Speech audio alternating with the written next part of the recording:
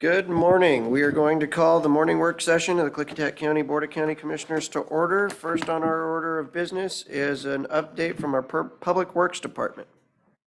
Good morning. Good morning. Two items on the consent agenda. First one is an easement agreement between the county and Department of Natural Resources. And this is, we have our road, Middle Road, which has been in its current place for many years, was actually established outside the easement that we had with DNR. And so they're cleaning up. So they've done all the work and put all this together, and we're just following through. So just an adjustment to our easement. Fee waiver request is item number 7, and that's with WSU Extension of 4-H, and that's for use of the indoor arena. The total waiver amount is $320, and that's for the winter riding season. Let's see, we have one pay estimate to James Dean Construction in the amount of $469,163.26. And so they are getting closer to having a great gravel road completed with guardrail and signing, and the only thing it'll be missing is the hard surface. So, and then it'll be maintained over the winter. Roosevelt Grade Road paving, we kind of talked about that last week. Courtney Road, I just covered that. The parking lots, so the carpenters should finish up their ADA ramps and curbs this week. And then the crews will come in on Monday and pave the lots. We are. Yes. Yeah, so since we're not paving on top of it or asphalt where we have to have tack to glue basically the two surfaces together, we can pave right on the crushed rock even if we have some rain. Yes. So, and that's. Yeah, We're still exactly. moving ahead. Yeah. If we get like an inch and a half of rain, that might be a different That'll story. be a little bit of a problem, or real cold. But Yeah, but it's not supposed to be real cold. No, we'll So, save. Yeah. So anyway, we'll keep moving on the parking lots, and striping may be more of a challenge. Yes. Finding days when the pavement doesn't have water on it. Design side, still working on the Rock Creek Bridge Painter. Still on schedule for advertising the winter time. Sundale Road, still working on that project. We have our federal safety projects for that will be due will come to add next year. We're gonna have them finished up here this winter so we can advertise, get good bids. On the maintenance side, Bickleton crew, I think everybody's kind of doing their last minute touch up sometime this week on the parking lots. That's both east and west crews getting ready to pave next week. And Bickleton guys are building shoulders on East Road, getting ready for our paver next year, and grading. So I think at some point, if we get some more moisture, everybody wants to do some brushing too. So, but it's still, we haven't got enough water yet.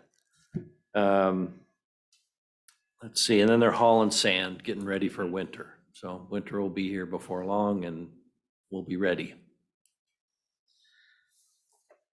On the facilities side, still obviously touching up things from the ceiling in here. They did the sheetrock, they'll be back to paint. And there's spots like this all up throughout the building. They're putting together the plan and the estimate for our HVAC pieces, the couple areas we have to finish. Pioneer Center, those HVAC units that we ordered last year got installed. They're up and functioning. The ones for this year, they're actually being installed this week. And so we'll have 8 new units down there that are actually able to draw in. They have economizers, so they can actually draw in outside air and utilize that a little better in those slack months to heat or cool the building. So, and provide fresh air. Let's see. Courthouse still Our units are scheduled to come in December, so that's a spring Yes. installation for those. And Fairgrounds water line, still waiting for our archaeologist and to go through that process with the state and the tribes, which is very different now, much more lengthy of a Yes. process. We have to consult with the tribes on everything now. Where we didn't in the past. If it was fed, if it wasn't fed, you just sent them a notice. And it used to be, we could get our archaeologist because it made more sense, archaeologist to archaeologist. But I just heard the other day that the archaeologist can no longer represent us, even though they are the professional. We have to submit the stuff. So essentially what that's going to do is lengthen the process, because then they'll ask us a question and we'll have to go back to the archaeologist. But that's the new rules from DAP.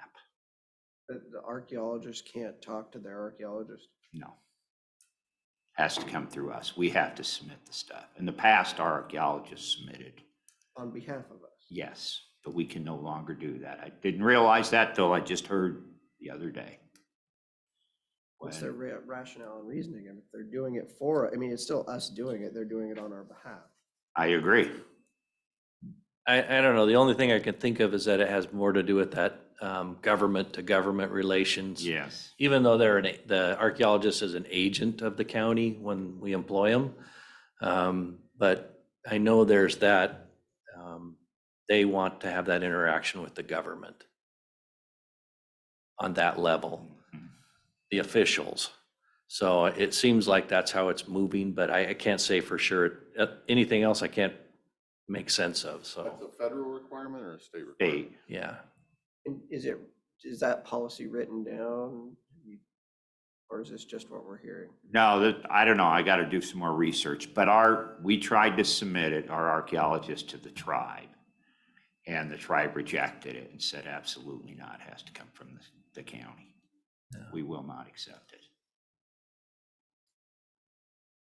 I mean, if it says on behalf of the county, it's coming from the county. I know. Yeah. That's what they've done in the past, but not anymore. Yeah, I would be interested to see, as Commissioner I'll dig Anderson some more. said, what that, show me something in writing as far as that there was a policy change. And then We'll do some when more did that digging. happen and where, who authorized that? And I know DHAP did change the fact that we have to consult with the tribes. That was a new regulation that they put in for, they don't no longer call it the 0404, they call it something else, which is the state version of your DHA, your submittal. Because the Fed's the 106 and the state used to be the 0404, which I'm sure Commissioner Anderson is well aware of. But now they call it like the 820 or something like that. When they changed it to that, they put in the new rules that you have to consult with the tribes for all state projects, state-funded projects. Ours, we don't have to, but for the state-funded ones, we do. I would be curious, when they updated that, did they go through rulemaking? Did they go through the formal process, or did somebody say, oh, we're just going to change the text? And I don't know. We'll have to just do because some you more say it research. doesn't make it so. Right. True. I know that part, though, is written in with the new form. The new, now that you submit. I can print any form I want. Well, that's true. I'm not disagreeing with you. I would like to find a way out of this. I'm with you. Well, and is it consult? Is it consult and agree to? Consent. They just use the word consult. Okay. They don't use consent. They don't use agree to. They just use consult. This consent scares me. Yeah, they don't say consent. They say consult. No, they wanted consent. There was a big dust up over that. Yeah. Yes. So But we'll do some more digging on that because I'd like not to have to do that personally. It takes a lot of extra time. well, I'm just wondering, just because one party says, I'm not going to accept it, that doesn't, I mean, to me, just, and I don't want us to get in a big brawl over this because we want to get the work done. But it's just because you don't, it's like, I'm not going to accept it. That doesn't, I mean, if my thing is I'm to consult with you and I bring you this stuff and give it to you and you say I'm not taking it, that doesn't mean I didn't consult. with you. Right. Right. I gave you the opportunity, if you chose to not participate, that's on you. That's not on me. I have, to me, I can check the box, I consulted. Mhm. Now, I understand DHP is not gonna necessarily. They may not see it our way. No, I know, and although I'd like to consult with them as well. Yes. Here's my stuff, Yes, exactly. we'll, if there's, especially, it just seems ludicrous to me too, given what the project is and where it is and what. Well, exactly. There's nothing. We're all being painted by the same brush. Okay, We'll look into it. We'll look into it though and see if we can get more push. Because this one, I'm not worried about finding anything there. They just pass. Days past, we're finalizing, we're reviewing the plan set now, so we can get ready to go. Are we gonna get that thing locked in before the end of the month? Truly winterized, or? are we gonna Yes, get oh, snow yes. there? No. We're gonna have it we'll have it all sided by the end of Okay. the month, yes. Well, the end of, let me back that up. Not the end of this month, sorry. We will have it done. The idea is they're gonna finish out here. Then they got a couple days in Annex 4 Get to it get ready. that ready. And then from there, they got like 3 to 4 days up at Sadis to put the sheeting on, siding on.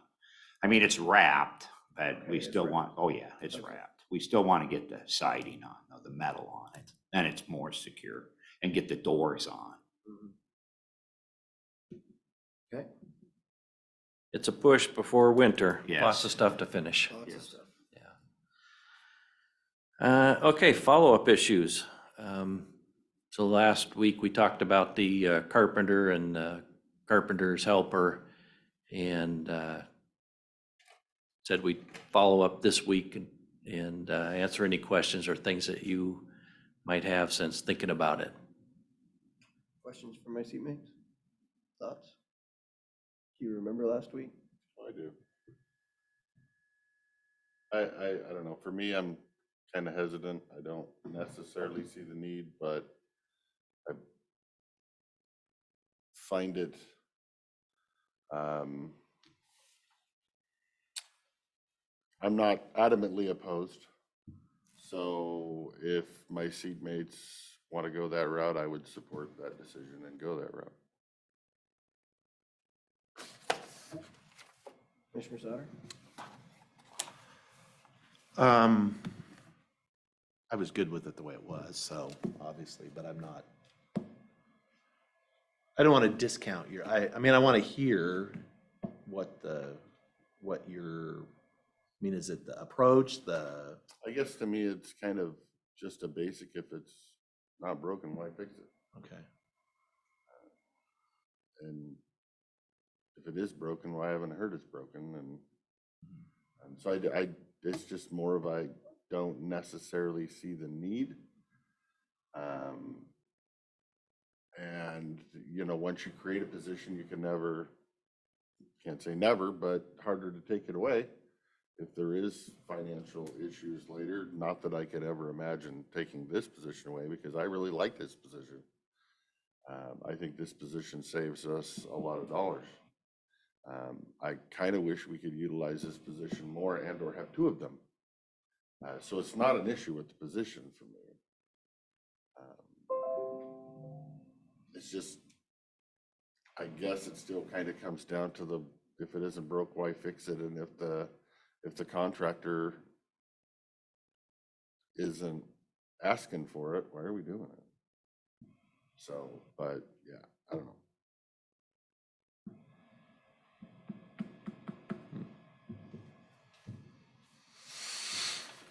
Can you speak to that? Yeah,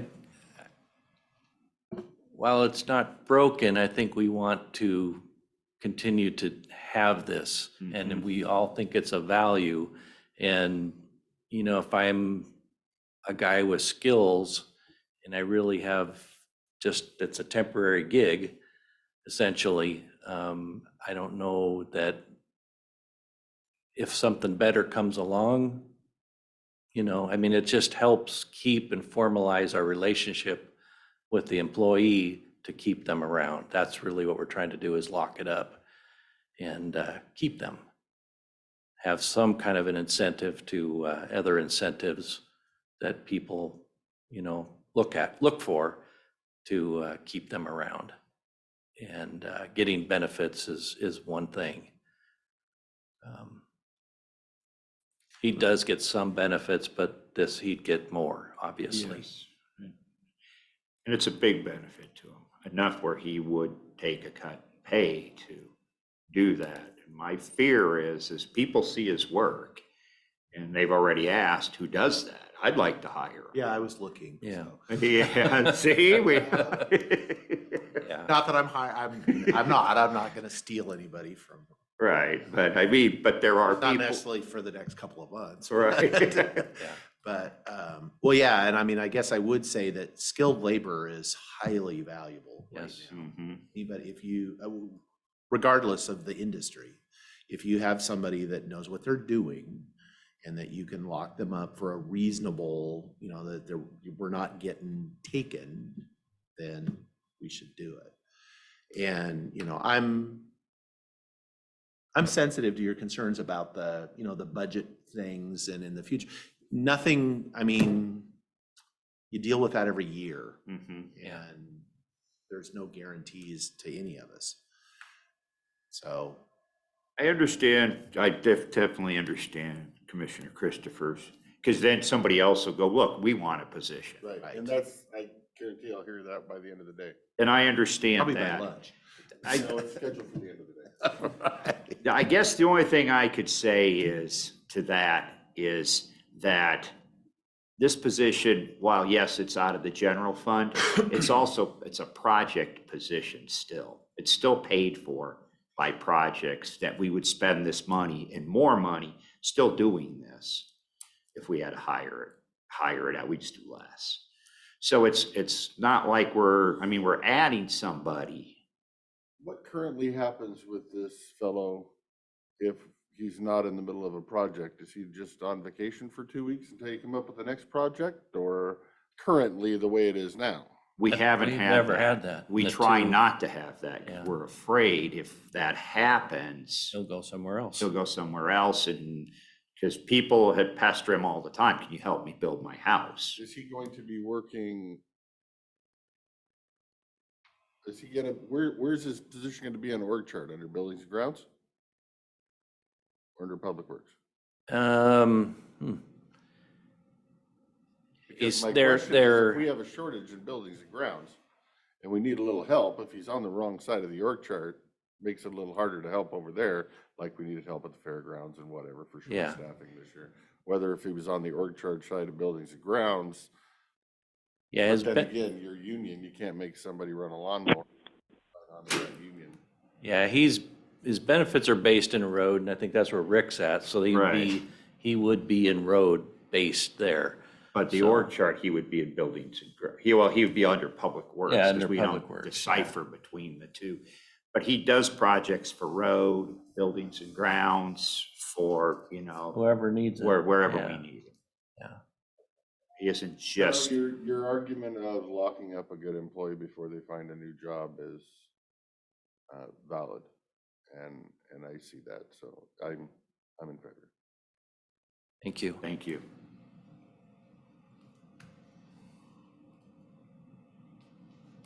So when he's working on these CIP projects, he's getting paid out of the REIT dollars that go into that.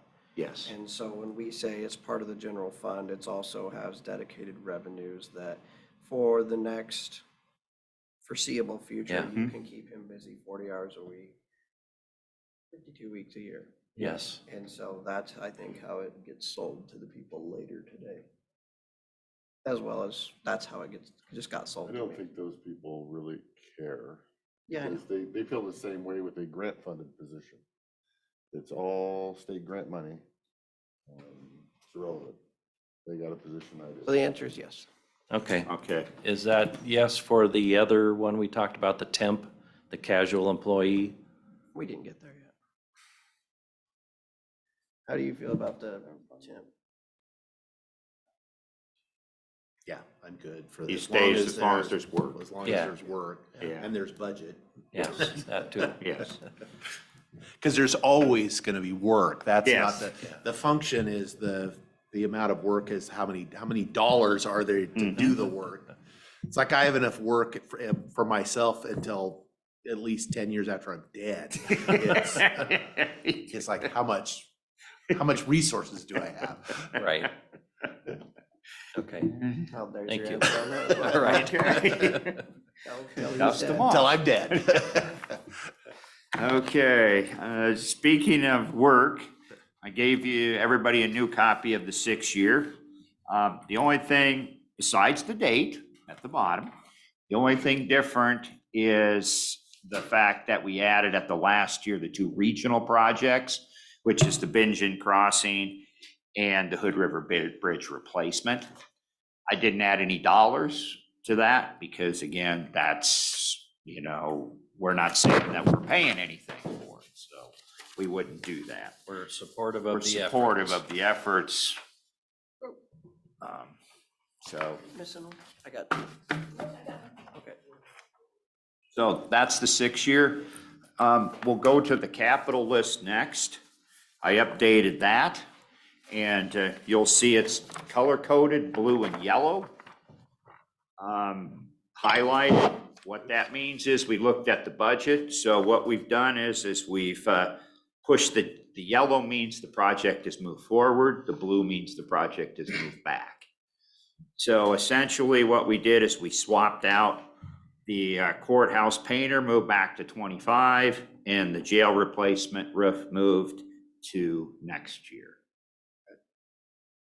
And that extra 200,000, is that just coming out? We have that in fund balance. Fund balance. Yes. So it won't change any of the funding or change anything we're doing. Non-capital list, made a few, with the non-capital list, once I started diving into that, like I said, made some more changes because our needs change as we're looking at things again. So I did this back in August, I looked at it again. That roof is really gonna be $600,000. Yes. Okay, never mind. Yeah, I'm 'cause- still adapting. Getting ready to bid, I'm guessing. Yeah, no, what? Apparently. It's, yeah, it's expensive, very expensive. So what I did is I looked at, we ended up, the bottom line is we're back down to $250 for the non-capital list. Carryovers, $250. $1,000. Yes. You said $250. Oh, okay, that would, Okay. well, it would be simple discussion. I'd bring you a blank piece of paper and we'd be done. 250,000, yes. So what we did to get to 250,000 is I looked at the schedule for the courthouse remodel. And we're not gonna actually, because of the way they fund that project, the state funds the project, we're gonna get started, but we won't be relocating Superior Court out of there next year. It'll be the following year. So essentially, I shoved that into 2024, which freed up $30,000. I also reduced the amount of money that the courtroom final design, I think we're further, we don't need as much. So that's where we found some savings there. I also talking to our guys, we can go another year on the sink and faucet. We found some parts, so we can go another year on the sink and faucet upgrades in the jail. So that 5,000 went away because we have 10,000 in 24. So what I did add is we stayed at 250 is we have an HVAC return in the auditor's office that they've never had one in there and so their back part of their engineering room or their accounting room gets a little warmer. There's no HVAC return up there.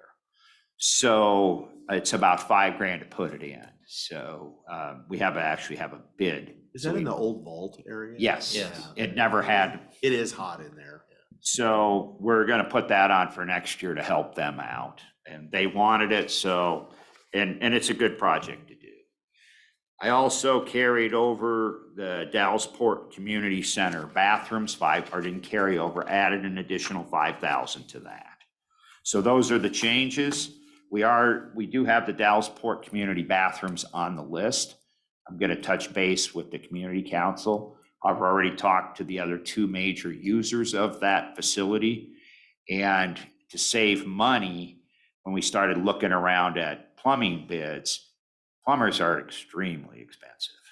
And bringing one in twice is like double the cost. So what we're going to do is we're going to set, I got to talk to the community council, and then they owe me some, well, I don't want to say that, but anyway, I think we can get somewhere there and go to a Santa can situation for the last part, or about the middle of from November 10th through the end of the year. Because if not, I have to do one bathroom at a time, which means I got to bring the plumber in twice. I got to bring in the floor covering guy twice. So I end up doubling my cost almost.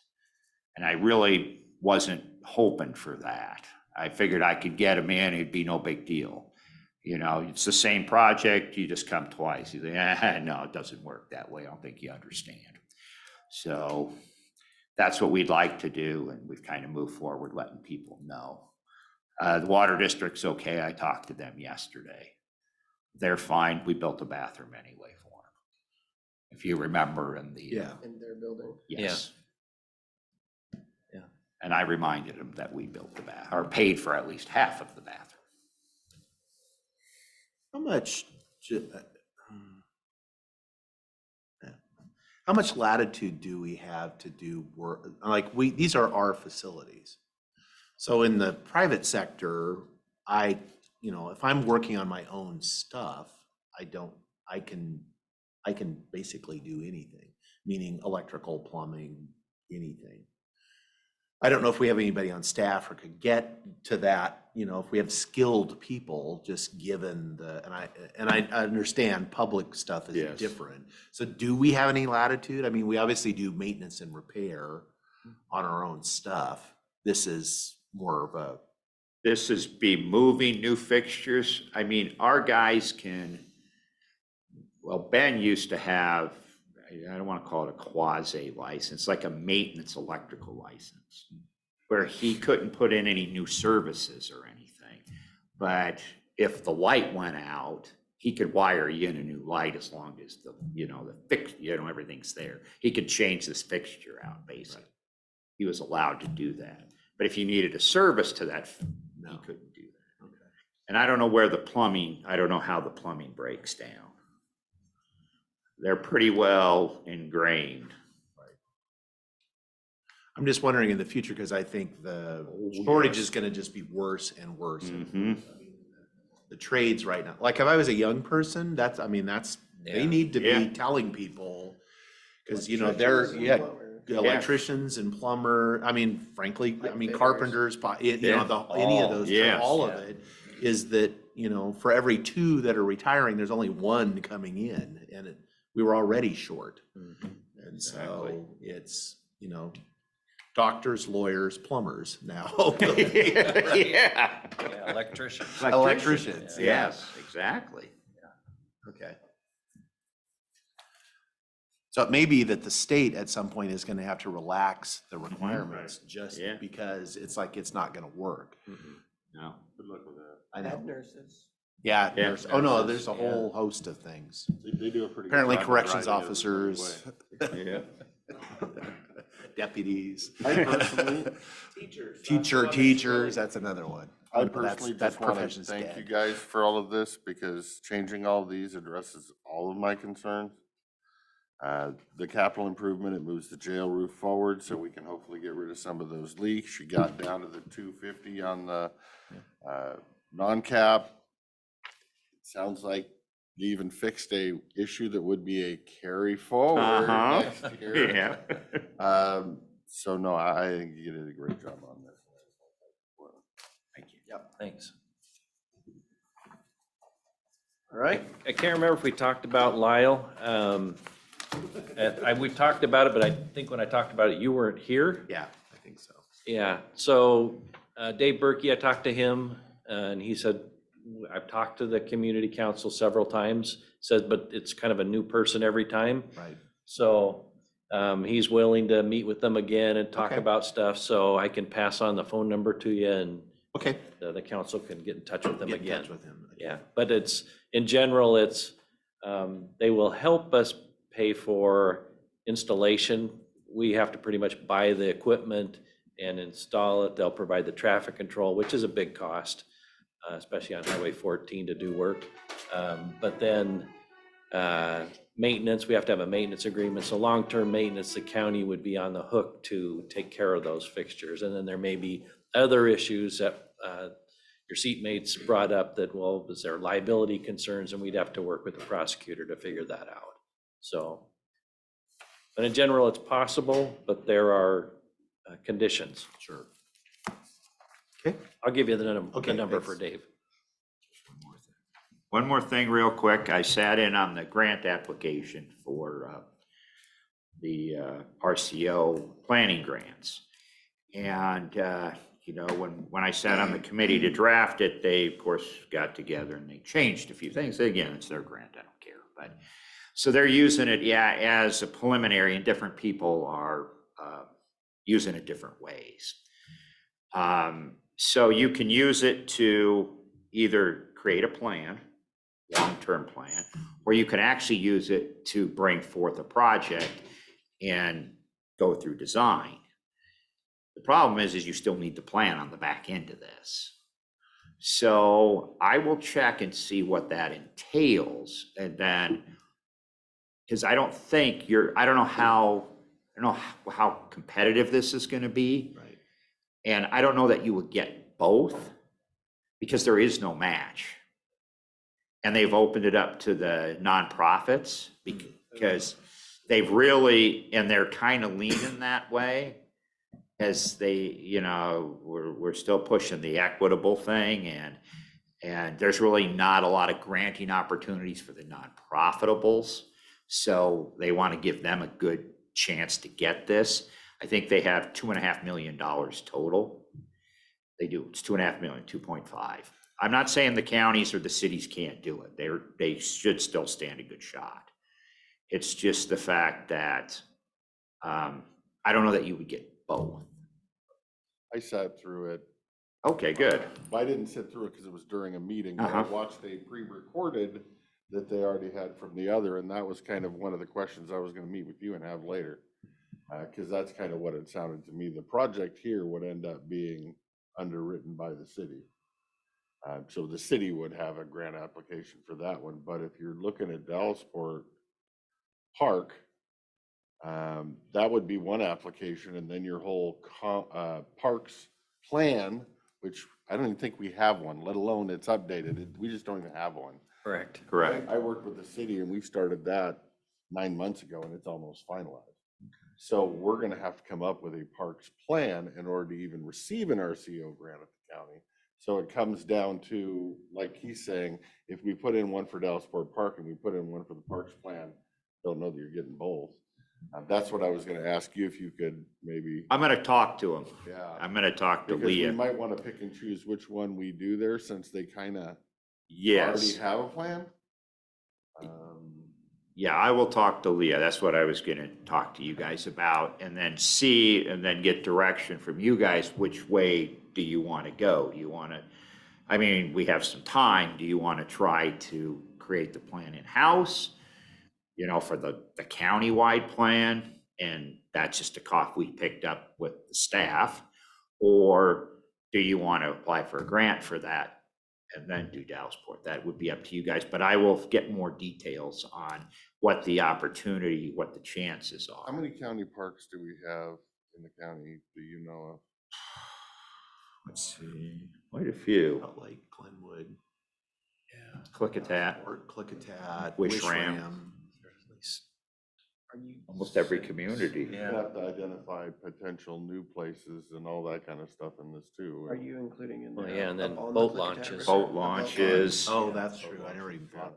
Yeah, the boat launches, or anything else we But I want was to thinking, put. so I'm like, it's kind of gonna be, It's a big I mean, I think project. It's a it can be big- done It is in-house, a big but project. once you get all those vocal communities thinking, oh my God, there's a park plan, they're all gonna start thinking, oh, we get a new park, and then it's gonna be like the comp plan, everybody's gonna have an opinion. I don't know that that's an in-house thing. So Right. that's why I was thinking that might be a better use of the. But does RCO plan. Dallasport have a good plan of what they want to do? It needs toned down, but yeah. I mean, and so. You could have everything that you ever wanted. And they do. Which I mean, I guess that's Yeah. a good plan to have. Yeah. Again, back to I have 10 years after I'm dead of work to do. Okay. There's not enough money. Yeah. There's not enough money. It's the Yeah. it's the same issue, is that there's, Yeah, the RCO is gonna give you a grant, they're just not gonna give you a grant for $4 million. yeah. So you better pick your priorities, be happy with 500 grand and build out over the next 15 years. But they kind only of have scenario. 2.5 million. No, For is this. the planning. Oh, This for is the just the planning. plan. Yes, there is other sources. For actual construction. Yes. Well, and then the RCO grant itself has a lot of different tools in it too, so you might have parks, there's another one for ball fields, there's. Yeah, there's how many Yeah. categories? A There's lot. ton. A lot, Parks, yeah. trails, yeah. Yes. They- So that they cut funding that could pie come up. from different places, and part of this planning stuff could come from different places too, so. Yeah, that's a discussion we need to have, but we need more information. on Yes. whether- I'll get you some more information next week. And then the deadline for this is middle of 15th. November, right? Yes, November 15th. So- Seems to be a pretty easy grant from what they're saying. We'll see. RCO always scares me. And they know that because I made that statement. Your guys' grant's like 50 pages and they heard that from other people. So they've actually toned this one down. Pretty straightforward, which is good to some degree. Well, it's good for me if I'm thinking about me, but it's also bad Does because, it open it up? It opens it up Because for- other people looked at the 50 pages and were like, yeah, never Yeah. mind. right, but Yeah. now with no match and up to $250,000, It's going to be highly competitive. it's gonna be $1. very Well, competitive. if they're into, I mean, and they should be, that's like, I'm fine Yeah. with equity, but it's like, we're in the rural part of Washington, we should get Well, something. the other thing they said with the competitive is they're going to be looking at demographics, let's say. Mhm. And they decide who's getting a grant and whatnot. Are you a community of color? Are you poor and impoverished? Are you, and they're gonna be weighting their criteria on that. So that might make a difference for us if we're trying to apply for a park or whether we're trying to apply for a planning grant or Yeah. for a parks plan, Plan. because part of our county is not necessarily poor and impoverished or Right. people of color or. Okay, we're Anyway, falling a little bit behind. I know. Is there anything else? No, that's it. All right, thank you, gentlemen. I'll bring that information back next Yep. week. So the grant wise, you only need less than a week and you can hammer them out and turn them in. Yeah, I try not to do that, but I always do it anyway, so. Now that it's only 2 pages, so. Well, I've done it the night before, so I provide not to, but. Whenever you, want to sit down and do the city one, just. Okay. Good morning, sir.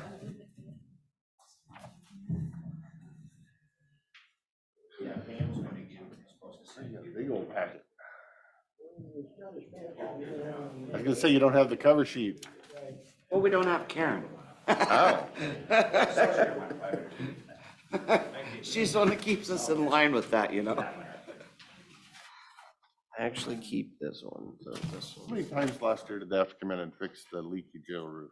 Off the top of your I head, couldn't you know. tell you. I still have a hole in the ceiling, I believe, above G block from the last time. It's never been repaired. They haven't had much time though, so. Next up, we have the sheriff's office for their report. Good morning. Start off with calls. There were a total of 4,467 calls for service from January 1st, 2022 till October 24th of this year. In addition to the calls for service, deputies served 375 civil papers during the same time period. On September 22nd, Chief Jail Administrator Carmen Knobs and I attended the Washington Sheriff's Association meeting in Ellensburg, Washington. This was an outstanding meeting, and we discussed the current laws that are preventing law enforcement from carrying out law enforcement services to the citizens we serve.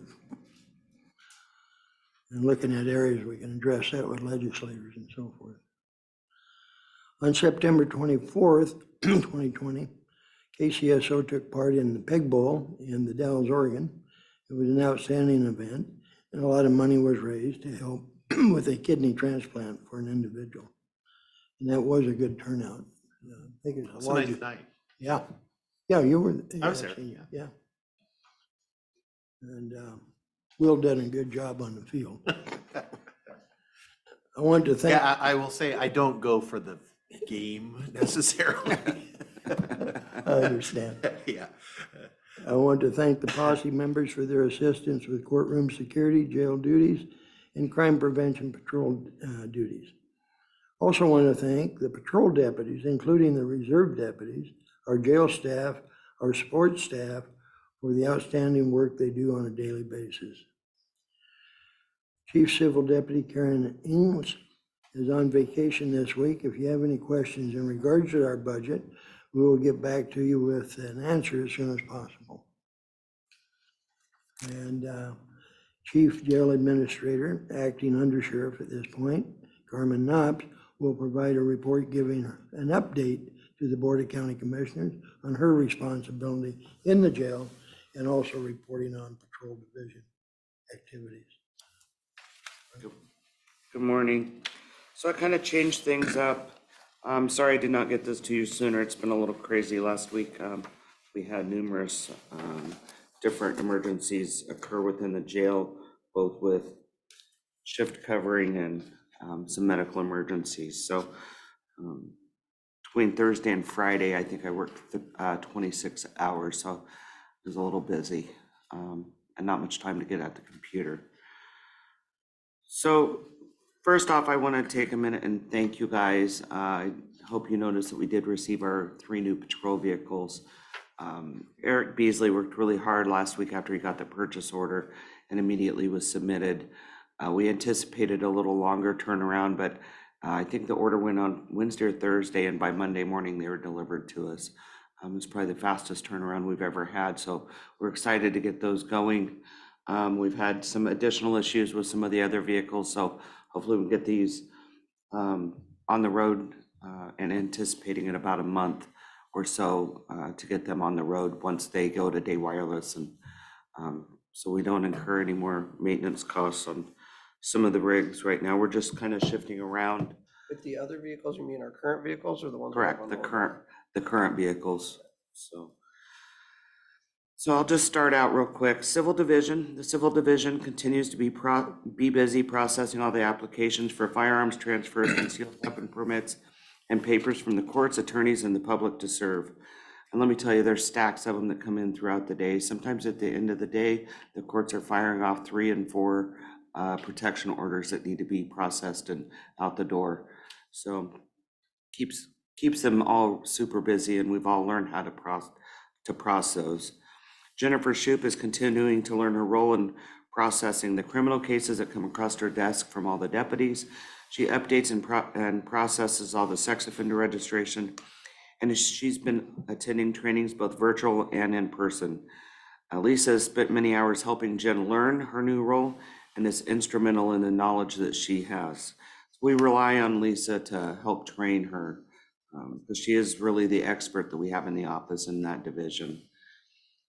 The Corrections Division, we do have good news to report. We interviewed for control board operators, and Caroline Knopf is my daughter. She was not interviewed by me. She was interviewed by the sheriff and Detective Neer, and she was selected for the control board operator position. She was number 1 on the civil service exam, but each interview was carefully thought out and went through. And Bob made the decision for that hiring role. She will initially begin as a casual while her background investigation is completed. This gets her into a spot pretty quickly and give us a little shift coverage that we've not had. John Burgess was hired to fill a corrections deputy position. His background took about 2.5 months to complete. Caroline will start tomorrow on October 26th, and John will start on November 3rd. We're excited to have some additional staff on the schedule. I think I covered so far in October alone, my staff has had 20 additional shifts that they've covered. So it's been pretty hectic down there. Emmett Vincent is currently at the Corrections Officer Academy. He will graduate in December. He provides us weekly updates and actively participates in mock scenes and classroom assignments. He seems to be really enjoying the academy, and he's excited to come back and bring all this new knowledge that he's learning to the jail. So far in October, there's been 43 bookings, and these include arrests for DUI, probation violations, and warrant arrests, to name just a few. And each arrest creates a very long and sometimes complicated paper trail, and we're trying to work through on how to streamline that process, but it is very complicated. I do want to Can I add. ask, is 43, I mean, how is that in the scheme of? I think that's probably about average. Our jail population is remaining between 25 and 30 right now. I would like to add that yesterday we had to arrest an individual who's 84 years old and suffers severe dementia. While it's not the best case scenario always, I think this is actually the safest place for him to be at this time. I went to court today and sat with him. He walks the roads of Highway 97 and between here and Blockhouse on a regular basis. Law enforcement's been called numerous times. APS has been involved, but the Attorney General's office is having a hearing on Thursday. This is the one way I guess we can guarantee he can be at that hearing. He assaulted a county employee, so it was necessary that he come to jail. It's just unfortunate circumstances. So we're taking good care of him. We have Insure and lots of other good food and making sure he's warm and safe. And I'm gonna make sure he's medically checked and everything. So, and I just talked to Chris Dello, I never say his name right, the behavioral health guy, because I can't say his last name, about maybe having Lacey come and evaluate too. So we're gonna make sure that he is taken care of 100%. So we've been working also with CTEL. When I went up to the WASPIC conference in the spring, I met with Jerry, who owns the CTEL Corporation, and told him I wanted to expand the number of kiosks into the jail. So we're gonna add 8 kiosks into each, so there'll be one in each cell block. There's no cost to the county when we install these. We actually make money off of them in the end when they start utilizing them for commissary sales and stuff. It'll increase the number of hours that the inmates have for visiting opportunities. It's pretty limited now because we have to set pretty strict hours because they have to go to the library, and the library is used for other things during the day and evenings. So this will increase that opportunity for inmates to visit with their friends and family. It's also their access to the law library, and then of course their commissary ordering. It will also be able to streamline our inmate request forms and complaint forms because they'll all go through this system once we're said and done. So they were in the other day and did a walkthrough, and they should be back sometime in November for the install. They run all their own wiring, and they pay for all of that contractor to come in. They do not hook into our mainline services, so their internet system is completely separate of anything that is owned and operated by the county. And we have little Wi-Fi things all over the jail that they currently use. So, but the patrol division, they've been pretty busy between citations and traffic stops and arresting individuals. They've booked 20 individuals from October 1st through October 24th. We have had a total of 43 bookings, so that broke down to 0 DOC, 15 for the city of Goldendale, and 5 for Benjamin White Salmon. 4 deputies will be attending a free training on Thursday. The Benjamin White Salmon Police Department is hosting this event. The training topic is trauma-informed approaches to investigating domestic violence and sexual assault. The presenter is retired Sergeant Mike Davis with the City of Vancouver Police Department. In addition, David Quinnell, the Klickitat County Prosecuting Attorney, will be discussing statutory changes. And then I talk a little bit about the 3 new patrol vehicles. I just have to commend, the deputies are getting just call after call after call every day. Yesterday, there was some cow wrangling that went on in town, and the deputies assisted the city with that. It's just busy with hunting season. Of course, there's trespass calls that are on the rise. So we had a cougar call the other day in town at the bus garage. It was right at 3 o'clock, so school's getting out, there's kids. They did call in the dogs, they did a track when they weren't able to locate. Fish and Wildlife did respond to that event. There was a cougar shot and killed on a guy's porch there, or in his yard the other morning, off Melinda Lane. It's here in Goldendale. He walked out, he'd noticed some cats missing in the last few days, and then he spotted the cougar. He did shoot the cougar. He called dispatch immediately. Fish and Wildlife was notified. Our deputies and the city of Goldendale responded. The cougar was not, they had to euthanize a cougar on scene. It was the one shot that was fired did not, it stopped him, but it didn't put him completely down. And the Department of Fish and Wildlife responded and took custody of that cougar. So, right. Would you say that this is average? I mean, if 15 in this booking period are coming from the city of Goldendale and only 20 are coming from the county, is that pretty close to average? That's probably pretty close to average, yeah. It just depends on, it can vary Right. month by month. But when we look at it for a year. And Yeah, we're I trying need to run those numbers. And we're trying to understand, the cost, because what does the city pay for a year I think they pay 7,000. for the year I think so. I'm not sure. of $1 million budget? Yeah, I'm not sure. And the city doesn't always arrest 15 people in that time frame.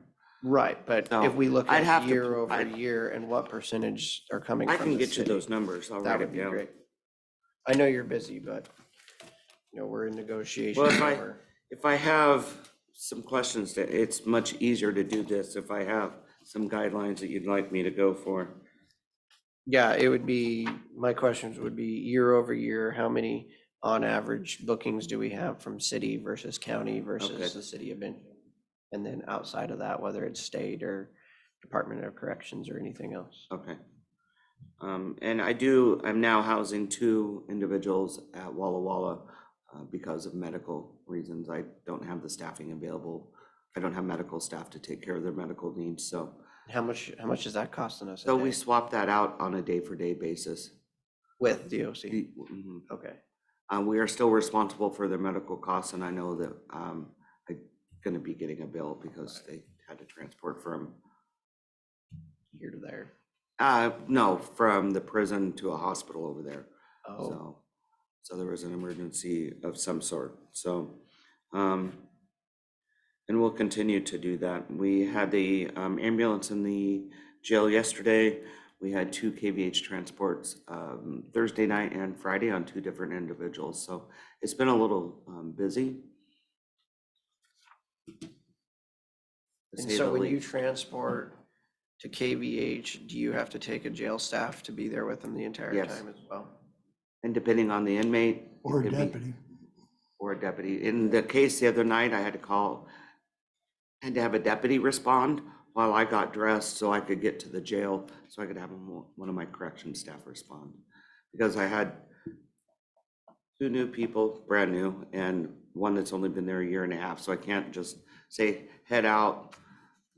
I have to have somebody with some experience on there, so.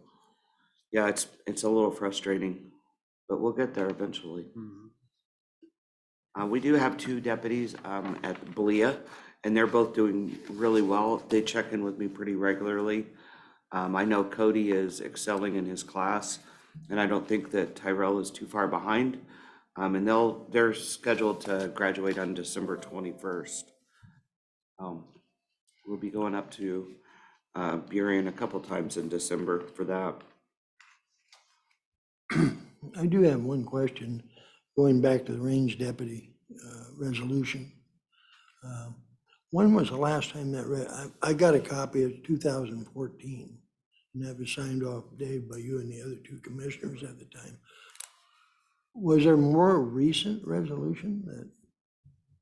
I don't. I don't believe so. Oh, I think okay, that's the, okay. I think that's the Well, most you had current. mentioned something about February of 2022 and on the range, well, I thought you did anyway. And in regards to the range deputy and the percentages they need to pay and stuff.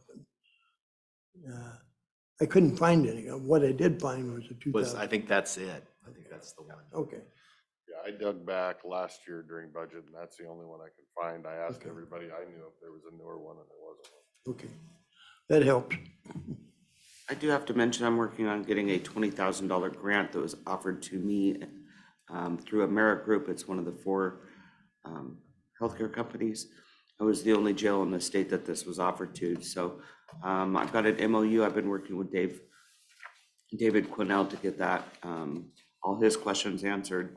And that is a upfront $20,000 grant for a jail transitions project that we could utilize for the juveniles and adult who are transitioning out of jail. So it'll be for kids that could buy things like school shoes, school clothes, anything they needed for school, or computers or books for school and things like that. So it's going to be a great program. I'm hoping I can get the MOU to where it can be signed off. I have to leave. I'm going to go participate in the DCR interviews. They're scheduled to start in 3 minutes. Yep. All right. Thank you for Thank filling you. out the jail survey and such Yes. short notice. Yeah. Thanks, Carmen. Yeah. I do have one thing to mention, on the 29th this month in the parking lot over here by the main courthouse. We'll be doing the drug take back. You're all probably familiar with that program, but Good program. yeah. And that'll be from 10 a.m. to 2 o'clock in the afternoon.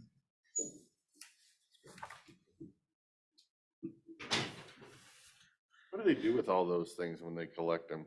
Get rid of them. Well, I know, but it's like they can't dump them down the drain or it actually toxifies the water, so it's, I don't, I don't know if they burn them or what they do with them. I have this idea they go to an incinerator or something, that they burn them up. They or did that at used- one- They used to do that. yes, they did.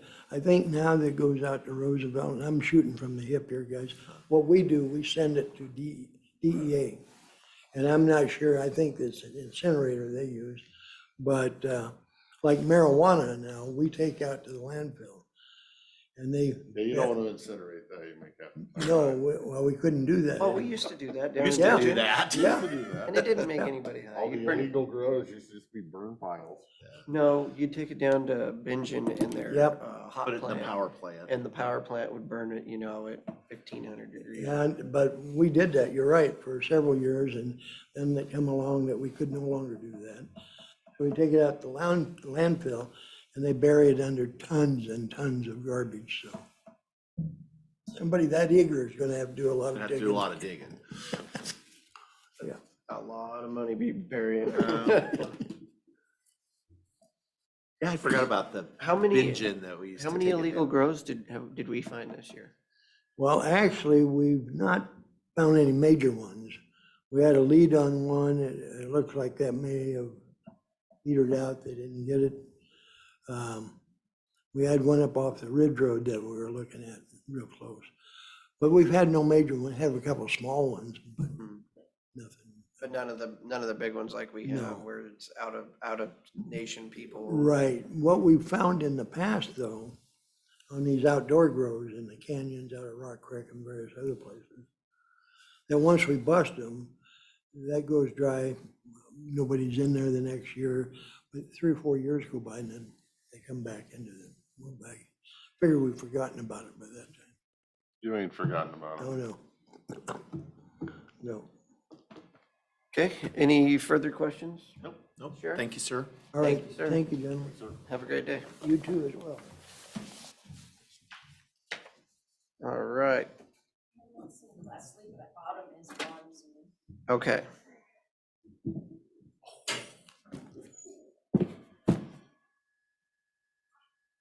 Too much work? Guess we weekend? The roof is done. Oh, it is? So is your shoulder. And so is my shoulder. Good morning, Autumn. Morning, can you hear me? We can. Okay.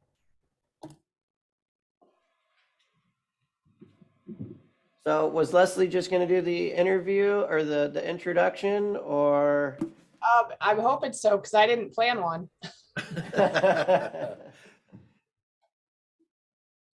Is she there yet? Not that we can see, Okay. so we can give it a couple minutes. Well, and if you guys have any questions, let me know. I do have some things I can say. Well, I guess, can you give us the youth center update?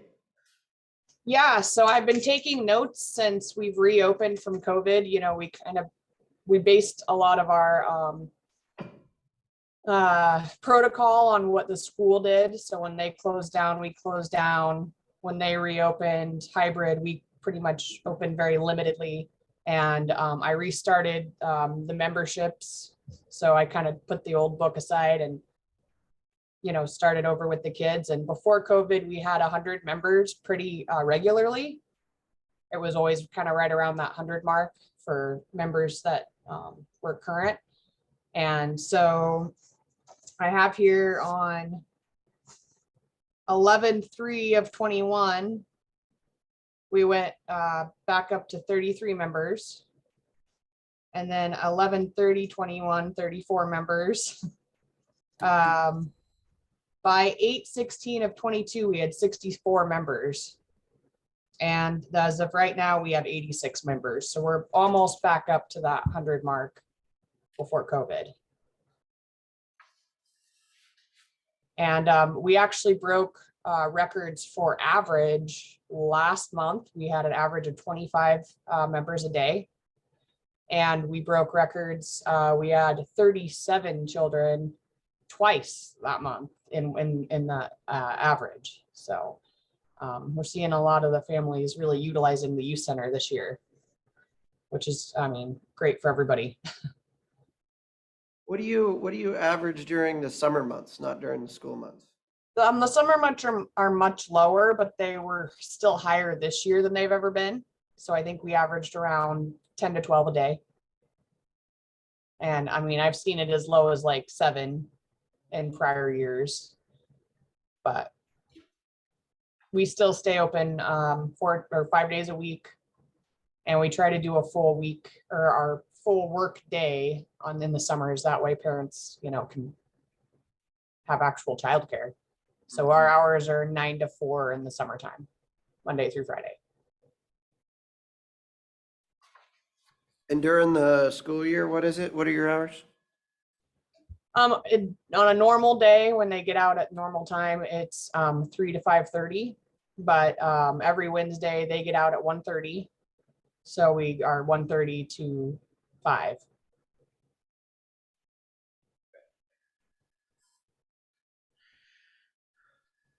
Any questions from my seatmates?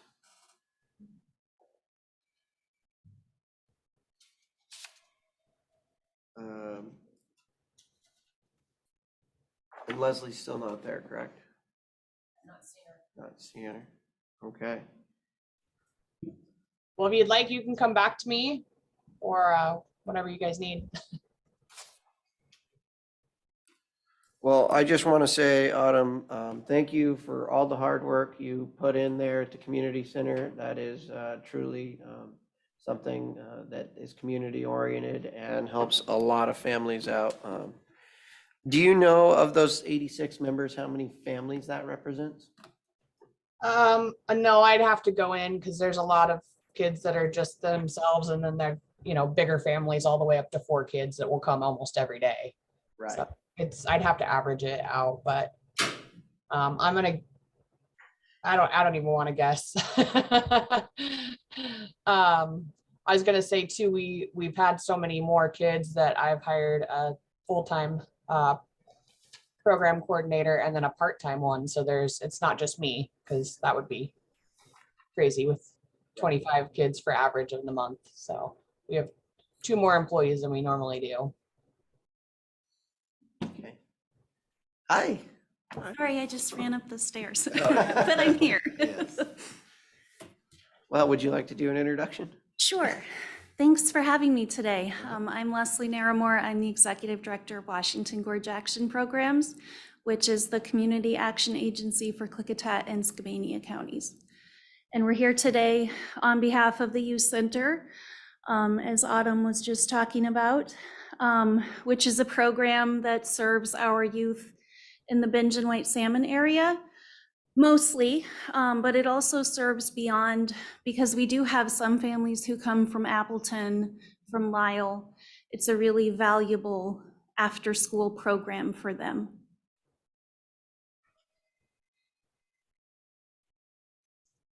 Okay. And for the request for continued support. Yes, so we're asking for $20,000, which is the amount that we used to receive prior to COVID. During COVID, it went down. I know that in 2020, we had to shut down, so we didn't use our full amount.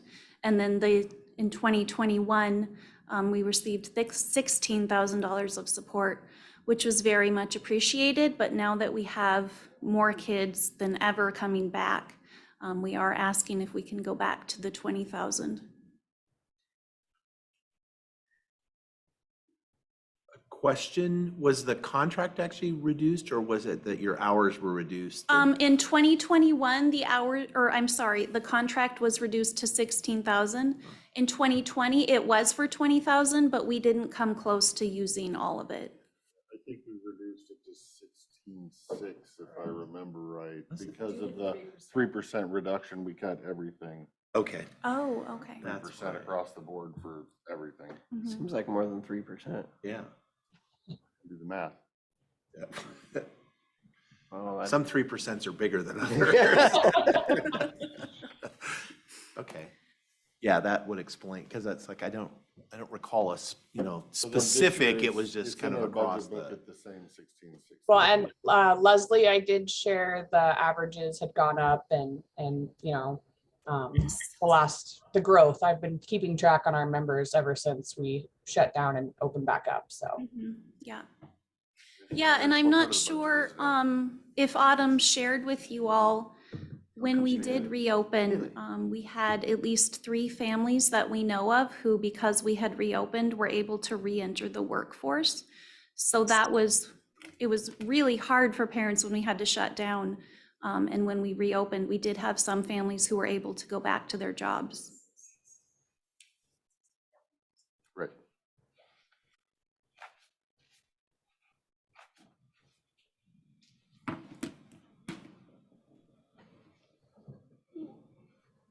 There's the breakdown. okay, you got it.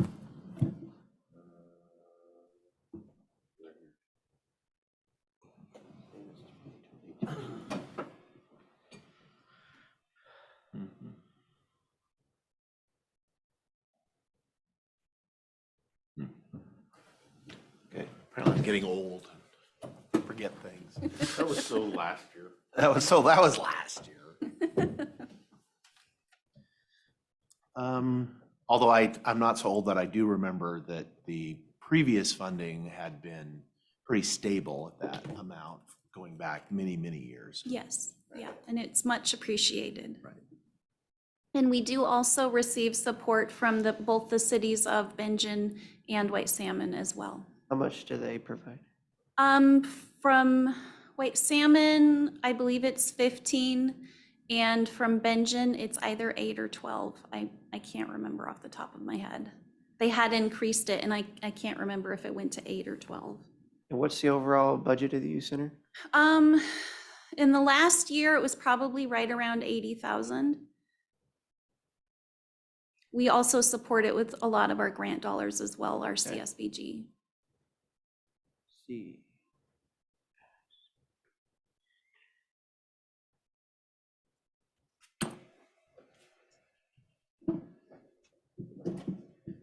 Any questions for my seatmates? No. And I did just want to share with you all. A budget book Okay. for the audience.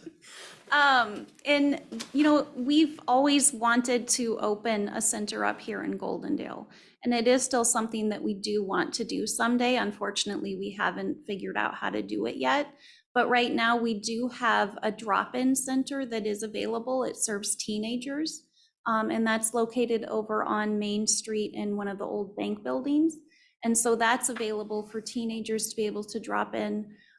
We have Bobby and Allie over there. They've built up a pretty good relationship with the school. And so some of the kids who are really struggling in school will come over there and do their schoolwork there and have a safe place to hang out and stay out of trouble. How many teenagers are using that? 3 to 5. It's new and word is spreading very slowly, but we do have some regulars who drop in. Okay.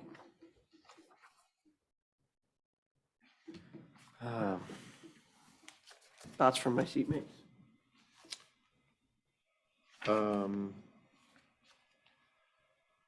As a spouse of somebody that works in the school system in White Salmon, I think I have at least indirect knowledge of how important the youth center is and what an asset that is in the community.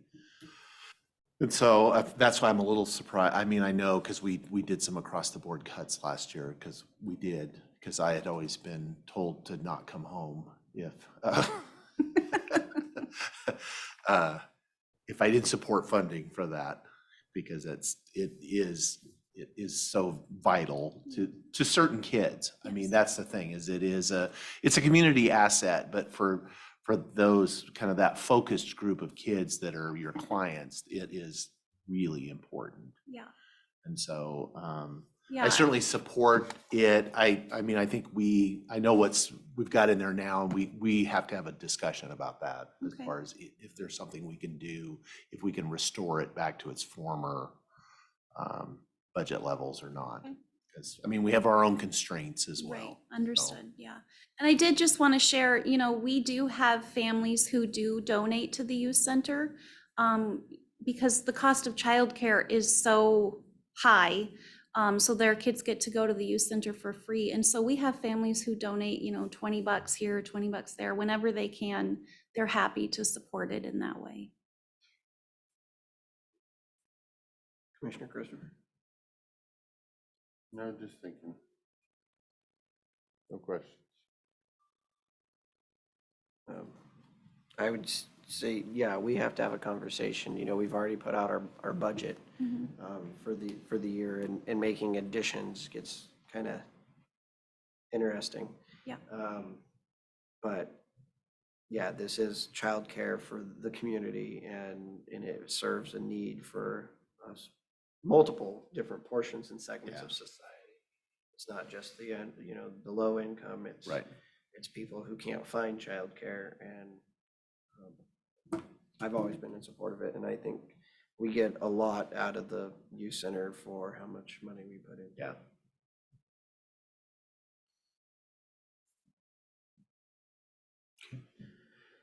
We'll see what we can do. Okay, thank you. And if I may put on my Klickitat County Child Care Committee hat for one moment, I did just want to share with you, we were able to help a woman in Dallasport open up an in-home childcare facility.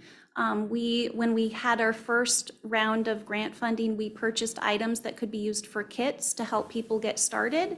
And so we were able to get this kit to the woman. We were also able to use some of our grant funding to pay for a fence, which was the last thing that she needed to get licensed. And she's now licensed, and she has children in her home that she is taking care of. So we're really proud of that, and we still have 4 more kits available. So if other people want to get licensed for in-home childcare, we have 4 more kits available. And if they have other needs that aren't in the kit, we can use some of our grant funding to help them get licensed. And so this is a full state license. Yes. Mhm. So it is possible. It is to do possible. Although I She heard did it, it. she did it, and I happen to know, I went to school with the individual. As Oh, far as, okay. Yeah, about how hard it was to get through it. Yeah, I heard about how hard, but it was possible. It was And possible, so that yeah. that's, I think a good thing, because it's, we've heard about how difficult it is to the point where people just can't do it. right. And she Or did. financially, it sounds like she needed help with a fence and. Yeah, and I Well, coincidentally there's was help at with the Home fence. Depot when she was picking up some of the Oh, fencing. that's because- funny. Yeah, it was.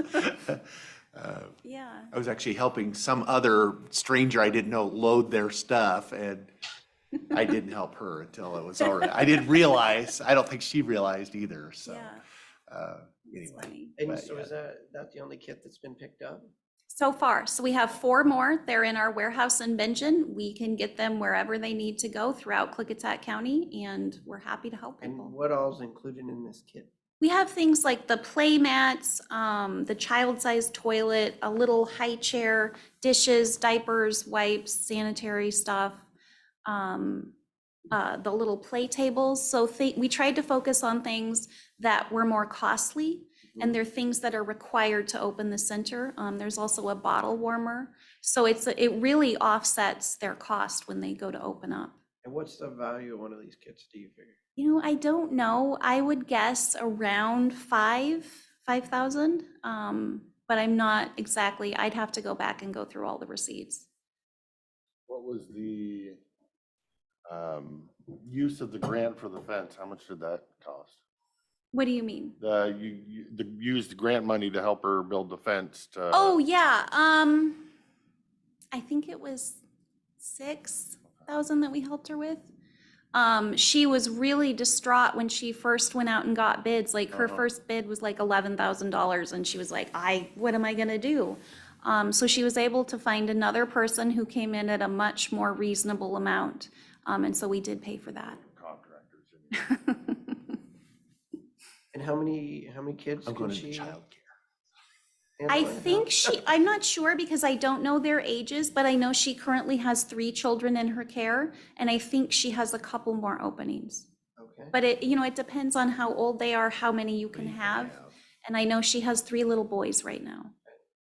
Well, I think this is an absolutely wonderful program, and thank you for heading it up and being on the child care committee. And yeah, it's amazing. Thank you. Yeah, and you need to be really publicizing a success, because that may encourage other Yeah, folks that are. it was in the paper. Yeah. Yeah, yeah. So, just, it is possible. It is It can be possible, done. Yes. Here's someone who did it. There's Yeah, someone who did it. yeah, absolutely. Okay, any other questions? No. All right, thank you so much for Thank coming you. up. Thank you All so right. much. And Commissioner Sauter, I'm not sure if I'll see you up there again, so I wanted to say thank you. Oh, I think you really have done a fantastic job for the Thank county, you. so thank you. thank you. I'm not going anywhere. I know, so- but you won't be I sitting won't be right sitting there. up here. I might be down there Yeah. between 1 and 1:30. Oh, boy. Thank you. Thank you. All right. And thank you, Autumn. Yeah, thank you guys. Have a great day. Uh-huh. Thank you, Lee. Good to see you. Thanks. Okay. Do you gentlemen have anything else good for the order? I talked to Republic about the lunch break issue. She had questions on whether it was a safety concern, and that is the exact reason they're proposing it, is because right now they're at lunch one at a time, and there's nobody to watch their back. So if somebody's playing with the cash drawer, giving change for somebody else, there's nobody overlooking the pit. And if there's somebody out there overlooking the pit, if something happens, there's nobody to see something happen. So the reason they want to put them both on the same lunch break is to address the safety concerns that are brought up by the actual staff members.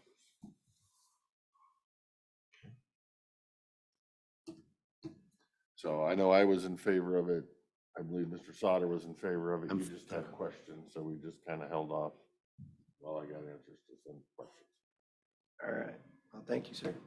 And I haven't been to the dump to go have that conversation yet, so. But if two are in favor, I will defer to you gentlemen. Okay, Did you, because we did get request as far as there's a landfill visit coming? Yeah. Is that something you would? I told Steve that I would be there. Okay, and good. to notify you since I couldn't notify you. Okay, And well, he then if we would didn't, talk so about it today. that's, there we go. When's You've that just coming up? notified me. I want to say November. Yeah, it's like in the first week of Yeah. November sometime. Second or fourth or. It's King and maybe some Snohomish. I'm not really sure Snohomish, other than that's a good opportunity to smooth thing, you know. Since that's, Keep those skids greased. I mean, that's a current, you know, King is new, would be new, which is I'll always, say the tours I've done is with King and then I've done Snohomish, so it's like coming back out and I'm wondering if it's the same people or. yeah, new and people. why necessarily? It would be, it would be interesting, yeah, what, if you're, or is it, you know, somebody wants a day at Roosevelt? I don't know. Well, it was your sparkling you would think if personality, you it want just the drew them corporate back. retreat- I have a sparkling personality. I'm- Just not with you folks. We'll see what the definition of sparkling is, but that's okay, yes. Okay, good, good, I'm glad, because I was hoping that would work for you. I have a lunch meeting with Gina. Is there anything you gentlemen would like me to mention? The only thing I think of is legislation, county keeping its sales tax. I know there was one other one we had, there was two, and for now, one of them's off the top of my head. I've got the mental health, that building down there in White Salmon that she sits on their board. Comprehensive building. Right.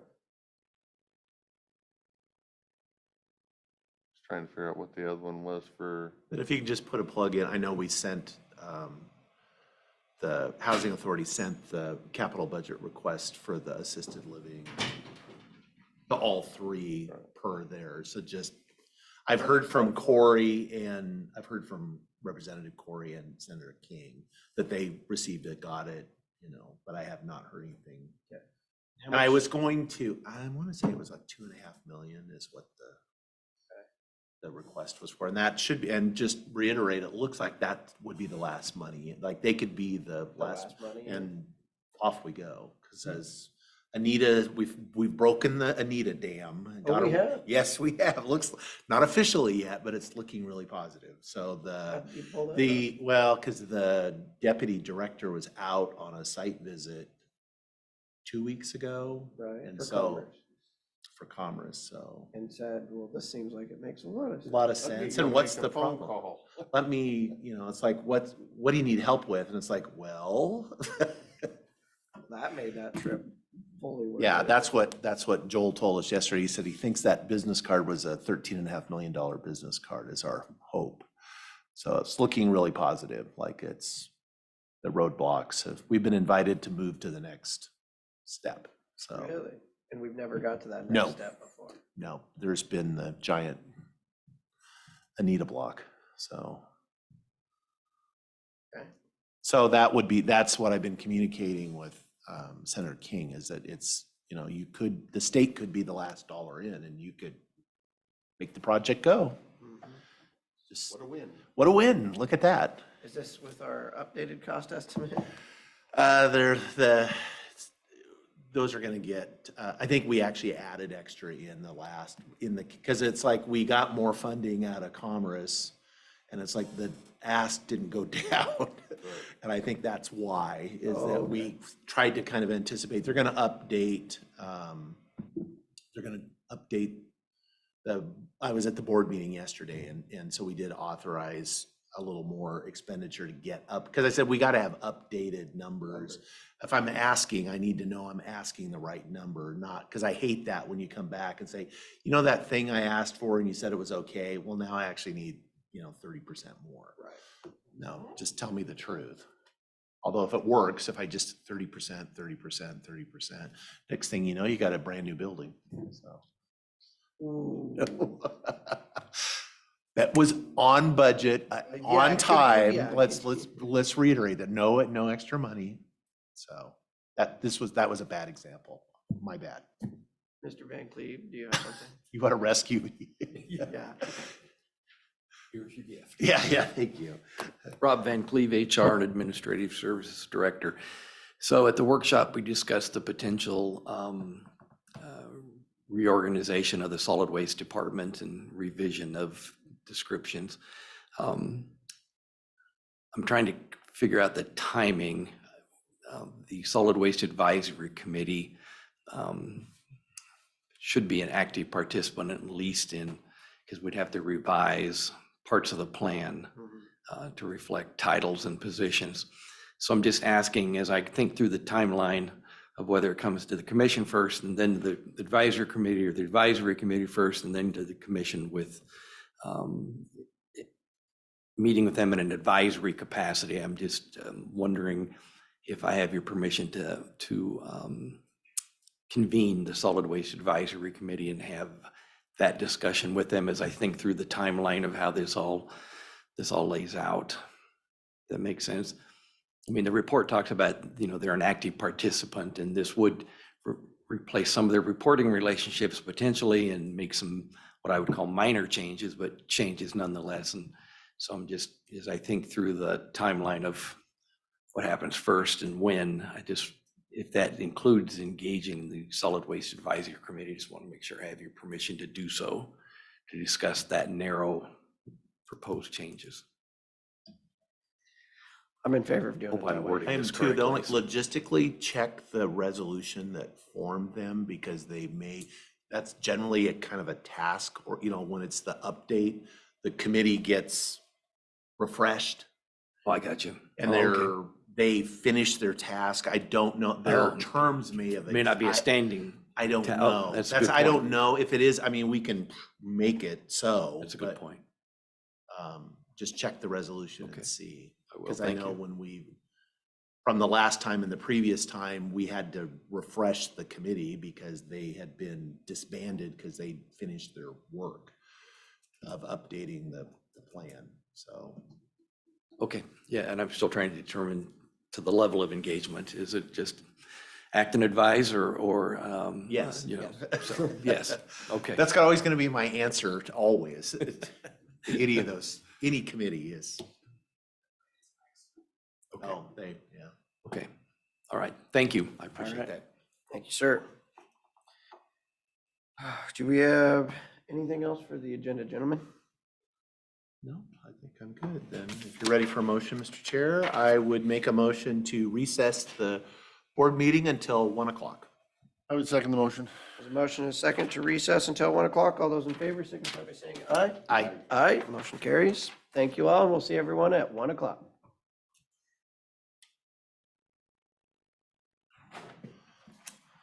Good afternoon. We are going to call the Klickitat County Board of County Commissioners' regular business meeting to order. Let the record show all three commissioners are present, and we will begin with the Pledge of Allegiance. Stand. I pledge allegiance to the flag of the United States of America and to the republic for which it stands, one nation, under God, indivisible, with liberty and justice for all.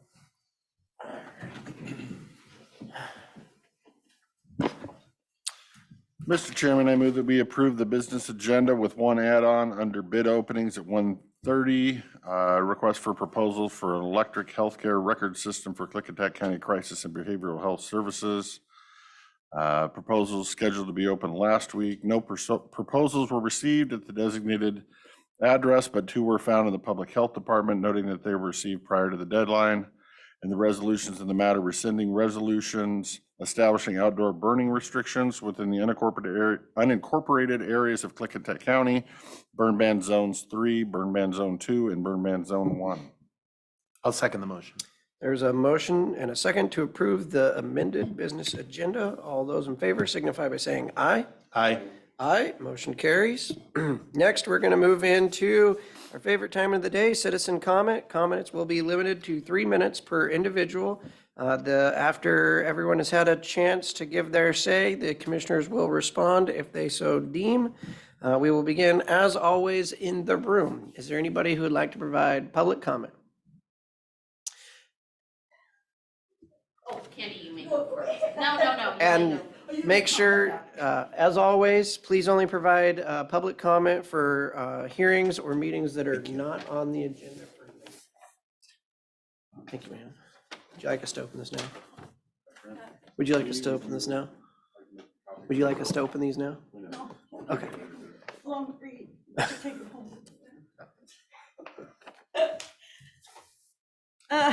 Candy Magnuson. What I gave you to read, I hope that you put it in your head that you take it home and act like somebody's knocking at your door, and you let them in your house, and they give you this spiel that you're going to read, because that's what I did. And then it came to that secret, the big secret, can't tell anybody. Well, that was a red flag. That, to me, it was a scam. That's a scam right there. And I got to thinking, okay, Kenny, how come they're doing that? And I thought, well, because they went ahead for the county to get the permit before the crazy neighbors get to the county and block them, right? So I think that's the answer to that one. Then I sit around, I look at all these solar panels in Bickerton on ag land.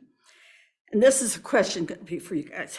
And then the wind turbines on ag land. And the question to you, have they gone out of ag land? Are they being taxed commercial? Because that's what it is. Those are companies. The owner is getting money from a company. I have 20 acres. When I take that 20 acres and divide it, guess what? I get jerked out of ag real quick, like. And then I have to pay taxes for what, 3 or 5 years back, something like that.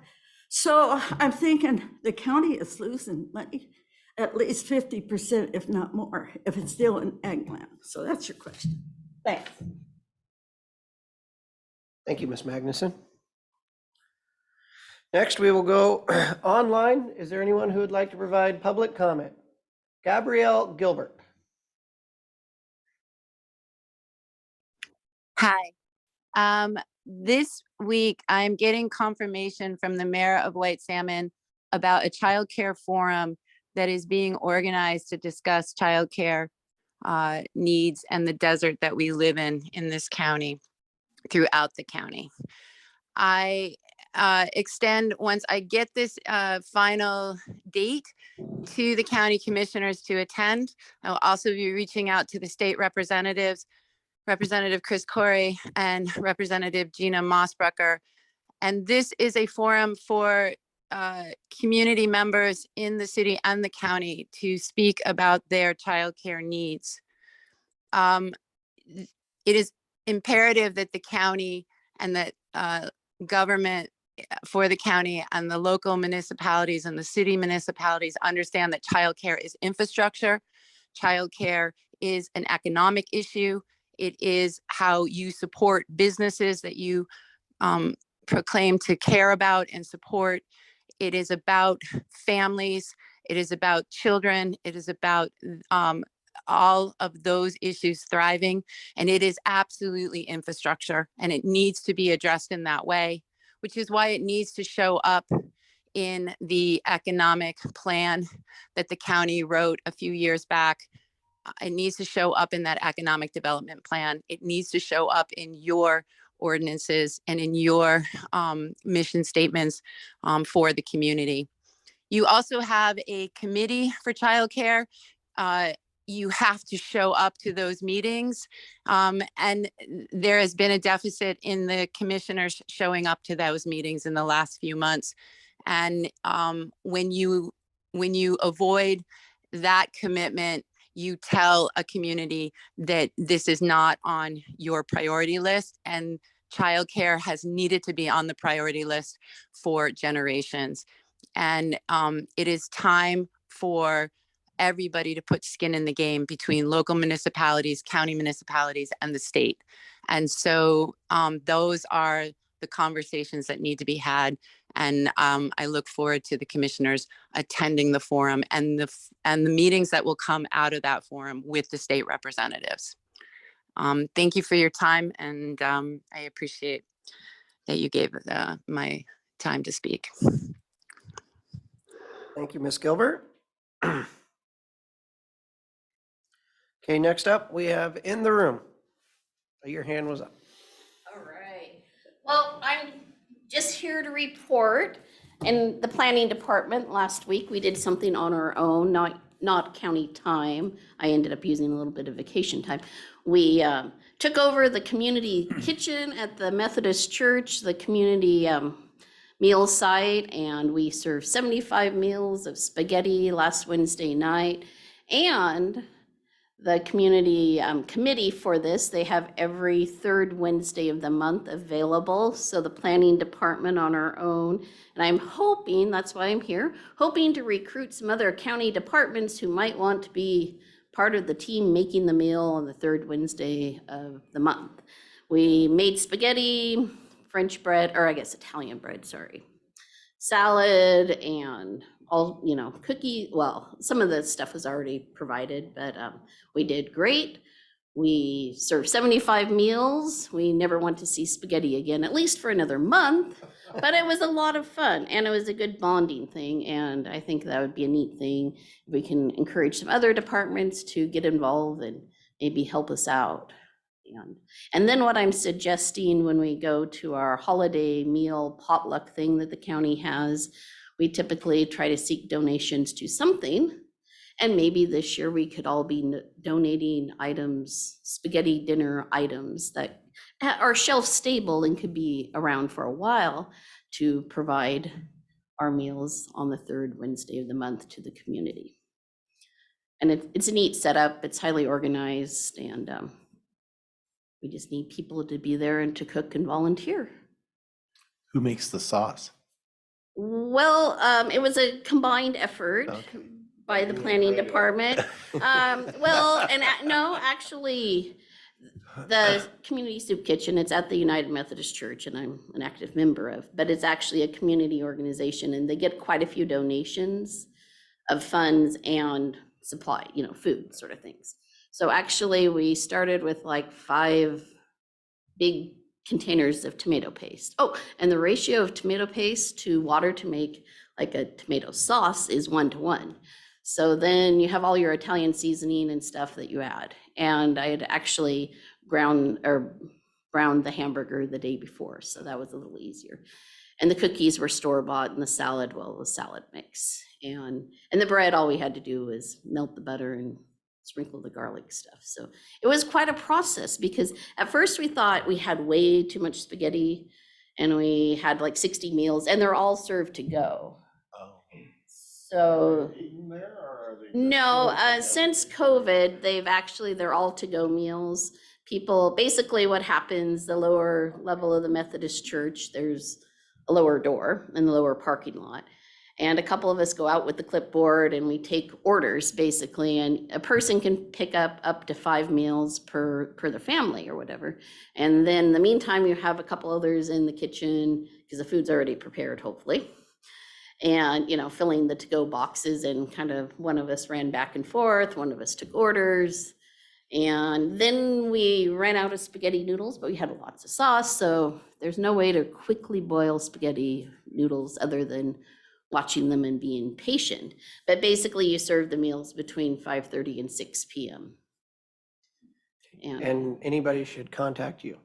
Sure, yes, Okay. most definitely. And like I said, maybe different departments might want, maybe the commissioners want the third Wednesday in December or something, or, Or the third Wednesday in January. or January, or some other time, or Public Works, or, the assessors. We have lots of departments, and it was a lot of fun, and it's actually a good thing to do. I mean, at least I think it's a good thing to do, and it really kind of makes you appreciate what you have and how you can help others, so. Thank you, Lori. Thank you, Lori. community. Volunteerism is important, and I think the entire community should know and appreciate those that do give back, so thank you. Oh, thank you, and have a good afternoon, and Have a good- I'll get back to work. Have a good afternoon. Okay, next, online. Is there anybody who would like to provide public comment? *6, raise your hand, turn your video on.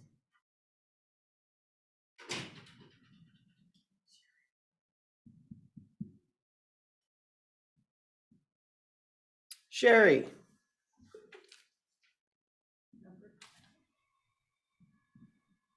Good afternoon, commissioners.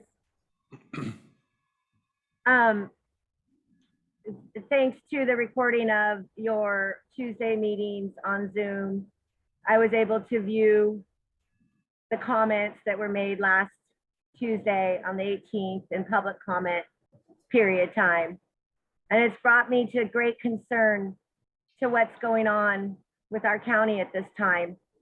I feel like the county, well, first off, I'd like to extend my apologies to any employees of Klickitat County that feel like they have been bullied and attacked by people asking for public records. And with that said, I would like the county commissioners to provide any emails or interactions as I was accused last week of cease and its members that has submitted to any county workers that have in any way bullied or harassed or put down any of your county workers. That is not how we ask for public records requests. So I would like to request that you provide that as public information to back up what is being said about the people requesting public records from our county. With that being said, it should not be so hard to get public records from our county. Our county should have more transparency, and we would not have to dig so hard to see what our county is doing behind closed doors. And if our county workers are so taxed with due requests that we are by law able to get by public records, then I suggest our county hire and retain a public records request officer who is trained appropriately. And with that being said, also, if you cannot provide these emails that you say we are harassing and bullying our county employees, then I expect a public apology, because you have taken this to a new level. You are treating us as enemies, and we are not here in the county to be enemies of the county. We are here to help our fellow people of the county because we care of the future of Klickitat County.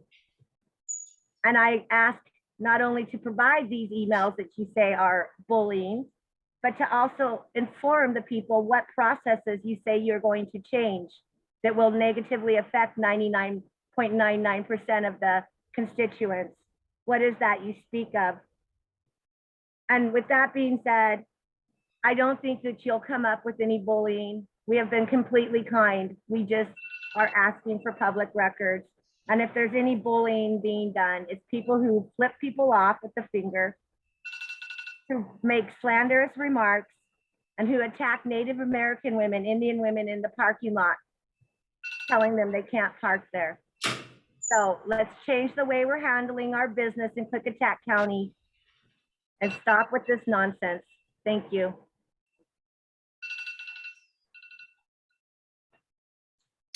Thank you, Ms. Bosque. Next, we will go in the room. Is there anybody who would like to provide public comment in the room?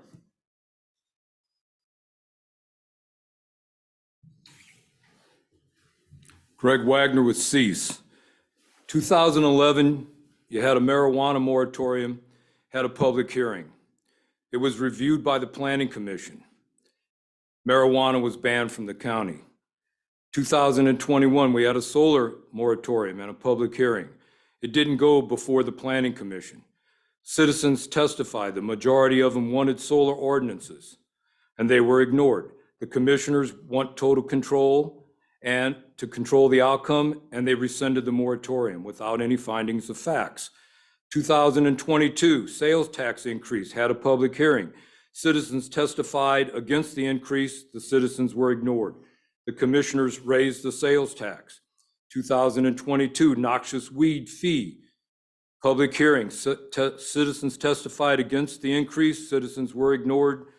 The fee was increased.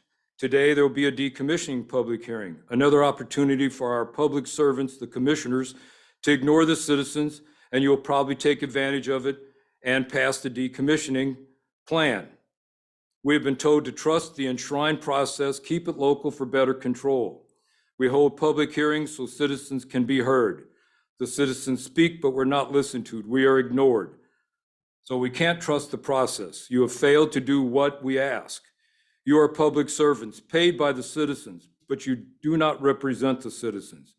When Mr. Sauter rescinded our moratorium, solar moratorium, he said, I don't want to do anything to slow down the solar company plans. This proves who he works for. It's not the citizens. And this is indicative of all the other commissioners.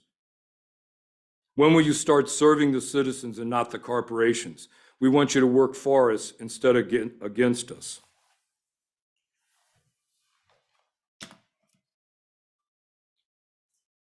Thank you, Mr. Wagner. Back online, is there anyone who would like to provide public comment?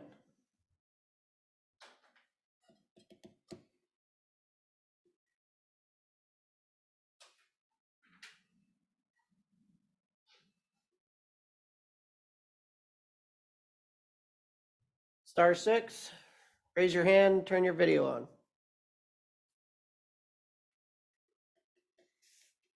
Is there anyone who would like to provide public comment?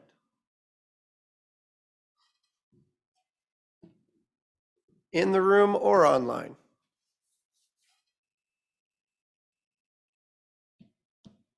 Lynn Mason's online with her hand up. Oh, sorry, I couldn't see it. Lynn. Thank you, sir. Yes. Hi. Thank you for taking my comment.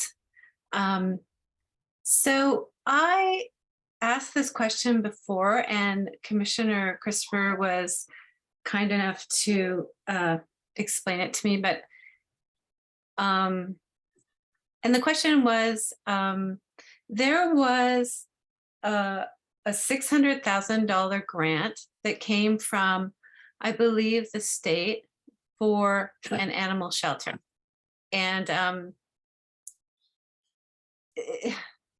it was being promoted by Under Sheriff Neer when he was running for sheriff. And then it sort of disappeared off the face of the earth, and we haven't heard anything since. And I'm just curious. I mean, it seems like it's a service that's really needed in our county, but the funds went to a private group, not the counties, from what I understand.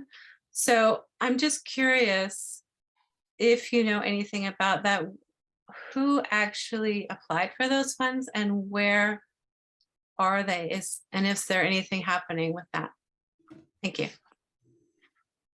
Thank you, Ms. Mason. Okay, is there anyone else who would like to provide public comment, either in the room or online?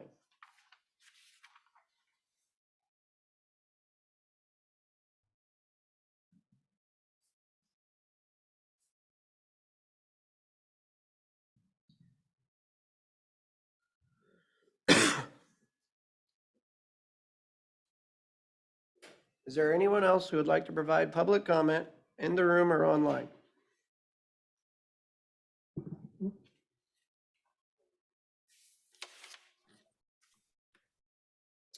Tracy. Good afternoon, gentlemen. I just had some public comments on the purchase. It's in the consent agenda for the afternoon with the Klickitat County purchase of the monitor array monitor array equipment that they're purchasing. I did my due diligence, and I contacted the company that's listed in the document. And none of the people that are listed there are 3 people that are listed on that um,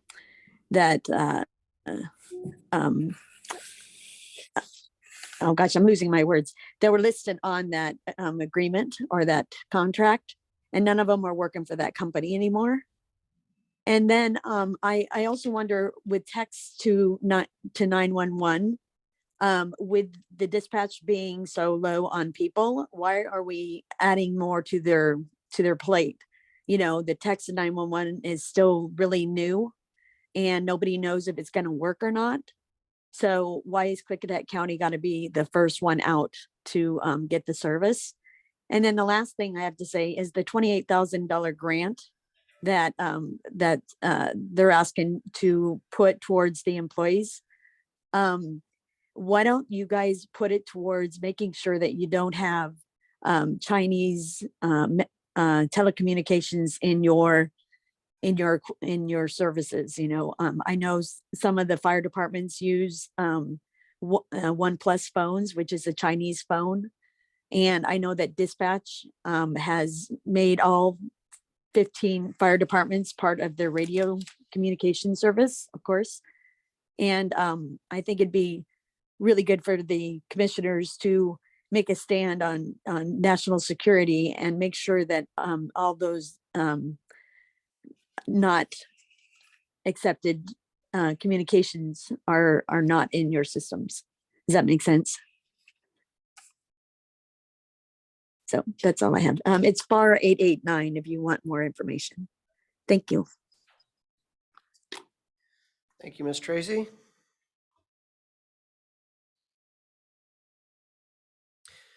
Is there anyone else who would like to provide public comment? Online, Mackenzie Coleman?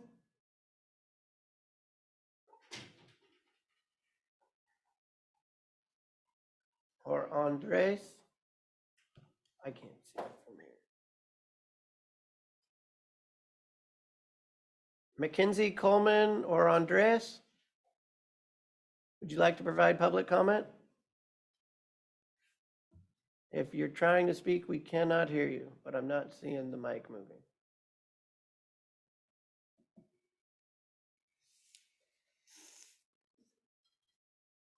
Is there anyone else who would like to provide public comment in the room or online?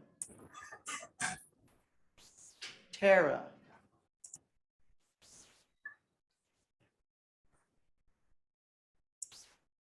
Tara, would you like to provide public comment? No. Okay. That was the comment. Thank you for it. All right. Is there anyone else who would like to provide public comment? And last chance.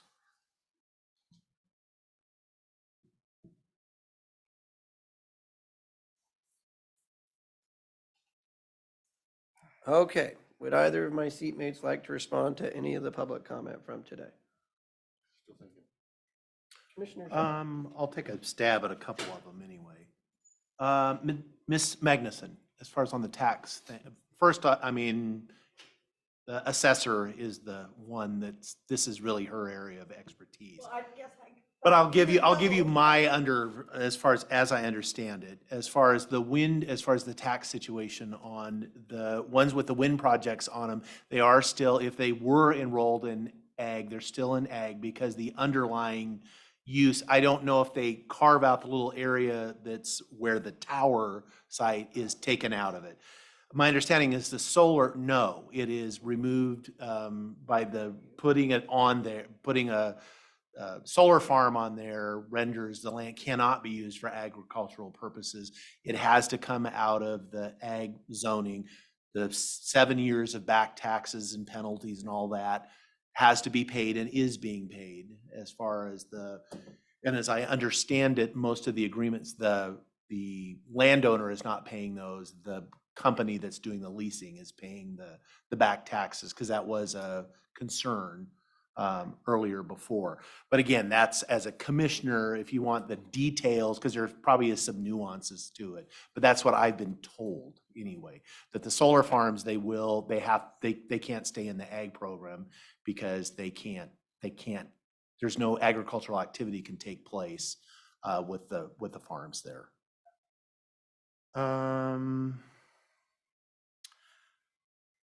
Ms. Bosquet, as far as first, I'm not sure in your comments about things that are happening behind closed doors. There are no closed doors here.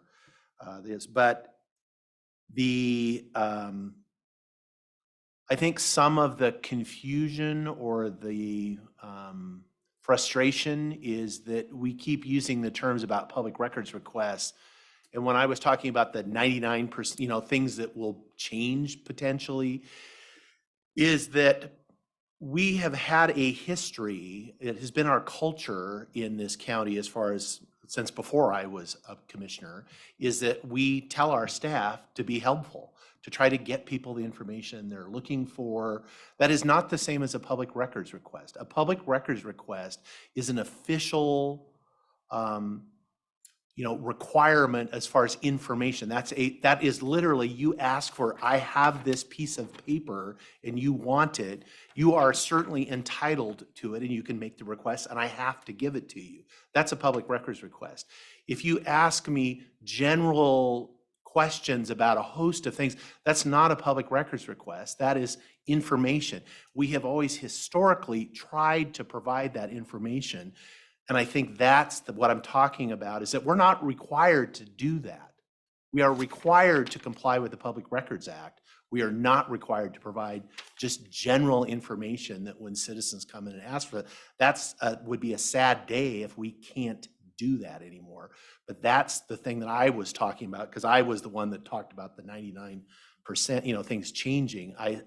I suspect that's who you were talking about.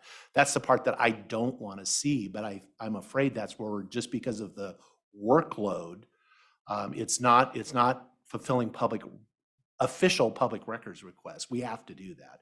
It's the request for information.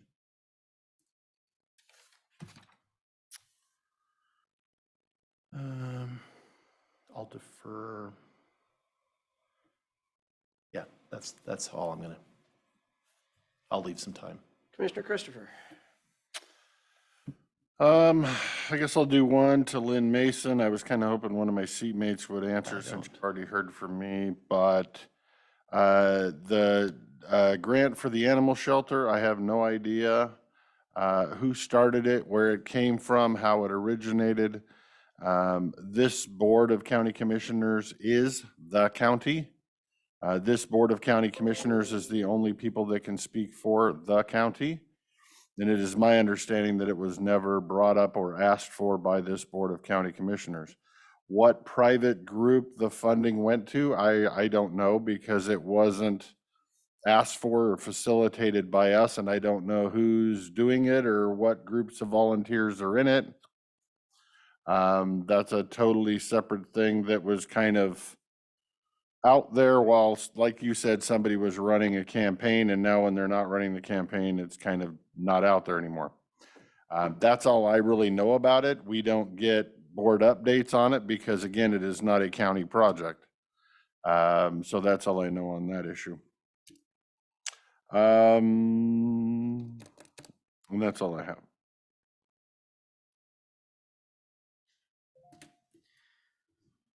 Okay.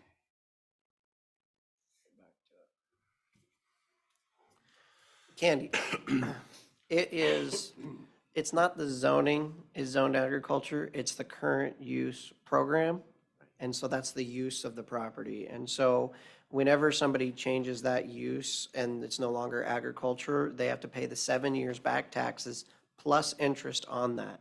And when they pull it out, it comes out as the taxes that you would have paid if it was not in the current use, but for that use. So you don't pull it out as if it was industrial use, you pull it out as what it was. And I would double check with the assessor's office, but I've asked that question too. But they are required to pull it out. And for Lund Hill, I do know that they did pull that out. And then, so it's then, what you pay in the back and then what you pay going forward is different. And thank you for the document. Took me a while to remember what it is you gave us, so it took me, but I figured it out. Miss Mason, as I understand it, it was the county sheriff's department who applied for that grant and received that grant. And we have had discussions, conversations, if I can remember in here, and it was, it's always easy to build something. Manning it and staffing it is a whole different ballgame. And I'm not certain where that grant is, but I will definitely we will be checking in with the sheriff's department to figure that out. With regards to Miss Tracy, on the monitoring array equipment, there are two reasons that I know of for that equipment. One of those is so that the dispatch can have access to the security cameras. But I also believe that if we move forward with this software on the vehicles, then dispatch would be able to see visually on a map where all of the sheriff's department vehicles are. So it's a safety issue in terms of keeping them safe. In terms of asking about making sure we don't have any Chinese devices, well, I'm looking at a computer and 2 cell phones that are probably all manufactured in China. In terms of eliminating that, whether it's a OnePlus phone or an iPhone, they're still usually made in China. And to get to Miss Bosque, thank you for extending your apology to the employees that have feel bullied or attacked while asking for records. I think the best thing to do would be for you to contact those employees who made statements. I'm not going to speak for anyone else, and ask them how they feel the communication between CEAS and them has been, and how they've interpreted that, and the requests and how those have been made, and the tone that has been used. That would be my advice to you on how to get an answer for what you're asking. And if you could, you asked for a public records request, and I was trying to write it down. Could you email that public records request, maybe clarifying what exactly you were trying to say, so that it can be specific to bocc@klickitatcounty.org?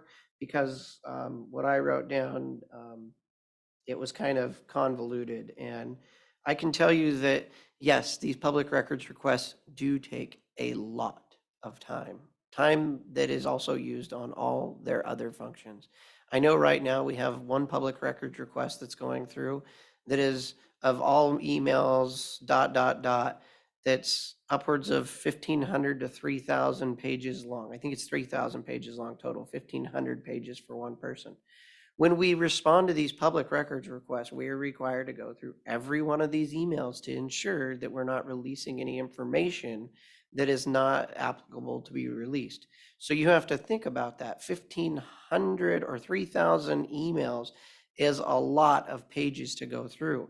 These public records request numbers are coming in faster and greater and at longer length than ever before.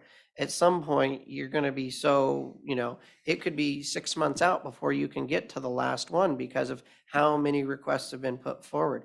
Yes, everybody has a right to know, but when there is a difference between asking for what we ask, I think, in order to make it best on the employees is that make your public records request specific for the document you're looking for. Whenever you say all emails ever known to man, I mean, when you look, that could be 20,000 emails. And do you know how many years it took to gather those 20,000 emails? And now you want somebody to go through it. We have talked about many times about hiring a public records officer. But then there's a lot of things if you're looking through boxes of information in the economic development department, we have in many departments, we have an entire library of information, and you're asking for any document that can take an entire weekend of someone's time going through that just so that they don't miss a document when it comes to these things. Our public records go back far in time. So I think what you're hearing from the staff is that, yeah, you want the information, you want it right now, but there is no such thing as a magic button where you just press a button and your question is answered. On top of that, it might not just be one department. It could be 5 or 10 different departments that have to go back through all of their records. And just so you know, that all takes time. That all has an opportunity cost of money. If you're looking through your documents, that means you're not working on your ordinances. That means you're not working on, if you're in planning, that means you're not working on your short plats, your long plats, your critical areas ordinance. That's all time consuming stuff. So yeah, when you ask, and I've seen many emails that you ask for information, and it's a broad, open-ended question asking for information. Well, what we found is that if we give you, here's what I think, like Commissioner Sauter just did, here's what I think, then what that's going to do is that's going to have another 10 questions, and then you're going to call us a liar if we got it wrong because we didn't spend the 10 hours going back through it. So I think when he was talking about how we're going to do things differently, I think the difference is that you're going to get less off the cuff and more just this is the official response because we get attacked for, well, anything we say.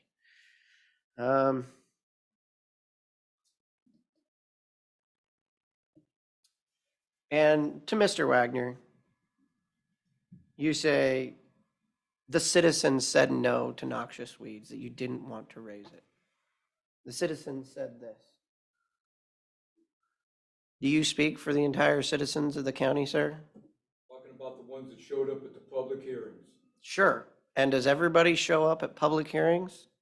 Absolutely not. That's the ones that were concerned.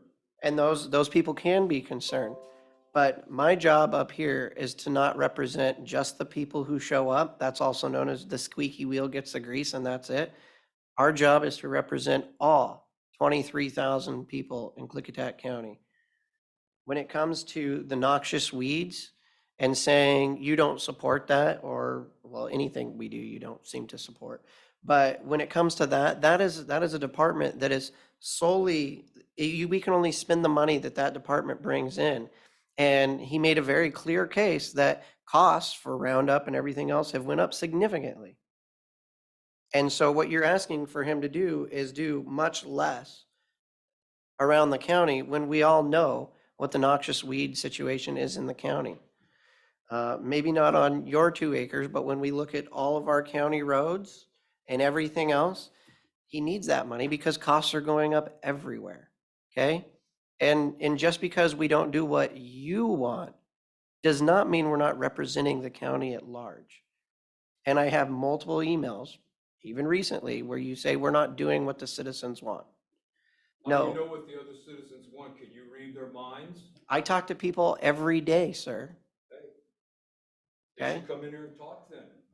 And you know what else? They also elected us to be their voice, to speak for them. They're entitled to make mistakes. And so is everybody else in the world. Sir.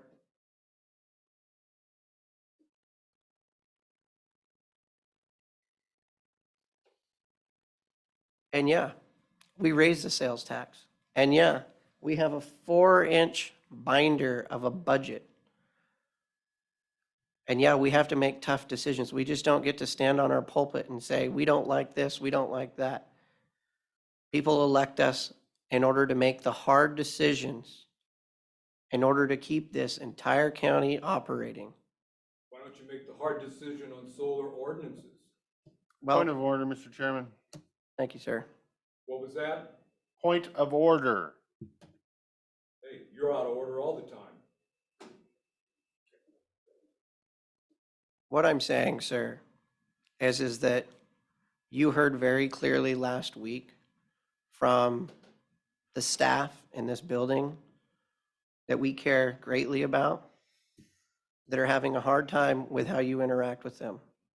And people have talked to me specifically about you, sir, and how you treat them. And it is our job, I believe, to stand up for our employees. And I hope you took what they said to heart, and I hope you think about that and contemplate on it. I don't know about you, but I don't like being considered and called a bully. With that, we're going to end public comment and move in to our public hearings, public meetings, and bid openings for the electronic healthcare record system for Klickitat County.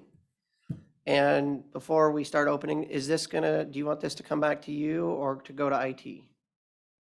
Okay. We have 2 applications, and I don't know what's in the box, but I hope it doesn't blow up. Well, we'll take this one first. Yeah. Boxes and applications. Haven't seen that before. Okay, Mr. Chair. Yes, it appears that we have 2 proposals. The first is from, Is there a received by date too on that? oh.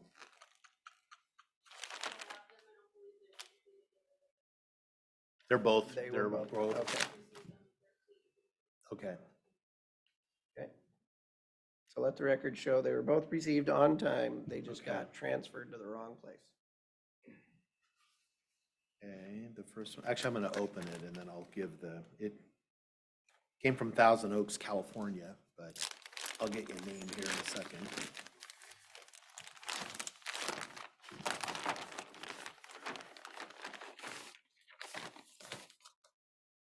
Okay.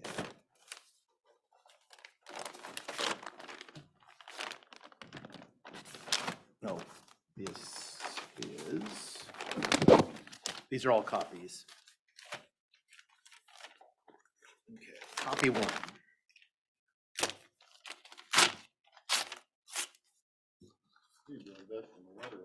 I got one right here. Okay, this is from CompuLink Healthcare Solutions, Thousand Oaks, California.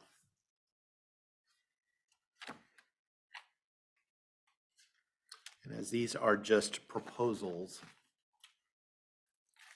this isn't like a bid where, I mean, there's No bid sheet. there's no bid sheet, so this is their proposal. We'll pass that on.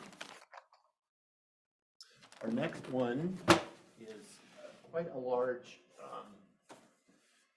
proposal. Apparently, they sent the software. Let's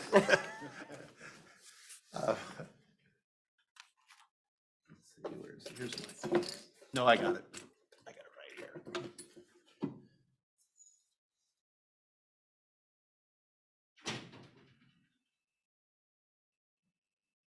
Customer care, Memphis, Tennessee. I don't know if that's,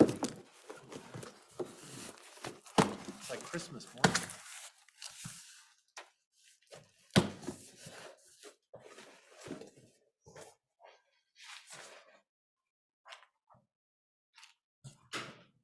Oh, that's why.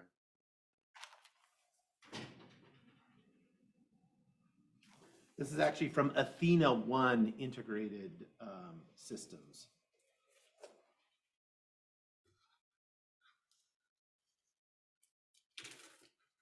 And these are their proposals, and there are, looks like 5 or 6 of them in here. Quite, we weight by weight, they would get extra points. We'll just go give them.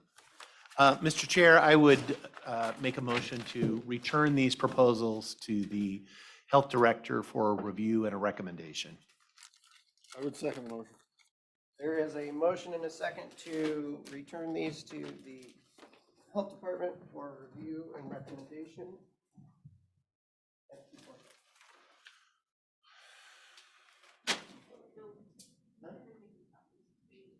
You need it offline? Okay. There is. There may be 4. If there's a 4th, yes. If there's a 3rd, I will make you a copy at a later date.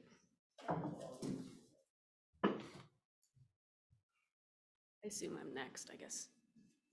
There's a motion on the table, so. There's a motion and a second to return this to the health director for review and a recommendation. All those in favor signify by saying aye. Aye. Aye, motion carries. All right. Next up, we have our public health director, Ms. Quinn, for an update. Yeah, so I think everybody's doing well. I left, I was fully staffed. I came back, I was fully staffed, so it's probably a win. In environmental health, their install season's winding down. Mostly will be affected by the weather. Typically this time of year, we do see less permits and inspections. So they're kind of winding their season down. Clinical health has still actually been pretty busy with vaccine clinics. I think they've been filling up their, I think they have 40 slots open per appointment day, and those have been filled. So that hasn't been, or they've been busy with that. We've given 22 monkeypox vaccines to date. We still don't have any confirmed cases. We still haven't had to dispense any of the antivirals, which the health department does hold for the county. So we haven't had to do any of that. Along with COVID, we did take the COVID website down yesterday, or not, we didn't take it all down, but we took the numbers down. We hadn't been updating them with the end of the declaration of an emergency at the end of the month, in addition to the fact that our numbers are no longer an accurate representation of the situation. Given the, everybody's testing at home, they're not obligated to report. We still are getting some reports from the labs and are kind of keeping an eye on that internally just as a trend line, but we didn't feel like the information we were presenting was an accurate representation for the community. So that information is no longer on our website. The clinical staff are collaborating with KVH around the Narcan vending machine that's going to be installed on this end of the county. I think it's been undecided where that's actually going to end up, but we will help them promote that and advertise it. And we still are offering Narcan to community members if they should choose to access that resource if they feel like they have a risk. Go through the training in order to get the Narcan? There is a training, but my understanding is you just got to go visit with one of the nurses and they just kind of go through with you how to actually administer it. It's not like a all-day event or It's anything. not like a CPR class. It's, No. here's how to see what their nose, I right? could be very wrong, but I'm thinking 20 minutes max. So How does that work if there's a vending machine that people can just? I'm sure they have instructions that are packaged in them, just Oh, like the way I ones we read it give. is they have to go through the class. When they get to class, they'll get a code, and the code gives them access to the vending machine. And I don't know how KVH is running theirs, but if you just walk into our office, it's a quick, just make sure you understand it. We are including a CPR mask in with ours too, so you get kind of a little kit that goes with it. So anyway, the clinical staff are working on, we got funding to do lead testing. So they're just starting the process of understanding what that will look like. But at some point in 2023, we will likely have access for people to provide point of care lead testing for children with who meet the specific criteria where that would be a concern, and be able to offer that service to the community.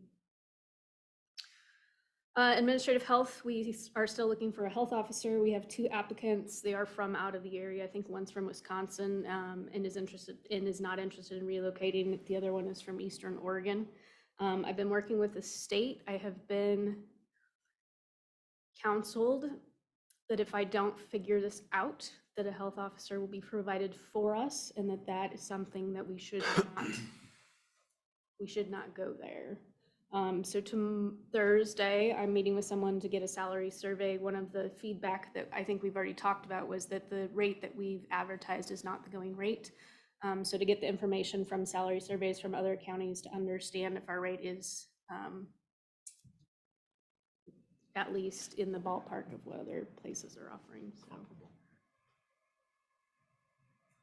we did have a biller and coder start as a contractor, so they're evaluating all of our current processes surrounding our billing practices. They've already identified a number of fixes that I think will add to efficiencies in the office, so that's been really positive. I think they started the day before I left for vacation, so I'm gonna meet with them later this week, and they're gonna give me just a little bit more of a rundown on where we can improve to make sure we're maximizing the return on the revenue that we bill for, because it's a very tricky process with Medicaid especially, and that's the bulk of our clients. Fiscally, as far as we know, we've completed all the requests for our portion of the state audit. We got that in last week, so hopefully they don't have any additional requests for us and that our part is done. And then, sorry, I feel like I'm forgetting something. We did receive $300,000 additional. It's called life course funding. We do need to utilize it. I've gone back and forth, and so I'll look for your direction on this. There's a lot of money being pumped into public health right now. There's a lot of risk, I think, in building programs that may not be sustainable in the future, but I'm at the point where I need to make a decision if we're going to utilize the money for the good of the county, understanding that in a few years we might not have money to support that or not. I'd really like to fill my health educator position. It is already on the org chart. It's been empty since I think 2019, maybe 18. They do a lot of the community building. They do a lot of the community meetings, participating in outreach. They would be in charge of the media and outreach. So for your consideration, to use that money that we're going to get this year and next year for sure to fund that position, or what your thoughts are about that. So you're asking for no county tax dollars? Correct. Not Now, in I 22 or 23. understand the caution you have for stepping up a program that may not be here in 2 years if that grant goes away. But I also kind of think to not do so, we're doing a disservice to the people that we might be able to help for 2 years. So that would be my recommendation. If you can do what you can do, and it's state money that we can't use anywhere else, and it's something you want to do, then I'm supportive. If we don't use the money, we have to send it back to the state, and I am very opposed to sending money that we've been given back. So. What I wish you could do is take the money, put it on the shelf, and then Yeah. 3 years from now, take it off and use it to support the existing programs. But as we know, that's not how it works. Yeah, I would agree with Commissioner Christopher. I share your concern about the long-term viability. But I think if you look back over the FTE count for the health department over the last dozen or more years, it has risen and fallen primarily as a result of funding, grant funding coming and going. And so I think we have a pretty good track record of scaling back when we need to and dialing up when we, and it's, again, it's, I put the blame on the state that because that's bad public health, the dial up, dial down, dial up, dial down. But unfortunately, we do the best we can. So I would support your recommendation, your ask, because I know you understand when it goes away, you will get the fun task of cutting. On that note, also, we're going to advertise for our WIC position. Our WIC coordinator is retiring, and we anticipate that we may fill that with an internal candidate. And if that internal candidate is appointed to the WIC position, that is one of the fiscal positions. And at this time, I'm hoping that with the changes we've made and with the addition of the billing and coding individual, that we may not fill that FTE slot. So I might potentially, no promises, be getting a 1-for-1 swap here. Wow. But, Bonus points. So I probably No should, guarantee. I should have Yeah. led with that one, sorry. Yeah, I should have led with that. So that position potentially, but we need to we'll see how it goes after it's been empty, that slot's been empty, and then we'll, if that's how that works out, because they'll still have to apply for the position and all that sort of stuff. So that was the other thing I was gonna tell you. And then I think that's everything as far as public health goes. Do you have questions about anything public health? Nope, I'm good. Mental health, so thank you for opening the request for proposals. So I'll be meeting with our consultant, Chris, and Shelby from IT's been very helpful. She's gonna meet with us as well to go over those probably later this week so that we can get that going. Our November 6th deadline to have all the mental health services is coming quickly. Our application is still pending. It went from the Department of Health to the department or the Office of Health Systems Oversight, which I didn't know existed until last week. So apparently they look at the application, they'll send it back to the DOH, and then they'll let us know everyone's tracking that we're on a short turnaround. So they should hopefully get that back by November 6th. We did one interview this morning for a designated crisis responder. We are doing a second one this afternoon. I have 2 contractors that have submitted signed contracts, so those will be on your consent agenda for next week. So that's for staff to stand that program up. And then once you just lost 20 bucks, is what you said. Oh, you're They good. haven't It's good. accepted the Sorry. job yet. I lost lots of sleep. Well, that goes without saying. So we have the 4 staff, potential 4 staff to start on November 6th. The next focus will be on filling that manager position and then the admin support for those individuals. So we talked about it this morning. I think that was inherent in your approval that we could advertise for those 2 positions, but just wanted to reaffirm that that's nothing you all have concerns with advertising those 2. Thank you. I haven't actually physically walked over to the space, but I know facilities has been working on the space. We've ordered equipment. It's been set up. We have office supplies for so even though it's not going to be ideal, they should at least walk in and at least have some pens and staples.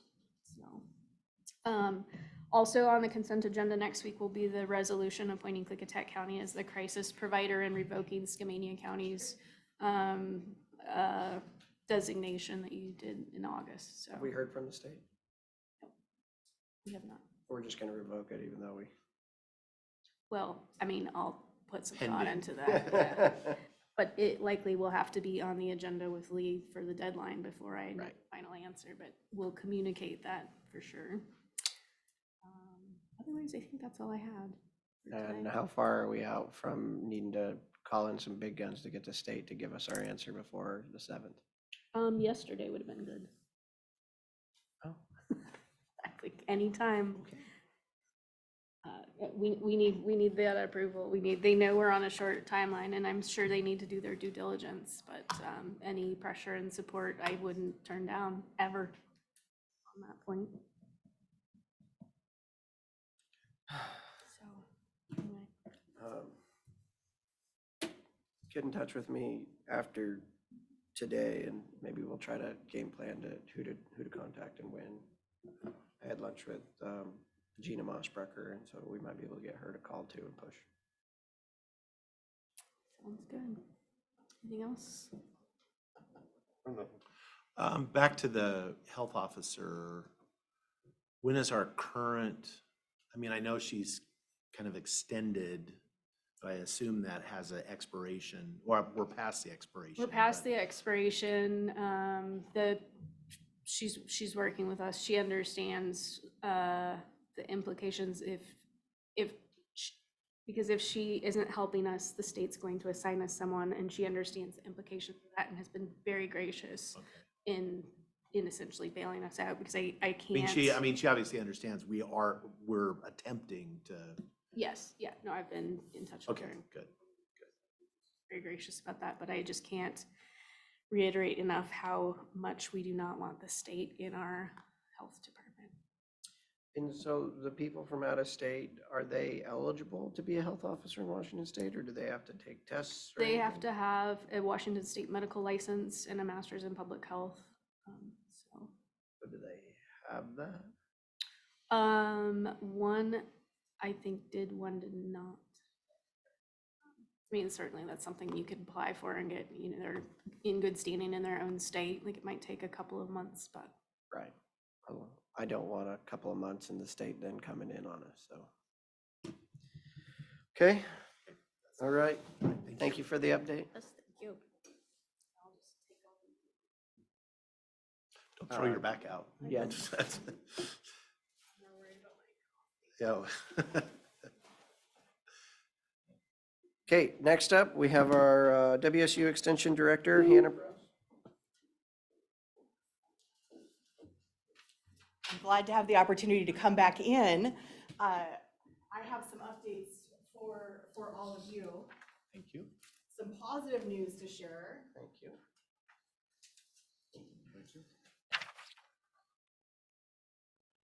So the positive news to share is that we made a hire with the 4-H coordinator position. And I'm excited about this new hire for a couple of reasons. One of them is because she actually was a participant in the high school program, the employment program that was set in place to help develop like a local pipeline for county departments. And so if you're not familiar with that program, at WSU, we really took that opportunity seriously. When we had high schoolers that we were able to hire, we did an extensive inventory of the skills that they were coming in with, and with intention, really worked hard to give them opportunities to develop employability skills, leadership skills that would hopefully help us to eventually fill gaps that we were experiencing within Klickitat County and in our needs for employment. And so although this was not one of our high school interns, it was one of Jeff King's high school interns.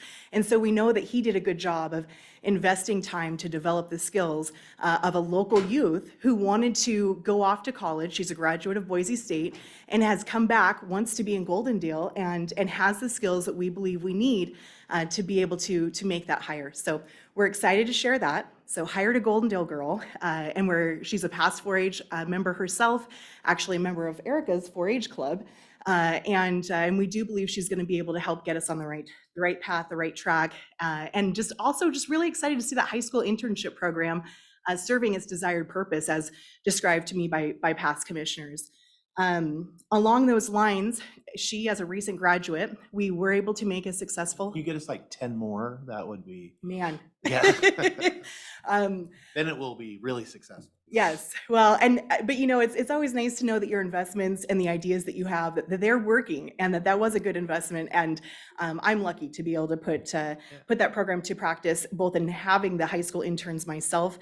Every one of those high school interns that we have, I've had their current employers call me up as a reference, and I've had wonderful things to say to them. Unfortunately, it hasn't been within Klickitat County, but just instilling in the youth in our local community for sure. Along those lines, because she's a recent graduate, we were able to make that hire successfully at $55K. We had previously talked about a range of $55 to $60. And so I wanted to follow up with one question that Commissioner Anderson had for me, and that had to do with professional services, and that it was up $5K. That's because at the time we had budgeted $60,000, wanting to make sure that, within the realm of possibilities, that we were budgeting appropriately. But having made that offer successfully at 55, that $5K that you had asked me about, Commissioner Anderson, that will go down by $5K, and Erica will work with Jen to make sure that it's appropriately reflected in the professional services component to our asks of the 2023 budget. So your actual ask for that professional services line is actually up. It's 64,949, which is 9,949 more than this 55K you're now telling us. Are you saying the whole 9,949 needs to be removed? What I'm saying is from the 2023 proposed budget, where it says 83,915, that included the MOA, the traditional amount that has previously been in there, that covers Klickitat County's contribution towards my position, but also for the first time this year, having moved that position to a WSU position from a county position. Originally, it had been budgeted for 60, because we knew that was within the realm of possibilities. It actually will be 5,000 less. Right, but you're asking for essentially 65,000, of which 55 is here. Where's the other 9? You're saying 5,000 less. Where's the other 5? Why is it 5 higher than last year? So if you take 64,949, subtract 5,000 off,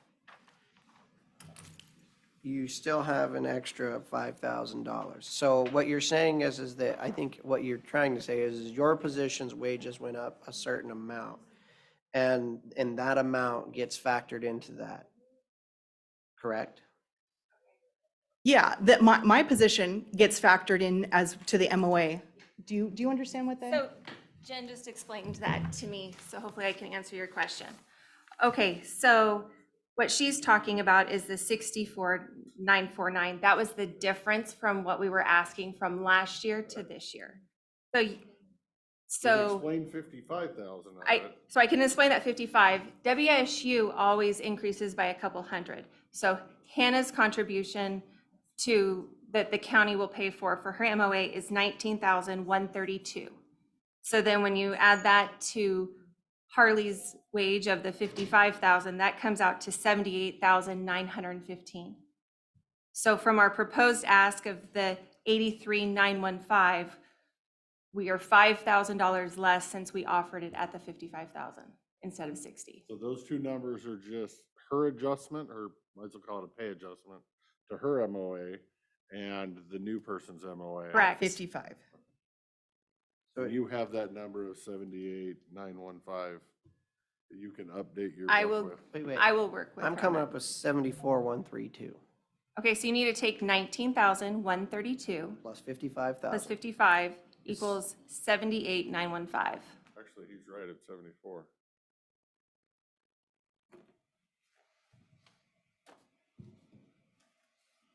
This is why we don't trust Excel. That would be the 5,000 I'm trying to figure out where it went. I'm seeing Well, where you you're. had me going there for a minute. For a good minute. Almost debated. So that's what we've been trying to understand, and that's, I think, why we asked is what is, because when we saw the documentation of what Hannah's portion is, we don't see the actual numbers of what that is in the contract agreement. You're saying that it went from 18,600 to 19,132. Correct. And then if you take that and you add 55,000, you get 74,132. And so that's where we've been trying to figure out where that other 5,000 is. Well, Is there technically anything, 40, so. anything else in that line as far as professional services? I will have to confirm with WSU. There sometimes is on the WSU side. And so that was the number that we had been presented with from WSU. So I will have to get in touch with WSU. That is all I know, is that was the number that on WSU's sheet that they send me of how much that I had to submit the MOA for. And it was only going up like $200 Yeah. from that amount. So that's me. It's like you take last year's number, you add the $200. Mhm. 55,000, Right. boom, That's Right. the number. Yep. That's Okay. 74,132. So. Okay, it should we- end up being the number anyway. Okay, that's something that we can absolutely go back, and I thought I'd gotten to the bottom of that question, and was excited to be able to tell you that and have one thing remedied, but we will get to the bottom of it. The other piece of good news that we have is that the vaccine mandate, any of the COVID type of precautions are now lifted from WSU, along with the governor's proclamation of all of the like emergency proclamations, those all expiring October 31st. WSU having to be in line with that as of November 1st. There will no longer be a vaccine mandate for any of our volunteers or employees. So, we're excited about that. We didn't lose any clubs, we didn't lose any members, but we do have some, beloved volunteers that we'll be reaching back out to with that good news.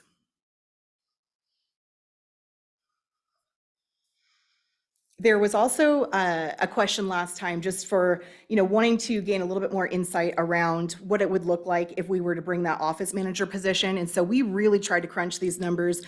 We asked to have them vetted. We want to make sure that we present you with the best possible information and accurate numbers. What you choose to do with that information, of course, we respect, that your decision-making around that, but I just, wanted to make sure that you had the most accurate numbers as you're making these tough decisions. And, of particular noteworthy to me was that in 2021, there was a saving of wages and benefits totaling $41,000.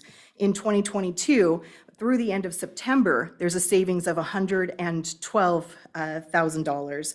And that if we were to be able to move that office manager position to 32 hours, even with the new hire at 55K, that would still be a budget savings of 31,000. And that also, if we were to go to full-time, there's still a budget savings there of 24,442.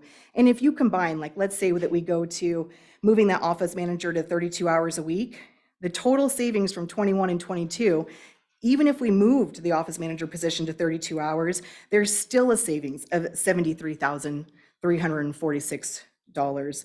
If we were to go to 40 hours a week, there's still, between the 2021 and 2022, there's still a savings to the budget of $66,102. So, we just really want you to have the best information, and I apologize for the error on the math on the professional services. We'll get to the bottom of that, but we just want you guys to have the best picture of what this looks like. And of course, that was our only big ask for this budget cycle, and we appreciate you taking it into consideration.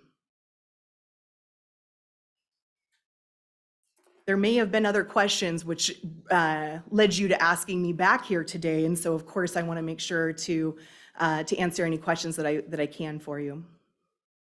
Well, I'm glad you finally found a coordinator. How many applications did you end up having to go through before you found one? We actually didn't have very many. The process was handled through WSU HR. Unfortunately, a lot of people don't make the minimum qualifications for the position. We did, was it 3 or 4 rounds of interviews? We did. I know we only did 1 round of 2 interviews. Yeah. People would decline a second interview. Mhm. So we only did our 6. Yeah. So It was pretty tough, to be honest. Attracting somebody from outside the area almost felt impossible. We tried very hard. We advertised in the Capital Press, which is an agricultural publication that circulates 4 states, on every one of the extension and university bulletins for job postings with land-grant universities, around us. 2 recent graduates of the Ag and Natural Resource programs at WSU. We reached out to the folks who had a 4-H program coordinator open in the counties on the Oregon side, both Wasco and Hood River counties. They were paying significantly more, but we also asked, did you have anybody else that wasn't your top candidate that we might be able to try to prospect? Put a lot of effort into trying to make a good hire, but it's always nice to hire somebody with a lot of experience. We didn't get that. But we are excited to have somebody who is from this county, who wants to be in this county, who understands this county. We hope that will lead to some longevity in the position, because to us, it's important to make a good hire. And by the time that we've really invested in all that training, we sure hope they'll stay. Any questions? Travel. Mhm. I know you work for multiple counties and Mhm. WSU. Do you get travel from us and travel from Skamania County and travel from WSU, I'm imagining? Yeah. To come up with your entire travel budget? Yeah, it depends. It totally depends on what the situation is or what the conference is. I don't receive any travel funds at all from Skamania County. And as you're all aware, they're on an even tighter budget over there, being very dependent on those federal timber dollars and whether those come through or not. And so a very limited budget in Skamania County, unfortunately. So no funds are coming from Skamania County. If it's something that WSU is requiring my attendance at, so for example, in past years as a county director, attending the WASAC conference, for example, WSU requires that. And so then they actually are the ones who pay for that. If it's a professional development conference, they do not pay for that. So that has previously a regional conference and a national conference each year has come from the county budgets. And we also expect that the new 4-H coordinator will need a bit of training. In fact, this week, the new 4-H coordinator is at a training in the Tri-Cities to understand the position a bit more. And that travel will, in part be paid from the county. And then as much as I can get from WSU, I always do try to. So clarification, if WSU wants you to go to a conference or a training, they pay for it? If they're requiring it. Yep. If it's something that I feel is in the best interest of Klickitat County, if it's something that is specific to the types of programming that I'm doing here, or that any of my staff or faculty might be doing here, then that would be a request that would come out of the budget from the county. My concern is you're asking for a 300% increase in your training, your travel and training, which is actually higher than we have other elected offices Mhm, at that mhm. have 7, 8 Mhm, employees. mhm. And And they're asking for more and we don't have it, but Mhm. yet we're Mhm, sitting here trying to justify how we give you a 300% mhm. increase to put you over and above what they're all at. And the reason that that looks like a 300% increase is because that's where I chose to take the budget reduction from last year. So knowing that, we're in a worldwide pandemic, we are not doing that kind of travel. That seemed like the best place where I could take the budget reduction that you had all asked of me to put forth last year. And so what I'm asking is to return it to what it previously was and what we've previously used. But that's, to me, the reason that worked was simply because we were in a pandemic situation and not doing the type of traveling that is normally expected of our department. So again, that ask is only to return it to what it was before we took the reduction last I year. get that, but it's still 4,000, which is Mhm. higher than Mhm, most other departments and electeds in the entire county. mhm. So I don't know about my seatmates, but I'm having trouble chewing on making you the highest paid Right. travel in the Yep. county. Well, I would share that we have definitely used it in the past and that we do plan to put that to good use in 2023, and be participating regularly in, high-level conferences and events that help instill, the folks here in Klickitat County, receiving high levels of services because they have the training to do so. But again, Commissioner Christopher, like I completely respect that these funds are at your discretion. And so, just sharing that takes us back to where we've been pre-pandemic. We have utilized it and put it to good use. We would continue to do so, but I respect your decision on that. I don't know where my seatmates are. I'm looking for guidance. What would you state? What would your preference be? I don't mind going up $500, but that's kind of maybe 2 total. Since she has a new person, she's also got to kind of get some training. I can kind of just, but that's $1,000 in training per individual, which is still more than we do in other departments. Is that training that she's at in Tri-Cities, is that a required training by WSU, so they're paying for it? Yes, it is. Mhm. And so when there's a possibility to get WSU to pay for it, I do. I absolutely do. And if we don't use it, of course, it's returned, to the county. Anything that we're not using gets returned. But, these conferences often require flights and hotels and conference registration fees. Commissioner Sauter, questions, thoughts? I think there's a time and a place for travel and training and conferences and all of that as far as now. And I don't necessarily share the same, as someone that has traveled and went to conferences and trained, there are, I always felt like there was, otherwise wouldn't do it. There was a benefit to the taxpayers in Klickitat County for that happening, that it's an investment. Mhm. Now, that's as a general policy. As far as to your specific ask, I really couldn't, with 4,000, returning it back to what it was is the appropriate level. I think what it was too little, as far as that was a pandemic number. And I think it should be increased. So I would support something between where it is and what she's asking for. Okay, And I did go look at some of the others, and I'm not discounting you, but I did, 4, 5, 6,000, 7,000. There is other departments that they have travel budgets of $7,000, even $10,000. Right. But I was looking at a number of employees in the departments divided by the travel budget. Yeah. It is, but it's not always necessarily the employees. It could be the director. It could be the one higher level person that is going to the stuff. Sometimes it's not on a per employee necessarily. So- I think that's a valid criteria to use too. for the benefit of the county, because we're talking about $3,000, we can spend that sitting here having this discussion. Would you both be in favor of going from 1,000 to 3,000 so that they can still attend their trainings, but it's still not what it was? As a happy medium.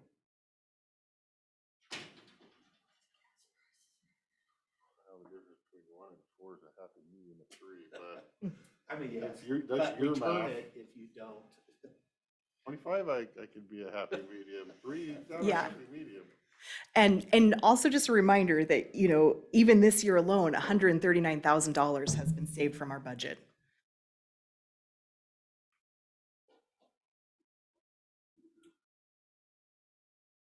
For this year, that's fine, doesn't mean we won't have future discussions.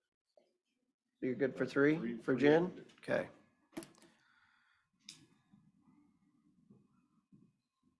And in terms of, you know, I would say thank you for saving $139,000, but we all know that that's not a savings to the county of $139,000. That's a WSU 4-H coordinator that we didn't have for almost most of the year.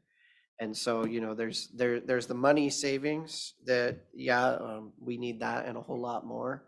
You know, we've had this discussion with almost every department head that comes in. You know, everybody wants another employee. Everybody could use another employee. And that's even to do, you know, what we're statutorily required to do. But we're going into a recession and we're going into what possibly could be 2008, 2010 crises, and every penny matters. I mean, look, he's fighting over $1,000. Probably just cost us 2. So I'm going to take it under advisement with regards to the 32 and 40. I can't make a decision right now. I know that we can't really increase the budget right now because we've put it out. So that would have to be, you know, a supplemental budget next year in order to do that. Because it has to be baked in. You can go down, you can't go up. So we're always told. And I would like to just address one of the, you know, topics that you hit on. You know, we have continued to have a 4-H program. We did not lose members. We did not lose clubs. We had a successful county fair, you know, that we actually continued to receive grant dollars to put into 4-H programming in Klickitat County, even when we didn't have a full-time coordinator. WSU provided a regional 4-H specialist, and Erica and I both worked our tails off to continue to provide coverage there. So I don't want you to think that you haven't had 4-H programming in the last year. Boy, we felt the effects. We're thrilled to have somebody on board now. But, you know, I do believe that that's, you know, that is a savings to the budget, and that position and having somebody a full-time employee, that's going to be huge for us. It's going to allow us to have our office open, you know, more hours. It's a big win, but I hope that you don't feel as though we haven't had that programming at all in the last year, because we have continued to have that program. We've worked hard to continue to provide that. We've tapped WSU resources and ourselves to really be able to continue to provide that, but it will be much improved, and we're excited about the future of WSU Extension in Klickitat County. And I wasn't saying you weren't doing it because we all attended well. He sadly couldn't, but we all tried to attend the fair. Appreciate it. Thank you. I had a reason I couldn't attend the fair. I Thank you know. very I much. know. Is it a good reason? Not according to you. She got to use my box seats. I did not. I owned the one next to it. She got sprawled. Yeah, it's sprawled into you. Well, it sounds like there's one piece that we still owe you a little bit more information. We'll do our best to get to the bottom of that. Thank you for taking into consideration, you know, our ask for 2023, more hours. You know, hearing you say, you know, Chairman, that you will consider between that 32 and 40. I appreciate the consideration. It really is our first limiting factor in being able to provide more services. So, you know, it would be huge for us, even at 32. So again, respect any decision.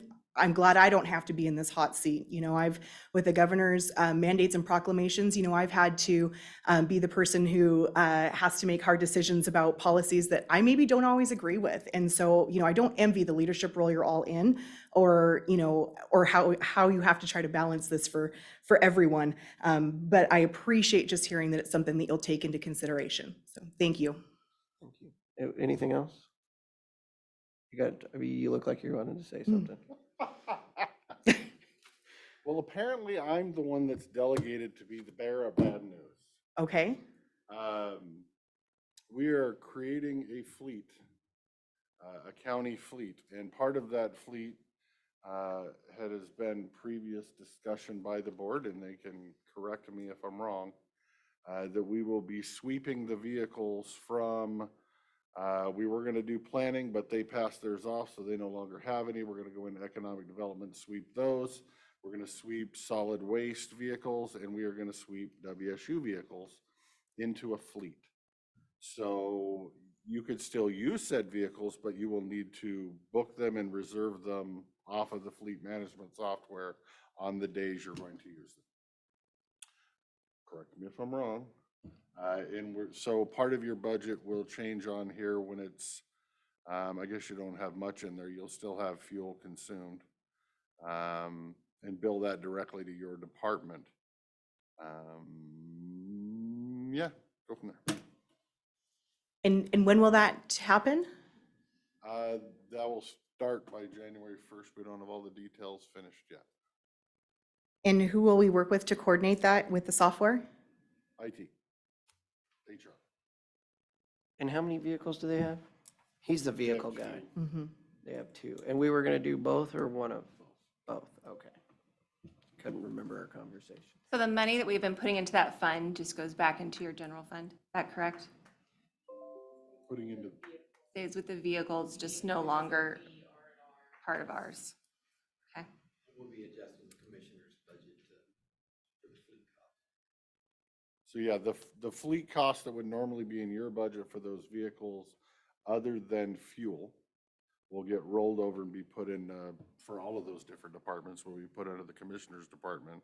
And then just like on your, the idea is just like on your Gmail calendar where you could book a conference room, you can click on the same thing to book the vehicle. As far out as you need it for that specific day or what have you. And so then all the maintenance would be on the commissioner side, the oil changes, all that stuff. You just have the gas, check out the vehicle, get in the vehicle, pick up the keys from more than likely us. And they'll be available in both White Salmon and Goldendale? We don't have all the details yet, still working. Will vehicles be parked in White Salmon? We haven't discussed it, but so far, I don't know. So this is the first step. What we've looked at is we have a huge fleet of vehicles. We can all see it around town. And a lot of those vehicles are getting very little mileage put on a year. And so what we're trying to do is just become more efficient with that so that we can save money, so that we're not having, you know, as many positions in the future. Mm-hmm.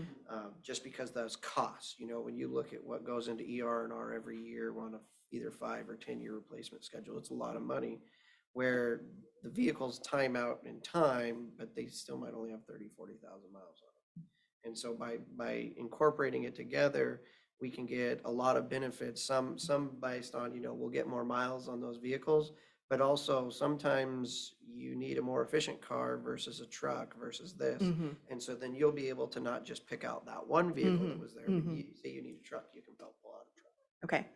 I understand the logic behind this, absolutely.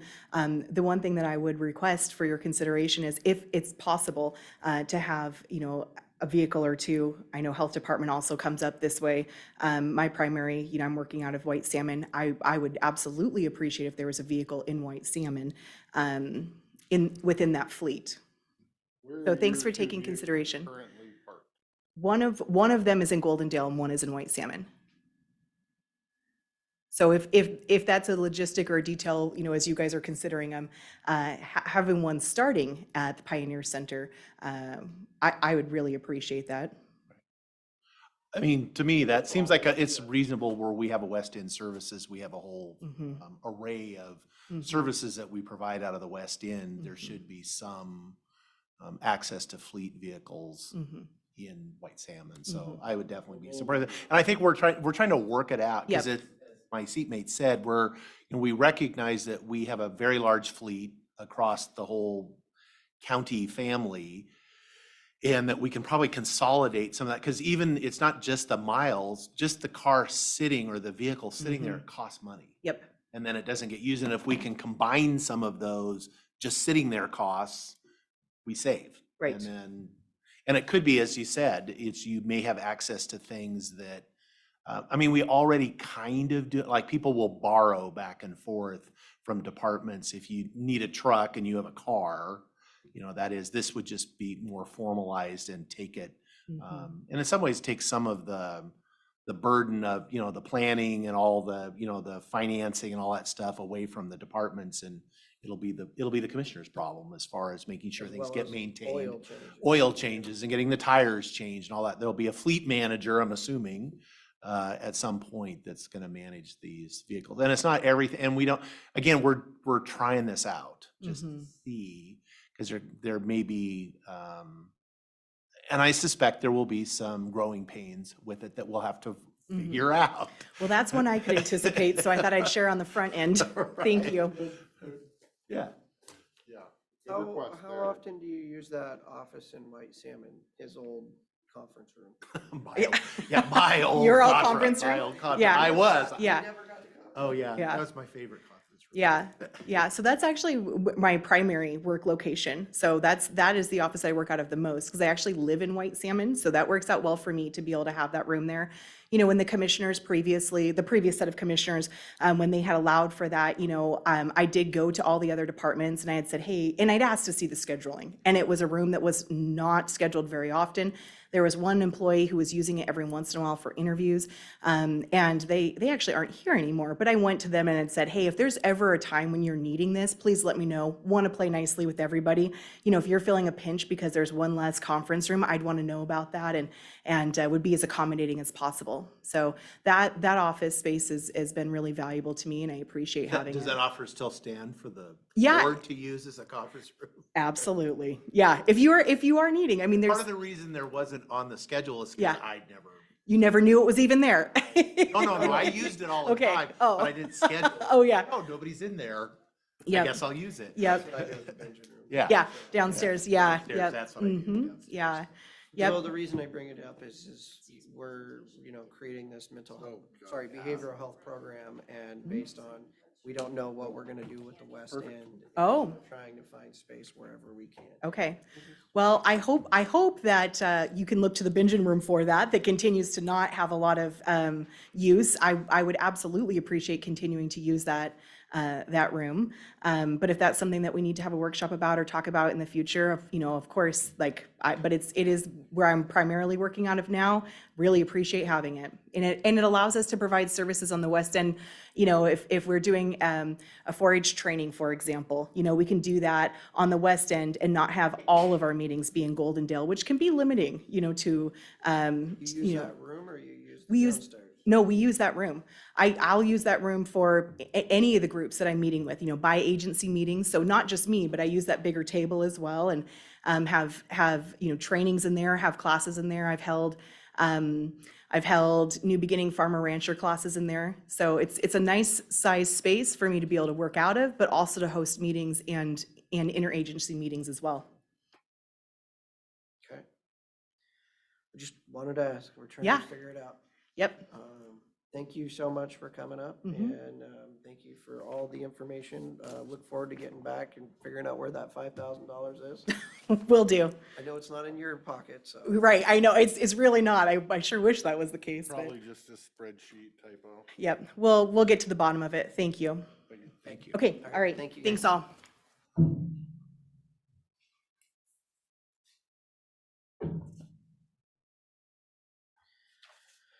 Okay.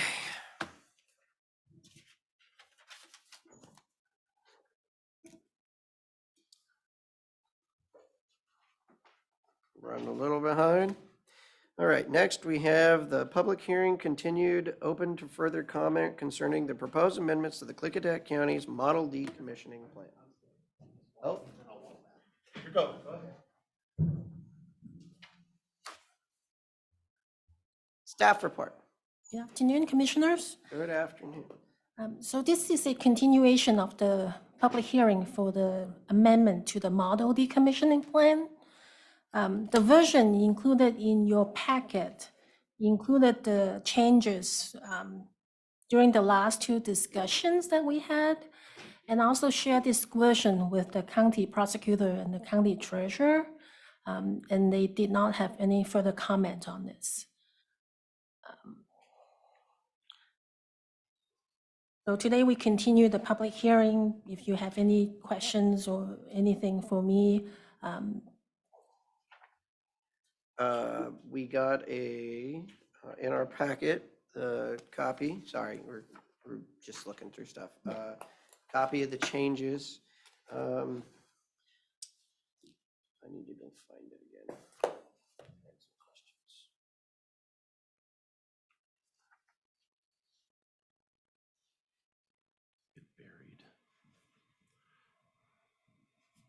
so I included a clean copy and then also like a track changes, so you know where the changes are. And then also comments received so far. We did receive one additional comment today. That what we're looking at, or, because I think I got email comment. Wow.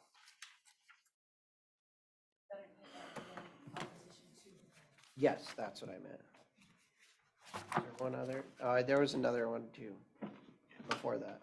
There was a question, actually.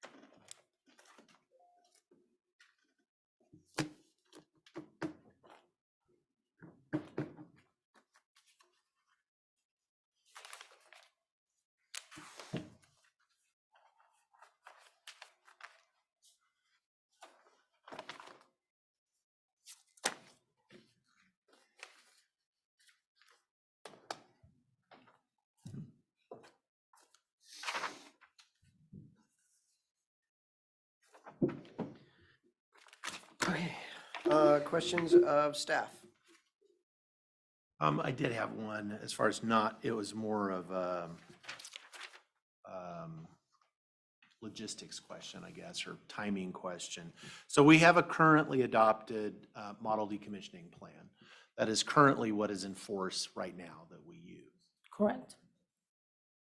So that would be the guiding document at this point in time, barring adoption of a new model decommissioning plan. Correct. So, okay. I just wanted to be sure that was my understanding as well. So, all right. I'll have some comments later, Okay. so it won't be so. Commissioning security facility. Yeah, I think I'll ask my questions later.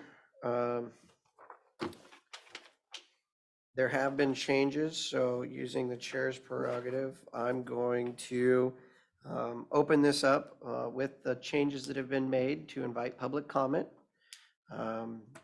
And I would ask everyone, please be respectful of who has the floor and who's recognized by the chair.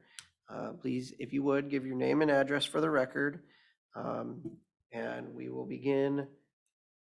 And this is on the updated decommissioning plan that we are all have in front of us. Did we put out a sheet? Oh, good. Then I'll just ask. And if you want, you can step back while people give public comment. Okay, this is to take public testimony. Is there anyone who would like to provide public testimony on the updated decommissioning plan?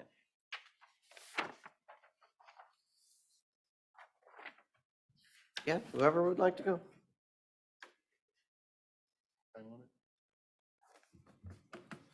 And we have a 3-minute time limit for public comment. We do have a copy of what you provided written. So I'd ask in your public comment, let us know based on the updated, what you like, don't like, and all that. Yeah. For the record, my name is Brian Walsh. I work for Avant Grid Renewables, address being 2701 Northwest Bond Street, Portland, Oregon, 97210. Commissioner Sauter, Christopher, Chairman Anderson, I appreciate your time here. I didn't know we only have 3 minutes, so I'll go pretty quickly through my presentation. So Skip to the point in the end, you only have 3 minutes. yeah, right. Summarizing here really quickly, we've been working in the Klickitat County since 2005 when we built the very first wind project in the county, which was Bighorn Wind back in 2005. So we permitted 5 projects. We built 3 and 1, the solar project Lund Hill is ours too as well. So we have 3 operating wind projects and 1, proud to say, solar project, Washington's largest, that just went operational last week, 90% operational. So we currently, just for background, we employ 35 permanent employees in the county, and we paid over $26 million in taxes to Klickitat County since 2006. 4 common themes that come up with decommissioning. I've negotiated a lot of decommissioning plans in a lot of counties in a lot of areas, but 4 reoccurring themes that come up, and I think you've identified them. And I'm sorry I haven't participated earlier in this process and public comments, but the decommissioning security timing, when it's funded, the amount and salvage value, forms of accessible security are some of the 3 big ones that always come up. So I've got a bit of an experience dealing with these, but I wanted to, and you have my proposal here, but for decommissioning timing and security, I think you've entertained changes like when it gets funded, but like currently it's been like 7 years after the 7 years of operations that we've funded Avangrid. There's a lot of evidence out there to support that not even 7 years is even earlier.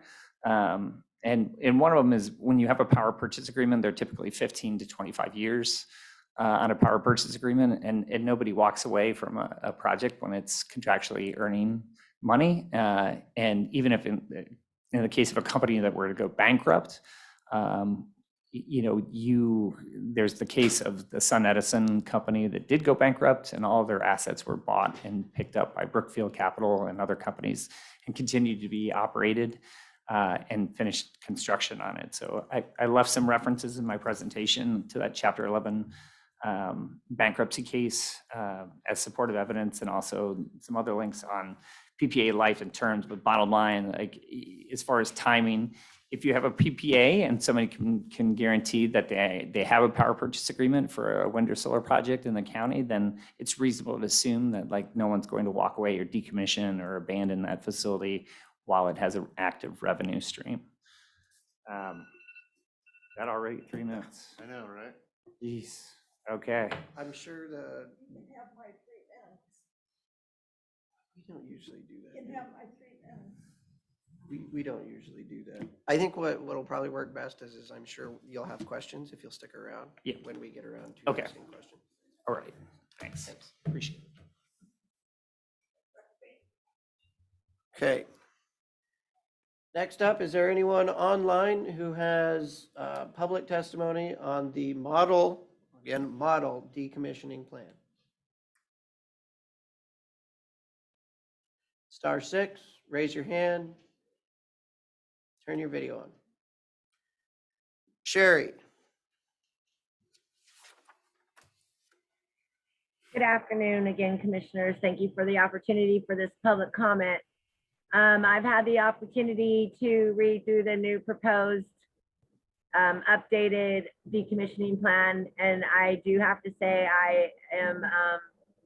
I appreciate the 3 changes that have been added to this decommissioning update amendment.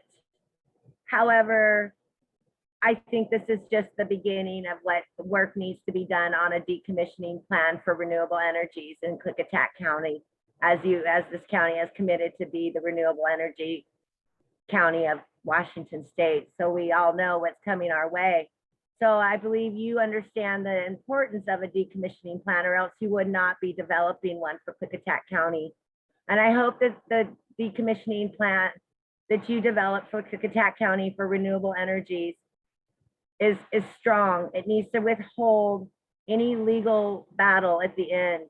And I've heard it said, if something happens, it falls back to the landowner. And so then again, I question, what is the importance of the Klickitat County decommissioning plan? Do you really intend to protect the landowner in the future from having renewable energy waste left on their property? If that's your intention, I am suggesting, highly suggesting that this decommissioning plan to have teeth and to be considered, it be submitted to the Planning Commission for oversight. That is volunteers of 9 of our community members who have interest in the future of Klickitat County that you should be utilizing to look at this decommissioning plan. As you know, or as you're, for the reason you're developing this is for the protection in the future. So this needs to have additional look. Again, I appreciate the changes you have made. Obviously, it's already bringing opposition from renewable energy because, well, let's just say they want to, business is business. And the less you spend and the less security bonds you have to put forward, the sooner you have to do it, it's better for them and not for the county. So thank you for considering having this decommissioning plan. Oh, I suggest that a wind is different than solar. Solar is a different animal and solar needs to have its own decommissioning plan. So good work so far, but it's time to do some more work on this so it has teeth and it holds for the future and it holds for the protection of everybody in Klickitat County. So thank you. And I hope you consider sending this to the Planning Commission so they can have input and oversight as we move forward in our renewable energy ways. Thank you. Thank you, Ms. Bosquet. Okay. Next up, in the room, is there anybody who would like to provide public testimony on the model decommissioning plan?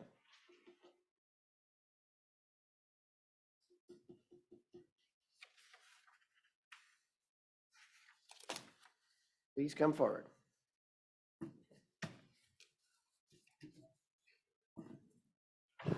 Good afternoon, Dave Barta Goldendale.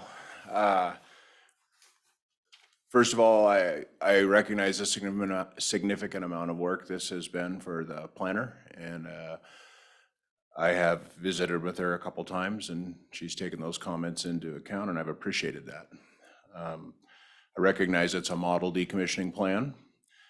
I, quite frankly, am glad to see at the last hearing, I believe it was, or afterward, you gave the direction to take scrap value out. And I think that in the end is a good choice. I'm glad you did. I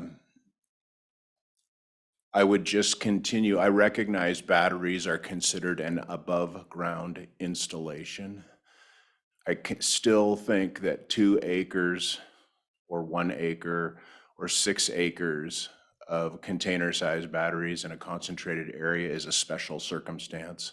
I would like to see them addressed separately in the decommissioning document, even though they are an above ground structure. Thank you. You're going to stay around, correct? A little bit, yes. Thank you. Okay, is there anyone online who would like to provide public comment on the model decommissioning plan? *6, raise your hand, turn your mic on.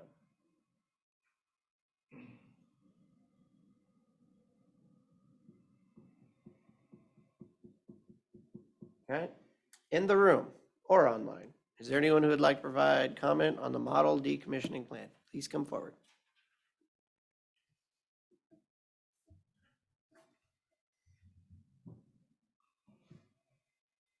My name is Debbie Wagner, and I live in Goldendale.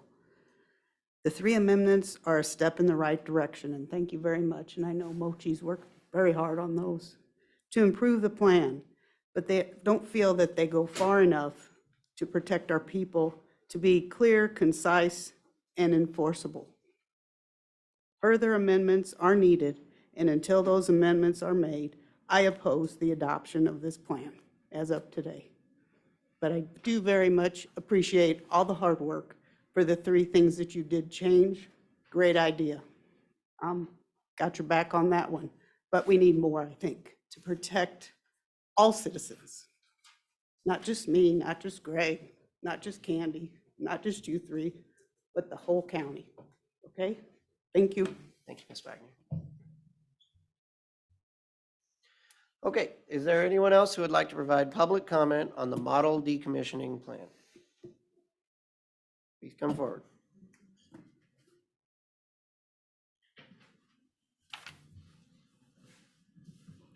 Greg Wagner, Goldendale with Cease. The commissioners in Mochi have stated that the model decommissioning plan is a basic generic plan, merely suggestions to the applicant and developer as to what the county expects from them in the model decommissioning plan. These corporations have taken advantage of the model decommissioning plan. Mochi has stated that the model decommissioning plan is site-specific, indicating that the planning department evaluates each site and enacts a separate MDP unless other documents exist which supersedes what's been provided to me. Individual site-specific model decommissioning plans have not happened for several sites. Site-specific model decommissioning plans lack consistency, cause confusion, increase workload that requires extra county staff's time, which is needless spending of taxpayers' money, staff hours which has not been billed to the applicant. The model decommissioning plan states the planning director will determine what form of security will be accepted. What qualifications does the planning director have to make that determination? It appears that she just accepts the applicant's word and any documents applied. The review of acceptable form of security should be performed by a qualified third-party insurer. Mochi has stated each decommissioning plan is site-specific and has a security bond. I requested from her to produce the individual site-specific recognized forms of security for each site. Her reply was no information exists. Apparently, there aren't any funded individual security bonds as required.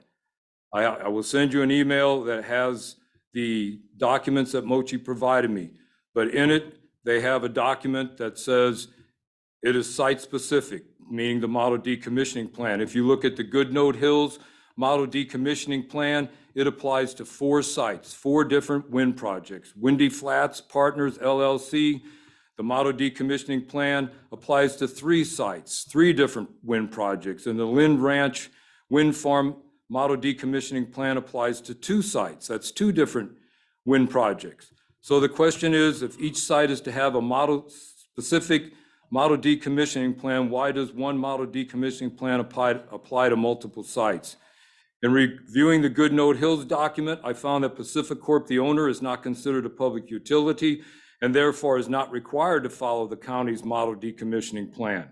In that document 2.2, the county states the project is owned by a public utility, and that is incorrect based on a preceding letter. And due to that status, the financial standing has allowed Pacific Corp to insure itself for their security bond for decommissioning. The security bond should be from a third-party underwriter insurance. 2.6 allows 60% scrap value. Now apparently you've taken that out. Mr. Wagner, do you have this in a written form that you can? Yeah, I'm please going to email send it to you. Thank you. My 3 minutes up? Yeah, it was. All right.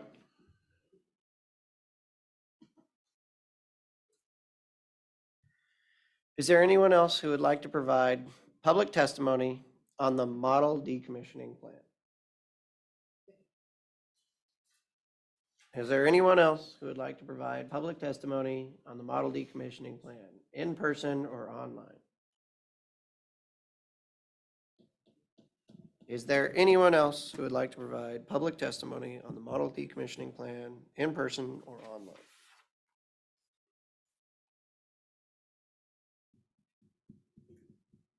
Okay. Would the board like to request any clarification of public statements as well as any questions of staff or anyone who has provided information? I have a staff question. Please. If you have the document in front of you, 2.1.2, removal of below-ground foundations and components. I can let you guys find it real quick, or I can just read it. 2.1.2. It says, if the foundations were installed into the ground, the supporting foundations, here's my question, should be pulled out and removed to the depth of a minimum of 3 feet of grade. Should we have should or should we have shall? So, Mochi, there you are. Because should tells me they can kind of do it or they can kind of not do it. Shall means you will do it. And everywhere else in the document, I see shall.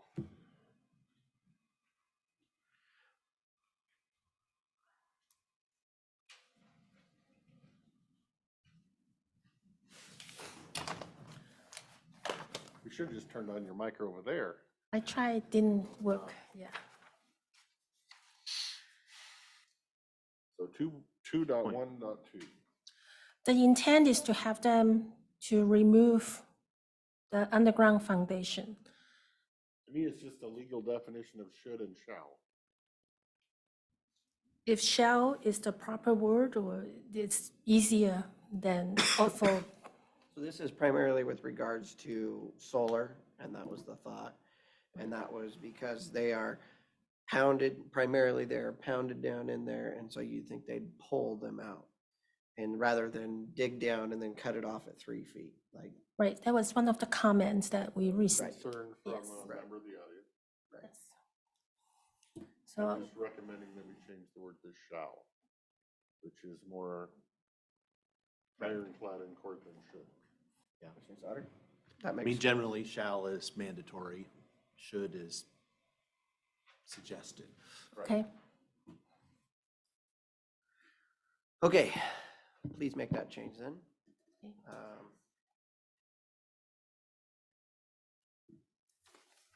Other questions, Commissioner?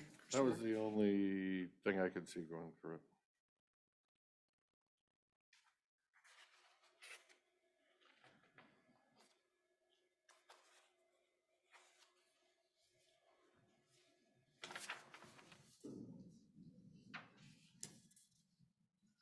Commissioner Sauter? Yeah, just back to the current system that we have. So we have a model decommissioning plan, a project is installed, that decommissioning plan, it's not a model anymore, it's the decommissioning plan for a site-specific project is put together between the project proponent, the planning department, the planning director. Am I not correct in that ultimately that plan has to be approved by the Board of Commissioners? so it depends. Okay, I am wrong. If, It's okay, you can correct me. well, generally, we take those before the county commissioners, especially if we have any kind of contract, for example, like a guarantee. This is kind of like a form of contract. We'll bring it before the board for your consideration, whether we accept that or not.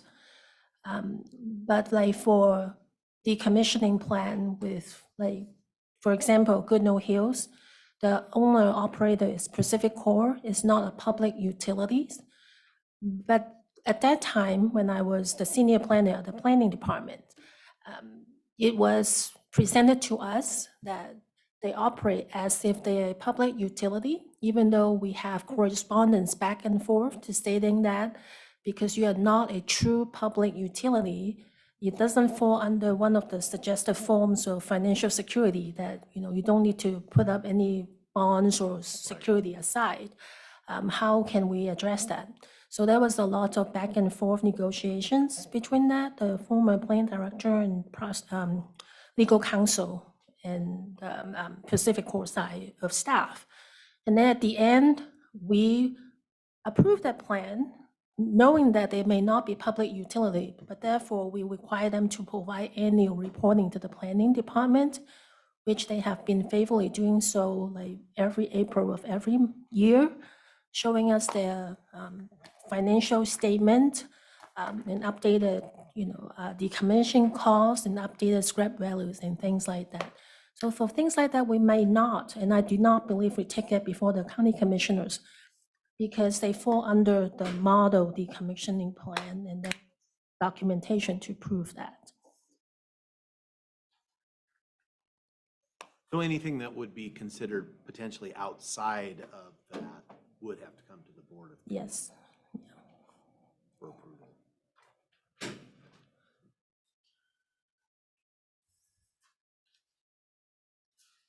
Okay, any further questions? Not right now.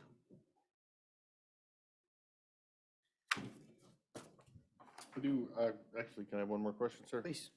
Mr. Walsh, you testified that your company is permitted for 5 green energy projects, but only built 3. Can you enlighten us on why you got permits for 2 and never built them? Sure, come forward, yeah. The reason the other 2 didn't get built were just market conditions changed. Primarily, a lot of the projects here in the county are sold into California. The power was back in the day, and so in 2010, 11, California changed their laws to favor in-state generation, and that since then it really has stopped the sale of power into California from out of state. So, yeah, at least from Oregon, Washington. So, I'm gonna piggyback a question on there. Sure. Because the general public keeps questioning and thinking that all this power goes to California, and I can honestly say that I've kind of thought most of it did as well. Maybe you can help enlighten them and me, as if you have any idea where this goes. yeah, I mean, a lot of it's out there in public documentation. So, I mean, some of it's sold to PacifiCorp. Speaking of all the projects in Klickitat County right now, so some of them are sold to PacifiCorp. Our Lund Hill Solar Project is sold to Puget Sound Electric, so that's in-state. Our More than likely rolling up to Seattle, essentially. Yep, that's being delivered to Seattle. Our Bighorn 1 and 2 projects are sold to California, 3 different utilities in California. Santa Clara, Modesto, and I'm forgetting the other one right at the top of my head. But and then the Tuolumne group that developed like the Windy Flats, those other projects were sold into California too. But yeah, some of them were sold into Oregon, some of them into Washington. But a lot up on the Columbia Gorge Plateau was sold into California back in the 2006, 2010, 11, right? The last one that was really sold in California was Shepherd's Flat, and that was sold to Southern California Edison back in 2012. It's one that's currently under repower right now. So those purchase power agreements, a lot of those are coming due, aren't they? The ones that are sold to California? 2005, yeah, like we were on a 20-year agreement and 25-year agreement, so they're coming up. We already renewed, like our customers already renewed on one of them. But you can renew it back into California. You just can't pretty much sell new power. Yeah, and I mean, utilities can buy it out of state. It's limited to 25% of their power, but and there may be a caveat for existing projects that, you know, if they're already buying from them, they can re-up. But I'm not 100% sure on that. Any other questions for Mr. Walsh? So you've had a chance to review this model decommissioning plan. Yes. And I'm sorry you came prepared to give a presentation. So I can use my chairman's prerogative. What changes would you, from your perspective, what do these changes do for you in the future in permitting projects here that we're currently looking at? And what changes would you recommend?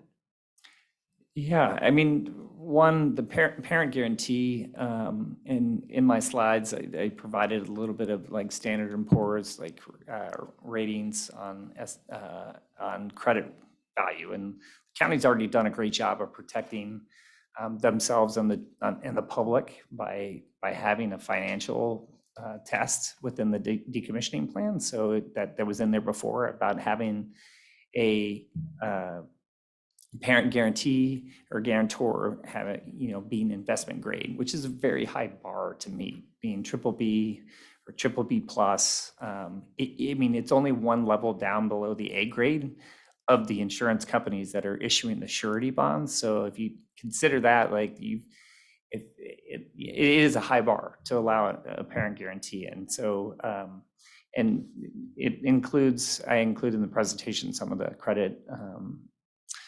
creditworthiness of utilities like Puget Sound Electric or Avista, other Washington utilities that are included there in there too as well, that they're all BBB. And it's generally why it's widely accepted to have a utility provide a parent guarantee. But yet it is a high bar. So that's the only thing I would say, like one of them would be adding the parent guarantee back in there with the creditworthiness test, having an investment grade. And my suggestion is if that investment grade, which is publicly known, right? Anybody can look up like a Standard & Poor or S&P like index on what their credit rating is, just having the language in there that at any point that they fall below a grade or whatever it is, or BBB, that then they have to fund with one of the other forms of decommissioning security. So that would be one change. And then the timing of security, we see that it's no later than the 20th year of operations, which I would be supportive of. And I provided some information on the used and useful life of facilities, much to what's already in the plan right now as drafted with a 30-year average life expectancy. So that I would be supportive of too as well. My only requirement, or my only suggestion is what we did in place for Lund Hill to protect the general public. Like I mentioned before, having a power purchase agreement kind of gives you the guarantee that you're going to have a revenue stream. No one's going to walk away from a $200 million investment that's in the ground, or $200 or $400 million. And even if the company went bankrupt, someone would buy it and take it over, right? So you have that assurance there in general protection. But before a project actually achieves COD, no one's getting paid under that power purchase agreement. So putting security in place prior to the start of construction up and to the point of commercial operations is something to think about, just because if something were to happen in the middle of construction, or you get a solar tariff or something that happens like we have in place right now, right? And modules never come and you've already started construction on it, there is a risk that, somebody could walk away from a project. So putting some form of decommissioning security in place during the construction period, and then reducing that down to, to $0 or $1, that's what we've done in other venues, is something to consider too as well, just to cover the general public and the risk. But after it's operational, and you're getting paid in that revenue stream, even if someone were to go bankrupt, somebody else is going to buy it, pick it up, and continue to operate it. So that's a thought. And then on salvage value, I don't have the 35% that was in there before, was a great value. What I've run into in other jurisdictions is how do you prove that salvage value? And that becomes difficult, even though you can use common sense. But what we've done before is actually only providing salvage value to those items and commodities that actually you can go out and look at the price. So steel and aluminum is one of the only commodities that are used heavily that you can actually go out and value on a day-to-day basis, right? That they're traded publicly and on those commodities. So something to consider, right? That of having salvage value in there, at least for those things that you can prove the value that's out there, and then refresh the plan as necessary to reflect any changes in the salvage value of steel, aluminum. So, but there's lots of other value. It's just you're not able to go to a public website and find out what that value is on a day-to-day basis. Like the oil that's in there, that's all recycled and sold. Even the blades are now being recycled and then ground up and used as an additive to concrete. And there's other uses that the blades are now getting used, creating them into a white ash, which is actually then used to burn and to generate power. So, but those things you can't value as easily. So I would suggest salvage value for those parts of a project that you can actually prove the value, right? That there's a market index that you can go and look at and limit it. I'd limit it to those. And that should be easy to do with the decommissioning estimate, because you as we provided, and I haven't looked at everybody's decommissioning estimates, we provide the number of piles that are driven into the ground and the racking and those things, and you can come up with a weight and estimate it.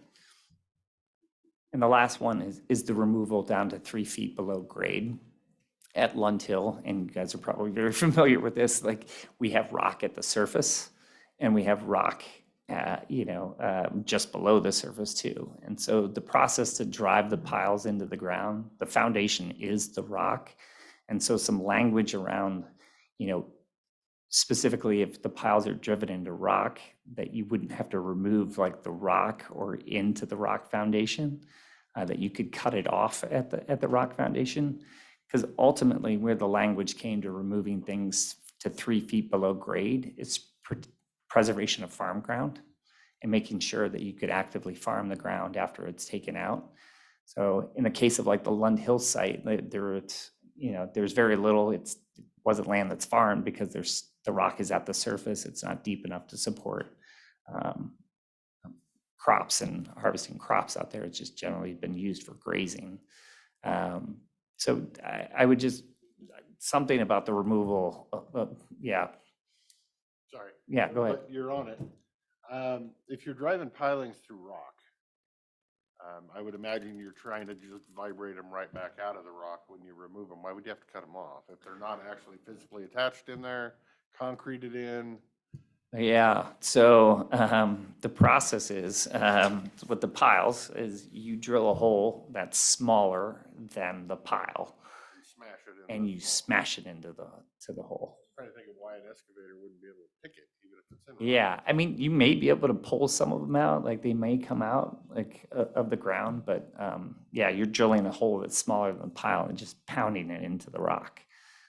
And that's what you're doing there. In other spots where you have soil, you're absolutely right. They're just vibrating them into the ground and driving them in that way. That's just direct drive. But every single pile at the Lund Hill Solar Project and the Bluebird Project, we'll encounter rock at some point. So we will be pre-drilling every single pile. How deep do you estimate the average bedrock is there? Oh, literally, it's at the surface at Lund Hill and down to 18 inches that where you're hitting rock or getting refusal at that point. So there are pockets that are slightly deeper, but like you're still drilling because you're still driving at least 6 feet into the ground. I'm just questioning the tillable farmland. If there's bedrock on the surface, it's probably grazing land and not tillable farmland. Right. And there wouldn't be a need to remove the piles to 3 feet at that point, right? Wasn't some of Lund Hill on tillable ground? Nope. It was all Just grazing. Okay. Yep. So maybe one consideration is just for the language is removing down to the bedrock or at rock and cutting it off at that point. Because really the 3 feet is to preserve farmable ground. And that's common language. My concern with that is what if the bedrock starts at 3 inches? Well, then you would just cut it off at 3 inches, right? But then I have all these steel piles that are left at the surface, basically.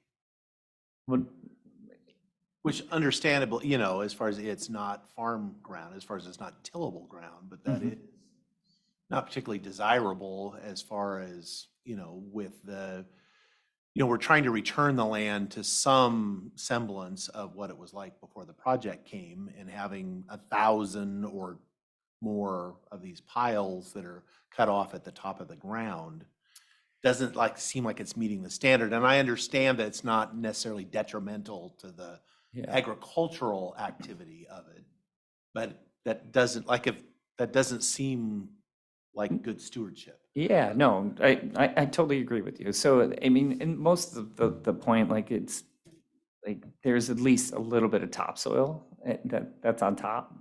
So maybe it's 6 to 12 inches of topsoil. So before hitting rock, and if it's helpful, I can provide you our geotech report for Lund Hill or for Bluebird, if that would be helpful too. I'm happy to provide that to you. But so there wouldn't be having metal piles sticking out right at the surface or at grade, right? So you'd still be excavating down a little bit to get to the rock and then cutting it off at that point.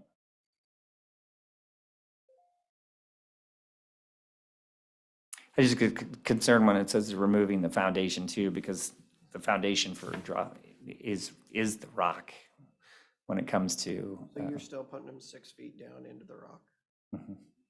Yep. Not gonna blow away. No, I mean, they do, after they drill them, each pile, or not every single one, but then they do pull tests on them because there's a lot of uplift from, like you can have wind. It's just like a giant wing out there, right? So it can lift up. So they have to meet those tests too as well.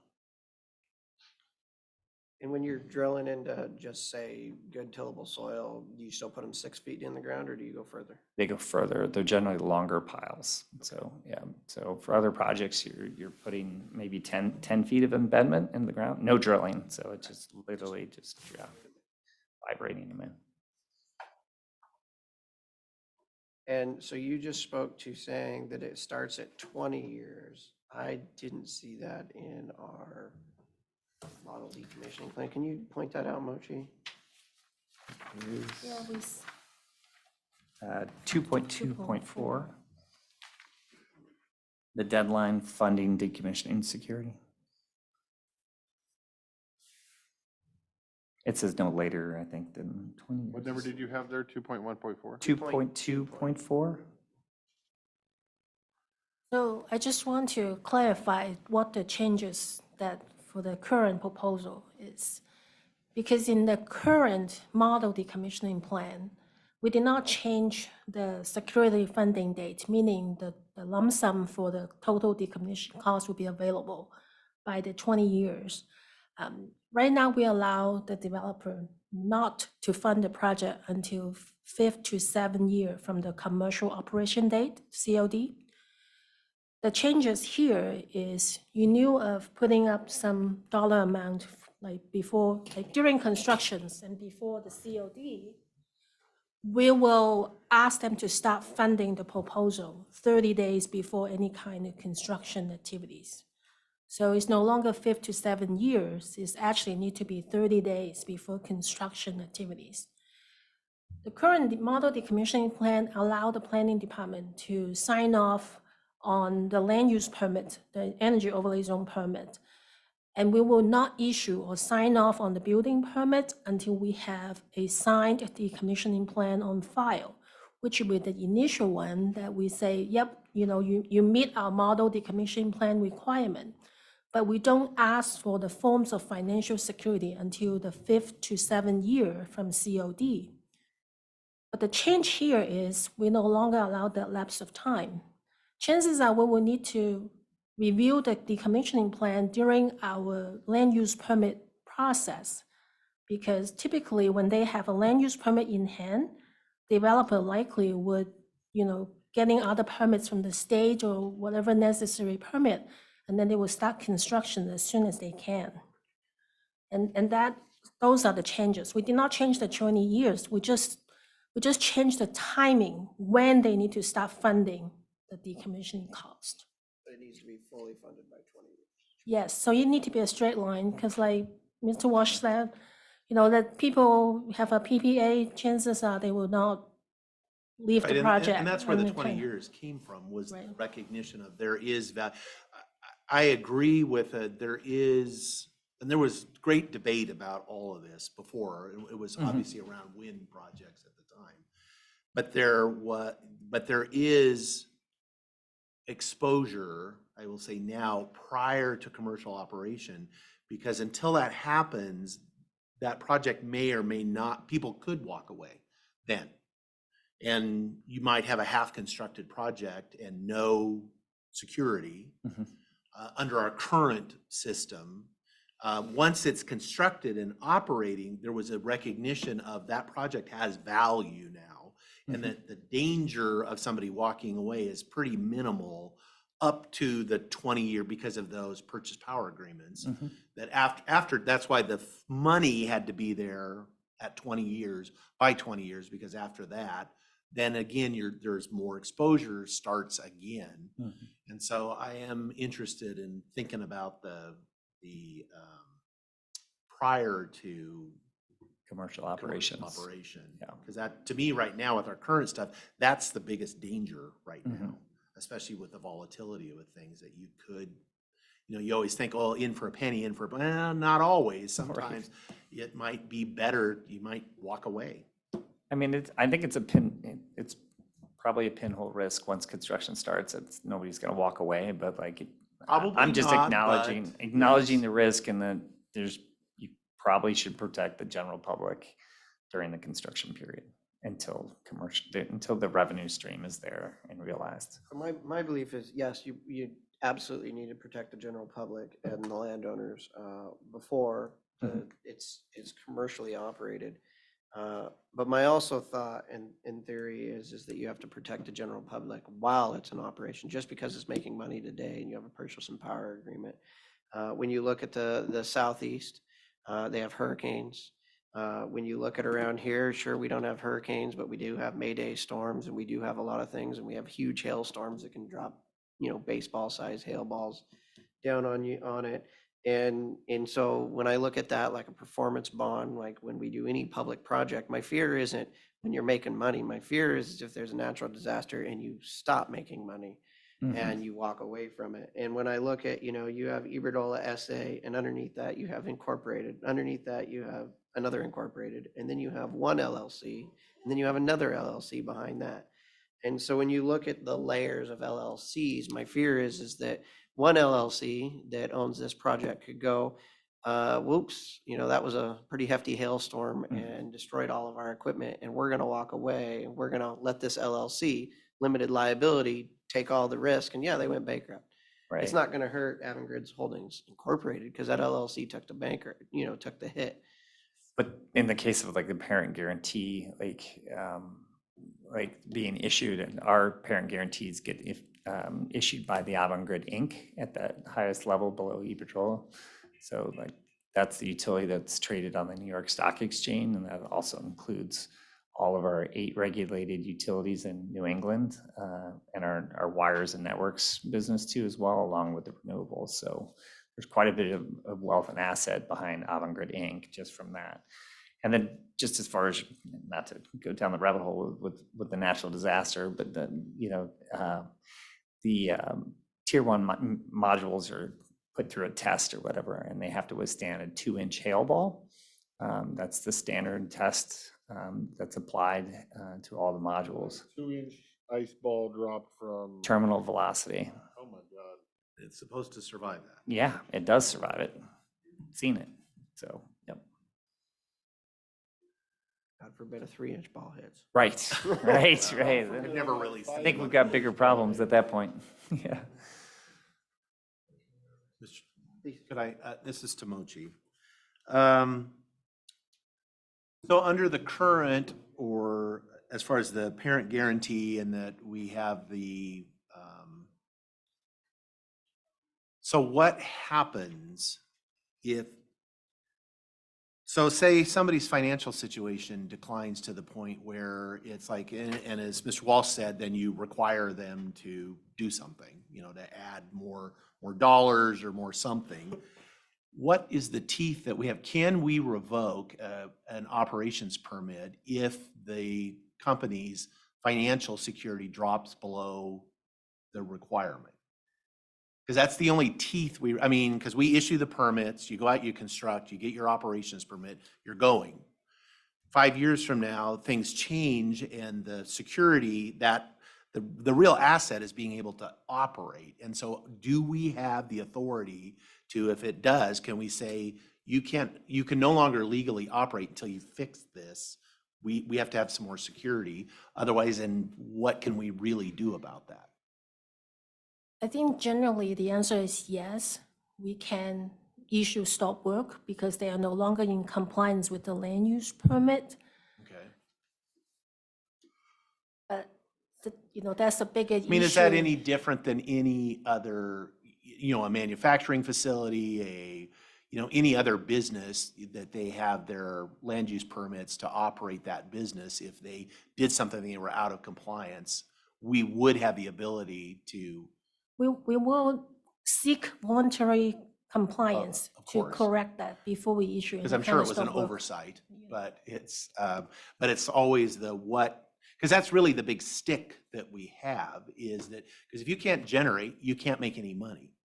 And so if we can, if we have a legal way to threaten the ability to continue to operate, whether it's a power utility or a, you know, an aluminum company, that's a pretty big stick. If we can say you're not allowed to operate anymore until you fix this. So I think that might be a question for Brian, is if county issue a stop work during, a commercial operation, what are the consequences? Are there any Gonna go out and consequences? drag black cloth over everything and shut the sun off, or? Yeah, no, I mean, it would, well, I tell you, we would act very quickly, right? So if we had to stop generation at a project, right, there's violations that would be violating our power purchase agreement and what we had to deliver. And then there are stiff penalties, monetary penalties under the power purchase agreement if we don't meet those minimum delivery requirements. But I guess my question is, barring us having the power to Physically literally go go out there after. and shut a switch off and put a padlock on it, we're trusting that you would shut the switch off and Mhm. not say, well, we'll fight you in court about it. But you'd be fighting in Well, court. I mean, Oh, yeah, you're gonna Right. be fighting in court. So that's Yeah, what I'm saying. there would- Is there really any teeth other than the? You're right. There would probably be a fight in court, right? And to actually shutting it off, but like the PR disaster that would come with a permit being revoked and at risk, and then the customer or customers that are buying from it are going to be concerned, which then we have our own requirements to adhere to under the power purchase agreement and otherwise adhere to all of the regulatory permits, conditions, laws like that are in the power purchase agreement too as well, that we'd have to adhere to. So, and that's, So, but the That's- answer is, that's the at language least in- in theory, it is revocable. It is, we can suspend the operational Well, I permit. think what you'd usually do is you just require a security bond. If their investment grade went down, then you'd say, give me a security bond. I know, and I'm saying yes, but I want the stick to be, if I say, yes, you've dropped below, you're out of compliance, we need a surety bond, Mhm. and you say, yeah, so what? Oh. I want to be able to say, you have to do that, or we will, because there's got to be a penalty to make you comply. right. Again, this is all academic. It's like, we've had wind projects operating now for 15 plus Right. years. We've not had this problem. And so, but we're speculating. It's always that we're trying to plan for the what if, Mhm. something that, the hailstorm comes with the 3-inch Sure. balls instead of the 2-inch ones. And now we got a problem. Yeah. We can't protect in every possible scenario, but we have to make some reasonable, I want some assurance that I have at least tools to Right. use to ensure compliance. Because it's really no different with another bit. It's like, you're not going to go out to the factory, you, Commissioner Christopher, and you're going to send them an order that says you need to cease operations. And if they say no, we end up across the street. Right. Yep. And Okay, anyway. we are blowing Way through time, to- way yeah. past time. What I would like to do is leave public comment open if my seatmates so choose. We received comments via written and everything, and I want to go over it and continue this public hearing if that works for the both of you. That's okay. I agree. I'm okay with that. I want to ask, we've obviously received all the public comment from folks and now from industry folks as well. Have we not received, this is a decommissioning plan. We keep talking about protecting the landowners, I haven't seen a single comment from a landowner that all of these, that we're supposed to be protecting. And are we, I'm forwarding everything that I received. okay. They're not worried about it or something because we haven't seen anything. I can't speak for all of the other competitors or their leases or whatever, but there's general protections for the landowner to seek reimbursement. if you had to remove the I facilities. know, but is there within the lease. anything in their agreements that prohibit them from commenting on this decommissioning plan? No. No. I didn't even No, think I of that. didn't. No. Okay. So a person could assume that's because, you know, that these, like if I'm the one that it's my land and you're doing this to, that to me says, I don't really have a lot of concerns with what the plan is. Like I feel fairly protected. Otherwise I would be in here. In some cases in the leases, like in our leases, what I've negotiated with the landowners is if decommissioning security is not required by the permitting agency or authority, then we're required to provide decommissioning security in place for the landowner for the facilities on their property. Okay. All right, All thank right. you, Mr. Chair. You good? Yeah, I'm good. All right, I'm good for now. thank you both. you. I mean, almost an hour behind. Before we take a short break, we got new business with the resolutions in the matter of rescinding the resolutions establishing the outdoor burn ban restrictions. We have people here in the room. Do either of you guys have problems with removing the burn ban? If it's. Because I the- know we've got Can I ask a question? no, we're past that. Why are you willing to have an open forum discussion with the solar company representative, but Sure. not the citizens on the Chairman. solar issue? Sir, we have moved on. Thank That's you very fine, much. but that's the trouble. You move on, but you don't want to answer the question. Sir, You had a we're- big discussion with this man from the solar company, but you won't have an open discussion with the citizens about their concerns. So part of the public hearing is for the board to ask questions of the people who commented or staff, and that's what just happened. Or you We could had ask the citizens We had questions too. questions for that person that commented. Can you tell me what your decision was on the decommissioning plan today? I got confused. You just moved on. What is your decision? We are continuing the public hearing until a further date, because we are going to, with no decisions. Thank you. Uh, All right? So you have no problems No, with the, continuation. Oh, with the No, burn ban, with the burn sorry. ban? It's my understanding that the fire chiefs are all in agreement, and I stand with the fire chiefs, so. Okay. I just want to let people get back to work who need to get back to work. So do you wish a motion, sir? Yeah, I would. Mr. Chair, we have before us a resolution in the matter of rescinding the current resolutions establishing outdoor burning restrictions within the unincorporated areas of Klickitat County, including burn ban zone 3, 2, and 1, or 1, 2, and 3, if that's how you want to do it. My motion would be to approve the resolution. Second motion. There's a motion and a second to approve the resolution. Any discussion? The only, yes. We took them zone by zone? Okay. You want them separately then? Nope. Okay. I'm good. It's, good. it's all for one and one for all. Well, yeah. Okay, so further discussion. What are we, the Musketeers? I would just like to mention that I'd been reached out by Mr. McLaughlin with Mount Adams Resource Stewards who are looking to do a controlled burn. And you know, you have a very small windows throughout the year, and this is something that's done by professionals for professionals. And I just like, you know, to be mentioned that when we write these updates, we need to ensure that these professional organizations can do this outdoor burning to pick the time of the smoke when it's going to be the least, I mean, either way, you're going to have fires. Pick the right time and the right conditions. And just wanted to mention that because I know he drove all the way here. With that, all those in favor signify by saying aye. Aye. Aye, motion carries. Sorry you had to drive all the way here. Well, you never know. You could have went the They opposite make these direction. little things, they make these little things here. Did you have a letter or anything with regards to that, Jay? You know, I can leave something with you guys if you don't mind. Yeah, please, for the record. Well, when we address revising the burn ban language Ordinance, this winter, we might need to. Yeah, and I'm sure Jay will be available when we have that discussion. All right, Thank you, sir. And Jeff, are you sticking around, Jeff, or you? Well, we're going to take a 3-minute break because we all need it. Some So of we'll us are be getting old. right back.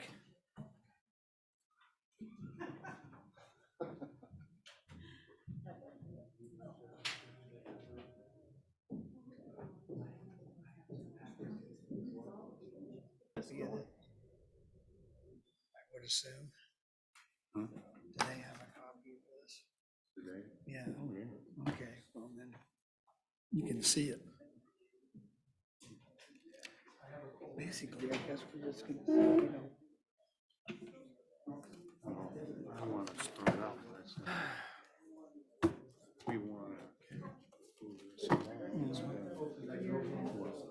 been, since I've lived here, 6 years, but the last 4 have been, and this year, I was hoping we You want to could get it do done. a quickie agenda and pay estimate, so like Jeff King can leave?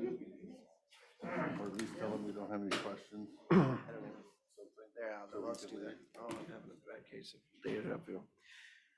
Okay, we are going to call this meeting back to order. And Mr. King still in here? Jeff, I don't think any of us have any issues with regards to the consent agenda. So if you want to get back to work. Yeah. Go back to work.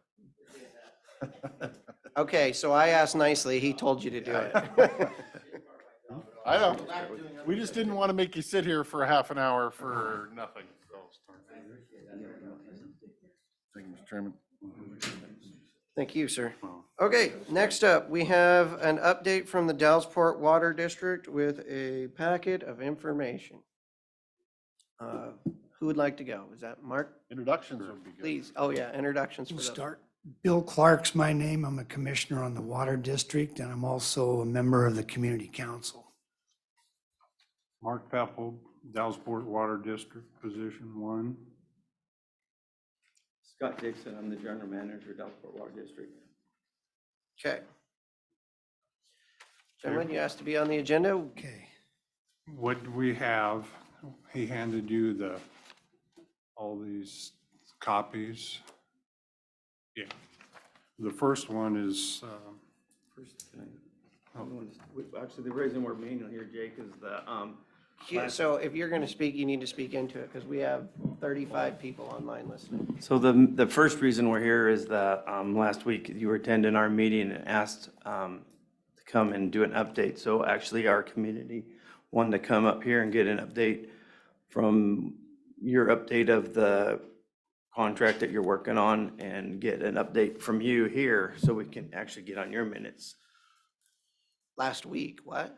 last month. Last month, when you said you want to update us where you're at on the contract, so I actually put our information together, but we wanted to get an update from you first, so in case we're on the wrong Well, I page. want to, you guys put together all this information. I'm looking Okay. forward to hearing it. So So- please. So the meeting you were coming to give us an update, Yeah, I was going to let you gentlemen know that, when I met with you a month prior to that, I looked into those issues, namely the belief that the airport was potentially backfeeding water from firefighting aircraft. okay, And then also there was the issue of the meter. And I wanted to give you guys an update on that. And if you'd like, I found that that professional company that does that firefighting aircraft, we've as far as we understand, not ever had firefighting aircraft that have tank drops of chemicals. It's always just been water out of that airport. That's why you don't see orange everywhere around the airport. And that they have, dual systems in order. The water gets dumped into the container, so there's no way for it to backflow, as well as there's always been a backflow device on that hydrant. And based on what you asked, then we went and put a second backflow on there. And then my other update is I believe Mr. Dixon is well aware that you came out with a company and tested and that there were found no leaks in the system. actually, there was toilets that were leaking. There was some toilets that were running, and that was 2 months prior to that. But when you came No. out, We found them we found them, there was one run-in, then we found several more actually in the hangars that's one of the other questions down here. We found several hangars that have toilets with no water meters. And as far as we thought they're dry hangars, and we've been trying to find out how they got connected, and nobody in the county, building codes, planning, health department, nor the public works knows who does the commercial plumbing permits. So we're trying to figure out how all those hangars got connected to the water system, which every water, it's in your packet, so I'll let him take it from there. But the in your packet, it shows that there's 14 unmetered buildings with no SDCs paid to the water districts. I don't know how many years they've been there, but there's several new ones. Every 2008, every building has to have its own point of contact. So anyway, I'll let Mark take that. That's in your packet further in. So I just wanted to get that update first. So that was the main reason these guys wanted to come in. We're going to give you this information while he's here. Please, whenever you guys are ready. Okay, this first one is, there's three options here.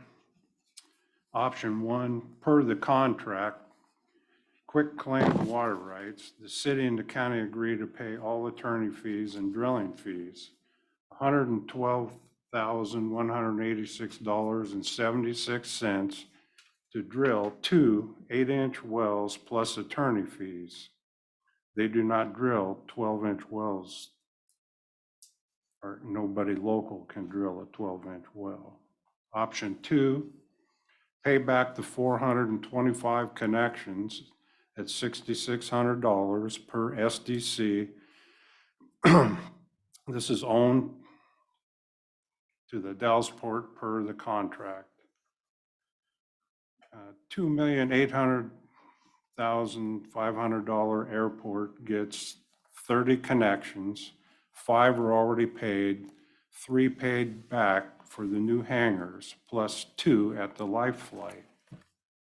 14 connections that have no SDCs or connect request plumbed to the terminal. A 3-inch meter with no approval. A total of 19 connected.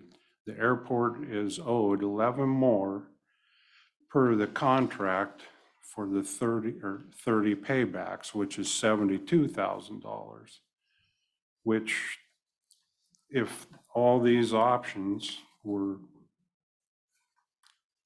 whichever one that, and this is a draft, we're probably going to approve this tonight at the meeting after this. $2,733,000 to buy out the 46% of the airport well would be paid to Dellsport Water. And we would then let whoever, the developer, the county, the airport, we wouldn't have to deal with this another 11 years. And we just want to get it done. Anyway, right now there's $92,400 of unpaid for connections at the airport that we're still looking into, which is the 14 buildings with no permits. And there's also 2 3-inch hydrants, or 3 fire hydrants off a 3-inch backflow.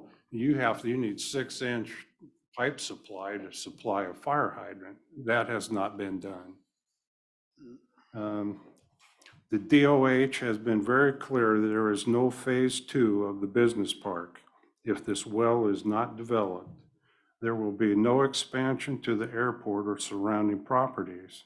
You can develop it yourself if you will, but you will need to submit a water system plan to the DOH, and they are backlogged 2 years. If this contract is continued to be broken and the DOH approval letter that the fire system is approved and isn't sent to the FAA, this is all the FAA wanted, and a letter has been given to the city attorney. The water district is requesting to be paid for the SDCs owed. We will be turning off all water to all unpaid SDCs as they were waived in good faith. The airport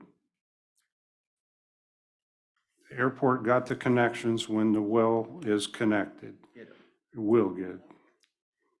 You will have requested payback on the DWD connections. These are all coming off the 97 connections we have at this time, but that's not minus the 14. So we're down to 14 less than that. The DOH is now aware of the activity on these unmetered accounts.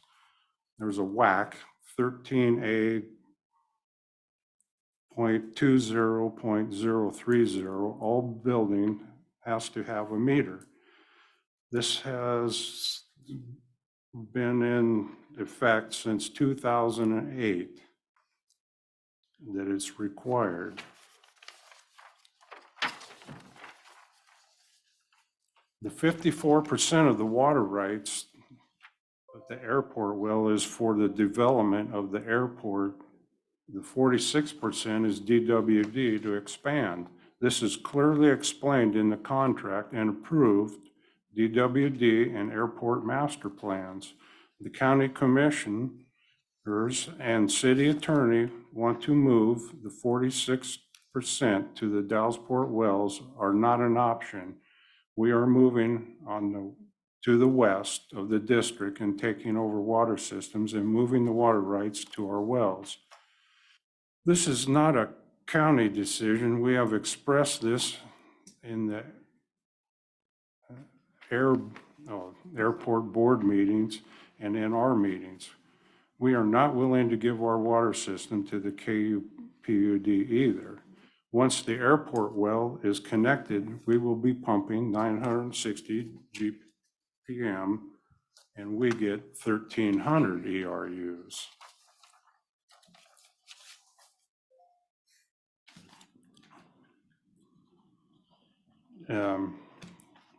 This next sheet, the purpose of this letter is to inform the Dallasport Water District Manager and Board of Commissioners and the Columbia Gorge Regional Airport is demanding payment of $18,834.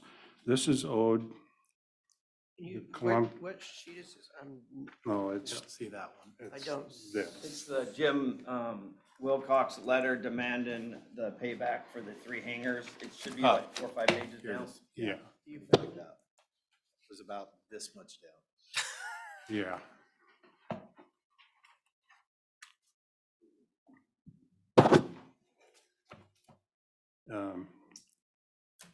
Anyway, the airport is demanding payment of $18,834. This money is owed to the Columbia Gorge Regional Airport in accordance with the water supply agreement dated the 16th of August, 2011. The sum of $18,834 was paid to the Dallasport Water District on the 29th of April, 2019 by Hood Technology Corporation for SDCs on the Columbia Gorge Regional Airport Business Park. The intended purpose of the SDC payment is for the airport to pay the engineering costs related to installing a new water system as outlined in the water supply management. And it's signed by, who's that? Lynn or Aaron Rasmussen and James Wilcox.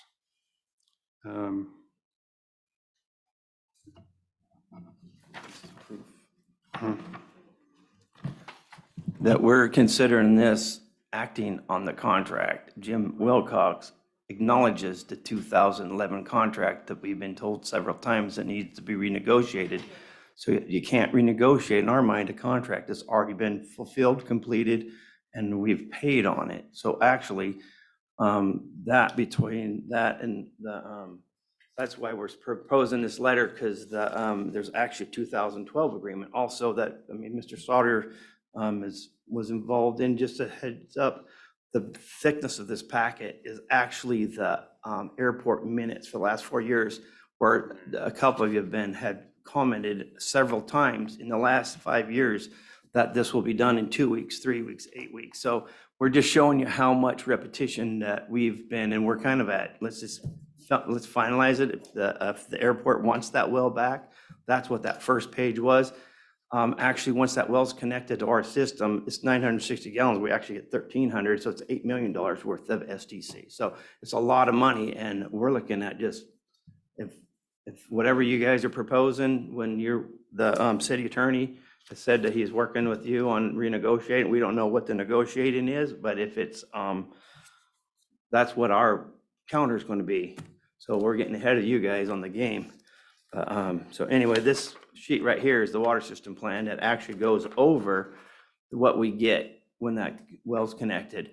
And Andy Savante was on the phone with me today. He is actually considering the airport business park phase, the old, as considered its own individual water system, because you guys have 15 connections now.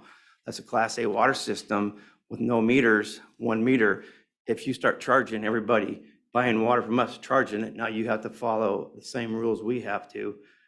So not having anybody connect with meters, it puts you guys at a risk of having certified operators. You have to, you can use our sampling, it was a good thing.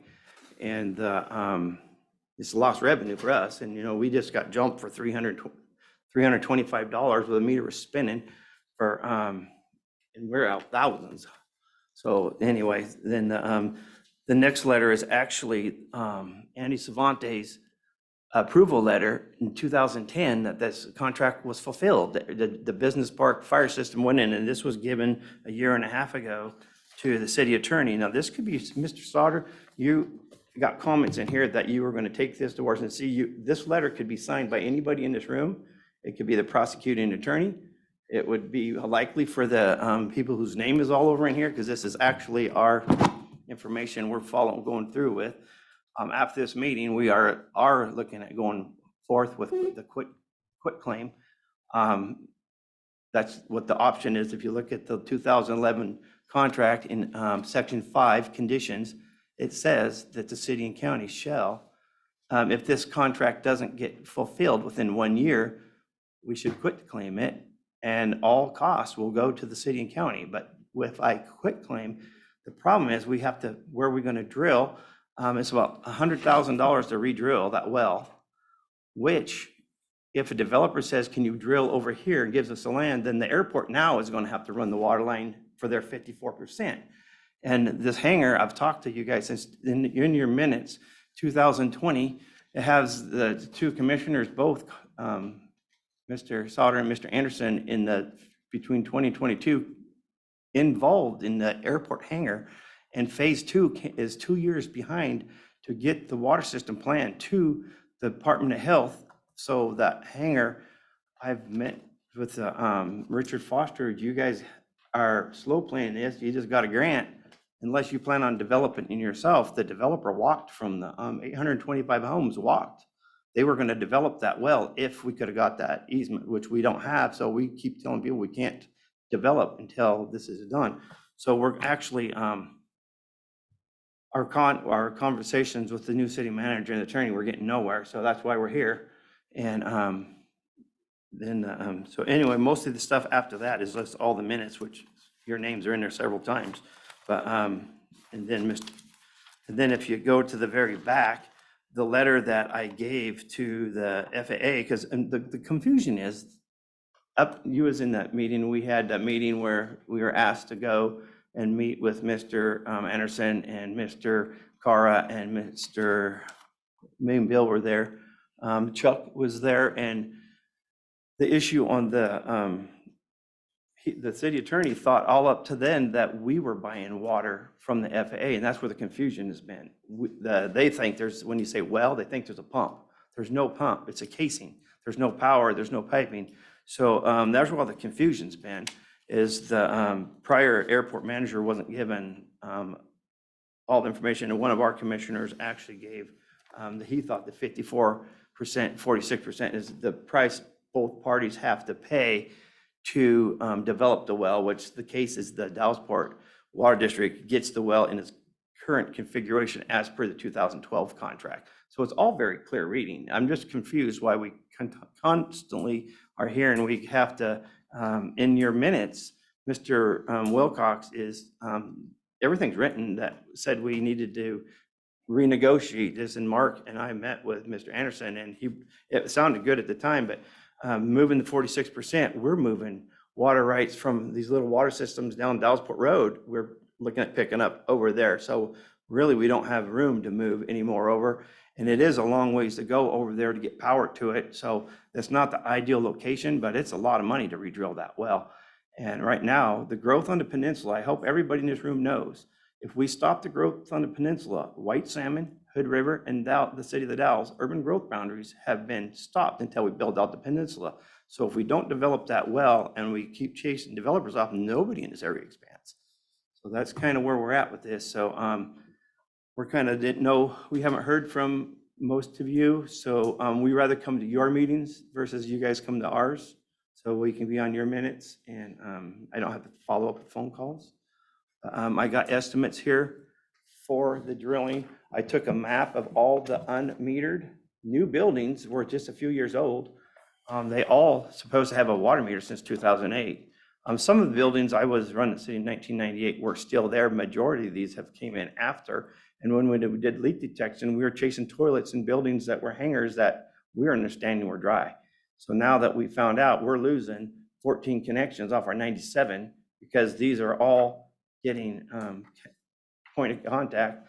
So, but no one's paid anything for them. And my question is, did they pay for sewer? If you have, there's no connection for water, they all have sewer also.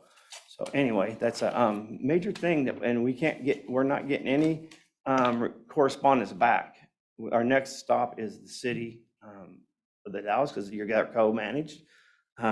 Anyway, so do you have more that, I went over that one too, so. But your agreement's 2011, this is the one that Jim Wilcox got the payback. And if we're not gonna get the water rights, we're owed that money back. Because those were like Mr. Anderson mentioned in our meeting, and I appreciate you bringing that up. But you don't pay somebody for your own SDCs. The well gets 425 connections once system's connected. And then once we have our 960, it's 1,300. So is there any questions you guys have? That's a lot, sorry. I do have a question as far as, well, several. Back to the, I want to start with the 14 connections in the hangars. And so you said there's toilets and stuff in there, so they must be connected to the wastewater. That's my question, because I called the health department usually gives us a form that we fill out for residential meters. Right. And what I found out, and this might be something you guys put on, who in the county does what we couldn't figure out from all departments, who does the plumbing permits for commercial meters? Those are all commercial, and nobody could give me an answer. But I see that Alpine went into the airport and connected, got plumbing permits. Sometime I didn't get the date because I had to do a public records request. How many did they hook up? But like I said, that terminal meter, that 3-inch meter was for the terminal building and a couple hangars because they had a restaurant. They talked about years of downsizing it. Unfortunately, the DNR building is right next to the water main. Why don't they have a water meter? And that's not that old of a building. And how do I turn off EMS building for non-payment? Or there was issues with the cross connection. We did resolve that. I appreciate that. But the backflow preventers to this day still haven't been tested, and they didn't have one on at the time. That was something that I resolved with the manager, and I appreciate that we didn't resolve that last month. As far as those 14 buildings, I haven't been in every one, but we found 3 of them with running toilets. I brought leak detection in, 3.5-hour drive. All it was is check the toilet. So it was kind of embarrassing that all it was a drippy toilet. The first one was a urinal, and that it did 80,000 gallons in 3 weeks. And, that Was that in the terminal building? I'm not sure where they found it. I actually didn't know what, Darren Laycock found it. He didn't say where. I think, I believe I see at least one person. Is there anybody from the city on or the airport manager? I'm here. This is Jonathan Kara, City Attorney for the City of the Dalles. Okay. And then, is Jeff Renard on? I understand, I believe that Jeff Renard is at an aviation conference, but he might be on. Okay, oh, he can review the, so, I have not given the city these documents, but if he wants them, I'd be more than happy to give him a copy. He's got, a lot of these letters he's got, but I will give, I know he's got the contracts, but as far, I don't think he's aware. I don't think the city's aware of the connections. We just found these out during the leak detection. I did send some information, which we haven't, this is the packet. It's overwhelming. You go in the airport minutes and you guys can read it all too. I just clicked through every single, and anything had to do with the water district and whose name it's on there's a little cheat sheet if you don't want to read them all. If you want to just see your name, there's a cheat sheet that has all the, Yeah, there's a summary sheet right here with Right. the And last that's the 4 one. years. so Mr. Dan, your name's not on any of them. So I think these guys were both on the board. They've both been on the board in the past. so let me go back. You said many things about many different subjects in rapid fire. I thought I had 3 minutes, sorry. Well, that was a while ago. No, that you're on the agenda. We have as long as we need. At Oh, least okay. until. Sorry. So your statement you said earlier, let me get this right, is that you're going to invoke condition 5 for a quit claim, and that's what you were looking to do this evening? That is the direction our board and that's one of the directions. I really don't want to go that direction, but we're not getting anything back. You and if Jonathan's on there, you and him have met, and when I talked to the city manager, he said he's waiting for your guys' response back, which we're sitting here today. We're not willing to negotiate, so we don't know what we're negotiating.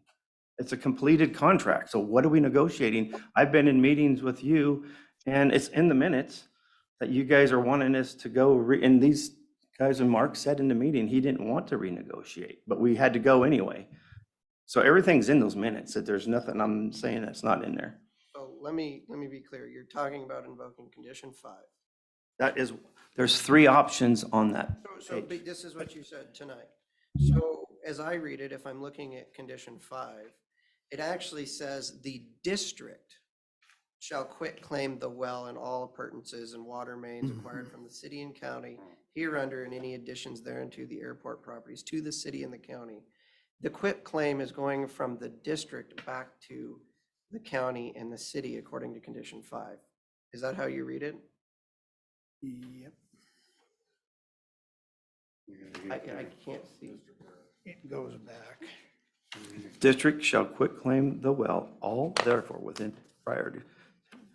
So basically, we would quit claim the water rights, what I read it, and you guys get the well back, but we got the water rights. And that's where I put in, No. Quit claim is the water rights. correct. Okay, so what you're saying is condition 5, if you look up above that, and it says that if Washington State Department of Ecology, which we have not been through yet, or any court of competent jurisdiction to be legally valid for less than 300 acre-foot per year and 400 gallons per minute of continuous year-round water rights for municipal purposes. Only if the courts deem that the water right is not valid for that much availability, then you would quit claim the water right back to us. Your statement that you're going to invoke condition 5 of requiring us to quit claim it to you is not written in there the way I think you're seeing it. I guess that's up to the courts to decide, because we don't want to go that route. And we've been very clear about that. But the thing is Mr. Sauter probably knows more about this than anybody, because he was the one that I think helped generate this contract. And that was what I was, when I first got on this, which to me, we don't have the money, and it's a lot of money for you guys when it is a simple, there's one letter. That's when I got jumped pretty hard for getting a hold of the FAA when I was told by the prior manager they don't want nothing to do with it anymore. When I contacted the FAA, they said just set somebody of authority, send a verification that the contract has been completed. Now, Mr. Wilcox's letter requesting the money, we acted on the contract that he acknowledged. Also, Andy Cervantes, the Department of Health's approval letter has been given, and Jonathan on, and if he doesn't have it, I have another copy. And you got, he's in the same, I'll send him a copy because he's in the same minutes. That this was gonna be 2 weeks, and I was told we hired, the last meeting we had, we hired a FAA specialist that the city gave $30,000. And we haven't heard nothing from that. We haven't heard nothing. And so I kind of think as long as this has been going out, it's making the FAA confused when all they needed was a completion letter. So my question for the other commissioners, are you guys also wanting us to renegotiate this? Because I was told by members of the other members of the community or the county that we weren't supposed to be talking about renegotiating. So, and I just don't understand, is that a board decision? Because when I got a hold of the city manager, he made it sound like this was what he thought was going, and I'm not for sure because it was a quick conversation, but I personally have no intentions of renegotiating.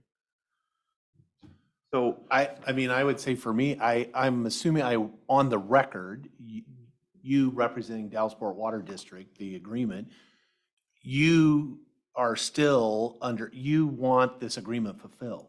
Right. that's why we've been trying. But if it's getting so long now, No, I just, is it really, do you guys want us, some of the minutes you guys have that, I think you was in it and Chuck was in it, that you guys, when our previous, it was pretty aggressive, and you guys were looking at shopping other places. I mean, there's a lot of good stuff in there. So I don't know if that's where we're at to this day, because I've been bending over backwards trying to, No, I mean, in my view, as we did in 2011, I was one of the signatories to this agreement, and as far as I'm concerned, it's binding and we need to perform.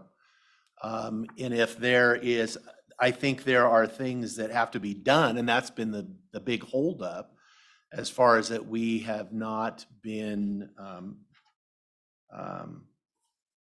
I don't think we've delivered what we were supposed to deliver, meaning that we were supposed to transfer that water right. And we have not, to my knowledge, we haven't attempted and nobody transfer has, the water right and been told, no, you can't, or, said no by the FAA. And I understand the concern as far as with the FAA and the funding and everything that we and us as well, is that we don't want to get crossways with the FAA. But I think we're, in many ways, we're putting the cart before the horse, where we're assuming we have some big problem, which I mean, to me, I think when you were talking about the minutes and, 2 weeks or 3 weeks, because the airport board for years and years, for one thing, the airport board was surprised, it's like, we haven't actually already done this? I thought we agreed to do this years ago. It hasn't been actually finalized and done, and it was not because we changed our mind. You can't change your mind in an agreement. Otherwise, it's a contract. We have a contract, and we agreed to it. And unless, I mean, there were provisions in here, if it couldn't be done, if there was some problem, then that's when it gets back to the quit claiming, and basically the parties get out of it. You can undo it if you've tried to do it and for whatever reason you can't do it. I don't think we've done that. So I think we need to try and then go from there. At least that's my opinion. I signed this agreement. I thought it was a fair, equitable agreement in 2011. I still think it's a fair, equitable agreement in 2022.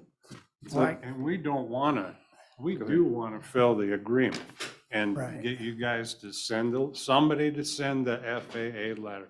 You could sign it, or the prosecuting attorney could sign it, that the contract is fulfilled.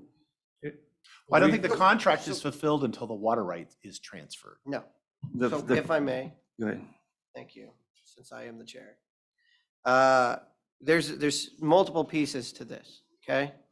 The first piece is the revenue diversion policy that is clearly written into both of those contracts that we have to get the buy-off from the FAA because this water right, in essence, is owned partially by the That's FAA 100% because it's correct. on their property. We have to get that in order to transfer the water right, okay? In order to quit claim the water right. We can do other things and there's other options.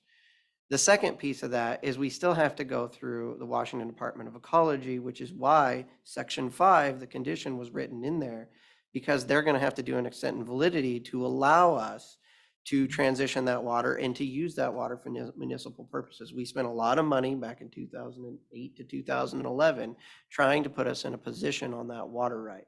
But at the same time, they could come up with an extent and validity that is less than 300 acre feet and 400 gallons per minute a year, in which case you'd have to quit claiming the water right back to us. We also have the issue of the place of use of that water right, which currently can only be used on the airport property. Okay, so we have to go through multiple processes in order to get this done. And in stating, I'm looking at your number 1 and number 2. So I'm going to go back to that. When you hook up these new buildings or these new water systems up the road, right? Are you going to require them to pay SDCs when you hook them up and take them over? Yes or no? The little ones down Dellsport, that's a no that I was told. I wasn't involved in that project, but I'm pretty sure they were switching water rights for their SECs. So now I ask you the question, when the water district took over the airport terminal building and that 3-inch meter and everything else attached to it, would you at that time require them to pay SDCs? It's the same thing, yes or no?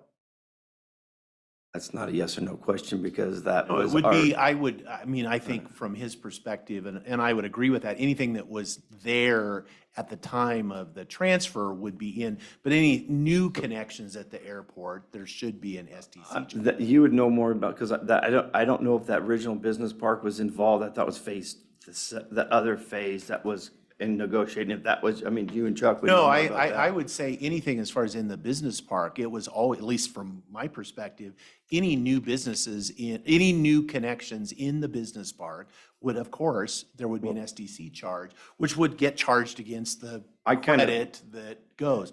As far as those ones in the hangars and stuff, that's. I kind of No. would think that since there's 14 of them plus the 5, though they all get meters, I would assume those would come off the 30 is what I would be assuming.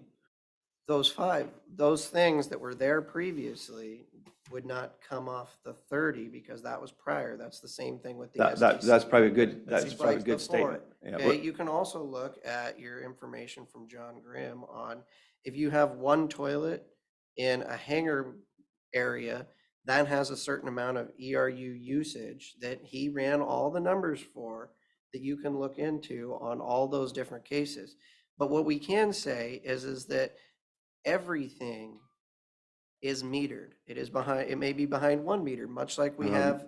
That's not correct. Department of Health oversees that. John Grimm doesn't. And I've asked you before to give him a call because Andy Cervantes signed off on the business park as he was told that well was connected. Okay, so again, I'm not talking about that right now. Let's not get confused. Well, I'm kind of trying to answer your question because that's not what I Okay, hear. everything on the business park that has been built is metered on its own meter, yes or no? No. It's on the business park. Well, you just said there, the new business park, yes. That's on the business park. But That is the business he just considered the other part as a business park also, which I call that the terminal. That's the terminal. That is not the business park. Okay, so yes, everything in the business park is metered. So And with 5 of them, you guys got Okay, paid back. My next question, anywhere else on your system or Goldendale system that you know, or the Dells, because you worked at the Dells, are your fire hydrants metered? No hydrants are metered and hydrants aren't supposed to be metered. Okay, They're supposed to be up. You're not supposed to charge for fire flow. Correct. That's now on the record. Thank you very Yeah, much. well, actually, we don't, So the meter that goes, kind of like over here at this building, we're Mhm. dealing with the city of Yep. Goldendale right now. We have a 4-inch meter going into that because the Yep. fire hydrants are connected to it. and they should do a tattletale meter, you should take that off if they use them for, unfortunately, your fire hydrants, this is another sore subject. You just guys built a fueling station. And the fire system was approved with no fire flow, and those 3-inch meters can't sustain a 3. It has to be a minimum of 6. Okay. So So that we're is getting a off whole nother topic subject. Yet again. You're asking me about fire hydrants. Trying to stay on the topic there. And that is that we have a 3-inch meter that's providing water service, and everything that goes through there is being metered. Okay, in Everything. that terminal complex, whether you call that one building or a complex of buildings or whatever, that's all being metered. In that new business park, everything that gets hooked up has a meter. Yes, the 3-inch meter, I just put a low flow bypass when I found out. So yes, as of last month, But again, it's everything had a is. meter. It may not have had a low flow meter, Yep. and that could, we can go play that game. But again, everything is being metered. Per your description, per the law, what is in front of you, 2008, everything has to have its own meter. You can't, you basically, what's happening right now, and I'll repeat myself, you're considered after 15 connections, if you guys are now turning around and billing everybody, you're a water district. So however everybody's paying in there, now that you have 15 connections, you're a water system. You need a certified operator. So there is, to me, I wouldn't even be bringing up how many, if you're acknowledging it, because then So are you saying we're a water district now? if you sell water in the terminal building, because you're buying water from us, if you turn around and sell it, you will fall under, then you have to do a water master plan, water system plan, hire a certified operator, and you have to follow the same rules as a water district. We're So, not selling water. so no one in the terminal building is paying you guys for any water? Is it tied onto leases, or, because one of the questions that was brought up to me is, That's all owned by the airport. Okay, we're not charging the water. It's not, as far as I know, unless something. well, we're gonna, just a heads up that we're still looking into that. That wasn't what our focus is with today. Our focus was getting this water right and the nitty-picky about the waters. The main thing is what our major issue is, March 15th, back page. I'm sorry, I have no idea what page you're talking about, where. Just on the handout online. The handout. It's the handout that has all of your guys's, it describes, so you don't have to read all the minutes. So the very back page, March 15th, 2022, the Dallasport Water District Board the board and the manager attended airport board meeting. It states that we actually, we were to meet with Jonathan McCarr, the city attorney, and with Jake Anderson. You was on video at this one, and Mark Pinnell said he's not willing to meet to renegotiate. And we actually, when we went to breakfast with you and we talked about this, the 54%, then we realized that it wasn't something that we could really move. It sounded good, but we did meet, and but we didn't meet voluntarily. We were told, and it was brought up in the meeting, the only way we're gonna get this resolved is if we meet. We are not in and I didn't want to be here. These guys were, I mean, you can tell them this part, as far as they're negotiating. Well, yeah, the day after that we met for breakfast, that was to meet Scott and try to promote this to get on the agenda again to get done. Well, the day after that, I did text you that we don't want a new contract. We want the one that we had. And that was the first meeting with you. And then since then, you've come to our meetings and gave updates of what your projects are on the water system.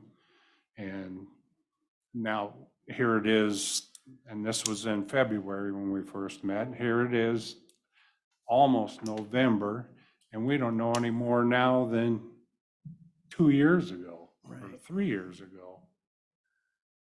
How can that happen? I mean, Mr. Sauter's been at our meetings several times. I know Mr. Christopher hasn't because he's new.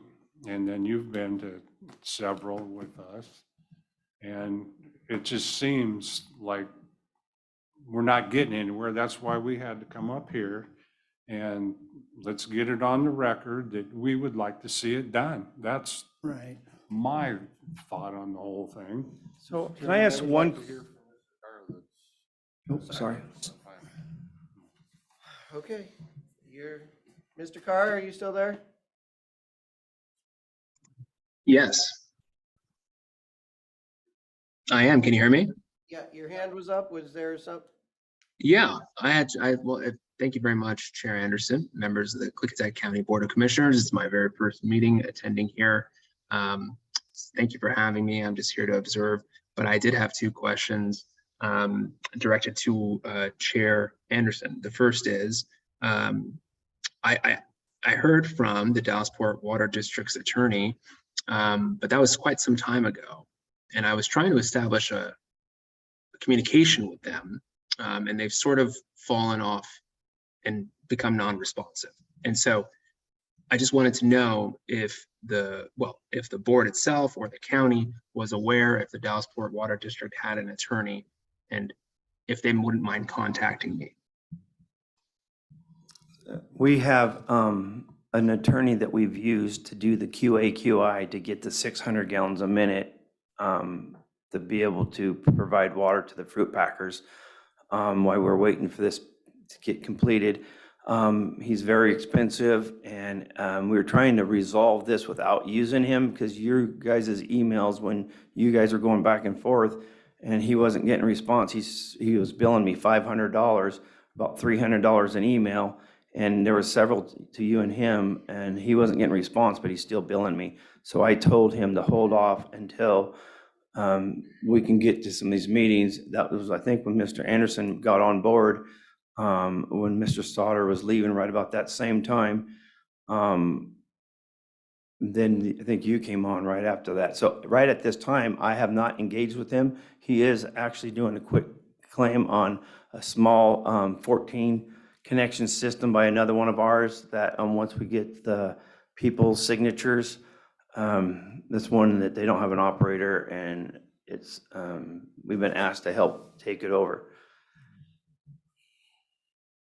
But at this time, we aren't using him until we get our thing today is if you and Jake are having a hard time, and some of the stuff that Jake brought up today, I'm not aware of, because when I talked to FAA, they said all I needed is a letter that I gave you. I'm kind of hearing that I was under the understanding that you have to have 3 commissioners agree for one to move. We've had similar incidents, so that's kind of why I wanted to find out if what we're doing, the 3, you two with us meeting with you, we were in the understanding that the airport board is an advisory to the county and the city, and what the feeling I'm getting that they don't know that we're having all these meetings to renegotiate this thing. So that's the last we were with you. You were going to send a letter, and you were hiring a specialist. Yeah, I think it was April of 2022 when we had that meeting at the airport. And there was supposed to be an attorney hired for litigation with the FAA, and I don't know whatever happened about that. As far as I know, nothing. But as everybody said here today, I mean, this has dragged on for years and years and years. I've been on this water commission for 2 years. This was a real problem before I got there. And it's been a problem for 2 years, and it's continuing to be. I mean, we've been told time and time again that, oh, we're working on this. We'll get back to you. You know, I will have an answer on this, 2 to 3 weeks. That's what I was told back in April. What happened? I don't know. But that's why we're here. We've got to get this fixed. The hangar is the big thing with the college, and I don't know why it's more concerning for us than you guys got the grants, that you cannot develop the hangar without phase 2 of the fire system. So if you have another plan, that was my number one concern, because Everybody's asking me about this hangar, and I know nothing about it. I just know you guys got some money, or got it approved, which, and then as far as getting the water system developed and designed and implemented, I mean, it sounds like, I don't know what you guys' plan is, but as far as the contract, that's why we figured if you guys want it that bad and you don't want to honor the contract, to us, it's a breach of contract. And if that is or isn't, this has been several years. And what people don't realize, it's $50,000 a year that Dallasport residents are paying for the fire flow for the airport. And to have an attitude towards us, these guys are being very cordial when this is, $50,000 a year and people don't want to raise their rates. So we have to raise the rates to pay for the fire flow. And then we turn around and give you our SDCs that were ours, and they're not refunding them, which we can pay another tank payment.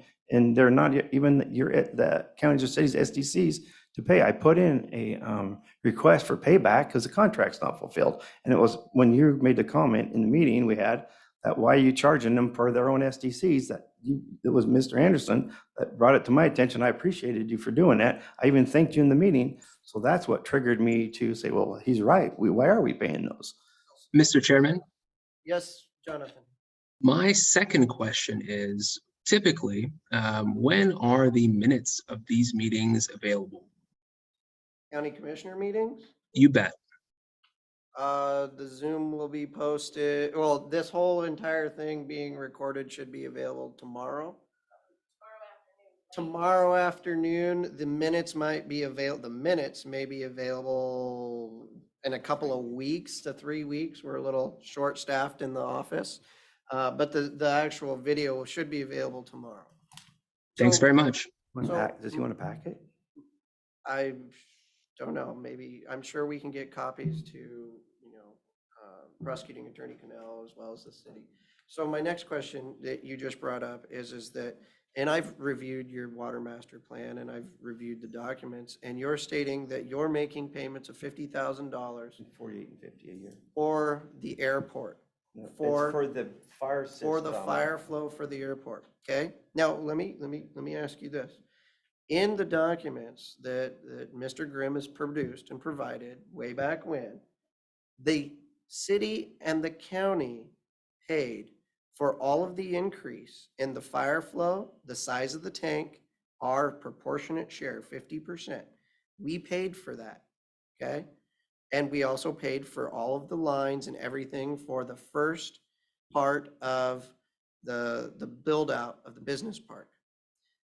You guys paid for, as I understand it from Mr. Grimm's documents, your proportionate share of the improvements of the pumping plant and that water tower so that you can provide fire flow to your people everywhere that you are in, according to your water master plan, all of the updates that you should be doing to your water line so that you can provide fire flow to the Dallasport area. Is that true or is that not true? That's negative. What I read in that and what it was that Mr. Sauter was involved in this one also, and this is how you read it, how I read it. So it was $869,000 that Dallasport Water District paid. 369 was for the, or 300 and something thousand was for the upgrade of the treatment ATEX system. We had a matching $539,000. I'm quoting up memory, so I might not be exact on the numbers. We matched you guys. And in turn, we were getting the, it talks about it in the 2012, what we got for matching. That's why we got the water rights in the well, because we were never, this is where you don't develop before you get the developer's agreement. This was for the Roseland development. And so we put in all the infrastructure, it never came. So we were supposed to get the connection fees to pay ourselves back. It was never intended to go out 10 years for us to continue to subsidize. The fire system is 1,500 gallons a minute for 2 hours for the business park. So we had to upsize the reservoirs, which we put in a metal reservoir instead of a concrete, cost twice as much. So the thing is, the Dallasport residents are paying for the 800, so 300,000 was ours, 500 was matching on the project. So it was for the business park. The treatment was for the iron and manganese removal system. And on the treatment, we discussed at the airport before your term, and I think Mr. Sauter came into our meeting, and I have the follow-up minutes in his packet. that we did the QA/QI because we didn't meet fire flows. And they only had one well running, which we got two running. And the only way to meet fire flows was us to be able to pump QA/QI that combined our two 300-gallon-minute wells. And that wasn't, it basically is putting stress on our ATEX. So we were told if we do it, we were approved a landfill grant for $200,000, which I'm not sure how it got denied, but that was the money we're planning on using to put in the ATEX. We lost our well last year, forcing all that water through that 500-gallon system. And the water system that you're describing was for the business park when, I'm not sure if Mr. Stoddard came to the Dallasport, but in 2011, city and county came to Dallasport and asked, would you provide water to the business park? And that, wasn't there, so I'm like you, I'm guessing. And that's what I was under impression of. They came to us and we went and put the system in, got the loan, got the funding, USD funding, but Dallasport residents are stuck paying for it each year, each May, $48,000 to $50,000 for the last 10 years, total of $450,000 they to this date have paid, because there's no reason to this date that anybody could tell me that they haven't we can't send that letter off. And I challenge Mr. Sauter before he retires and moves on, that he takes this and sends a letter. It's in your packet. That's all they asked for. I'm not sure what you're coming up with, because I taught FAA and Ian said all he needed was proof that the fire system was completed. As far as the ecology and all that, that is something that my question is, where we're at with this, why we're here. I'm not sure these two commissioners know. I'm told that one commissioner is on his own. That, to me, Jake, I'm not sure if that's illegal. I mean, there's Worthington ethic rules that you have to have the board approval to go out and do these things. The city and the county both, or I mean, the city, they're under the impression that you guys are leading this thing. And I said, well, I'm not getting that when I've talked to other people that are involved in the Mr. Dixon, project. So right now you're questioning my ethics. If these two guys are actually asking you, because I just heard from both of them said they don't want to renew the contract. Me and Mark have met with you. So let me be very, very clear. Okay? This has been going on for 10 years. Correct. And the reason that we are right where we're at right now is because that the FAA has a revenue diversion policy. And the FAA has to be very clear that we do not give property from That's 100% correct. bit away. That's where the confusion was at the beginning, yes. So stating, your statement to that all the FAA needs is that the fire flow was provided. That is not the revenue diversion policy. That is not the emails that we have between us and the FAA and the conversations that we've had between the FAA and us. What the FAA needs to know is that if we quit claim deed to you, that entire water right, that the airport, thus the city and the county, got a commensurate amount of value for that. And that has been the holdup. That's correct. Okay. And I've written 5 letters to them and explained it. Okay. And that's been our holdup. So the problem that we have, okay, and the only reason that we would need to renegotiate or work on this is that the FAA says simply, no, we cannot see any dollar value or any exchange of value for this water right that has been quit claimed or is going to be quit claim deeded over. Okay. Mr. Cara and the prosecuting attorney Cannell are working on this. So that would solve a lot. Nobody's contacting us. We have no communication. We don't know anything about any of this. They won't return calls. Yeah. The PA has. FAA never, we never got anything. We got another board meeting. So after this, so there's a bunch of different ways that this can go, right? If the FAA goes, absolutely, you made a great case, which is why the city asked to hire this high-priced person who works on the revenue diversion policy, and the FAA goes, yep, looks good. Then we can quit claim it over right then and there. They did hire that attorney?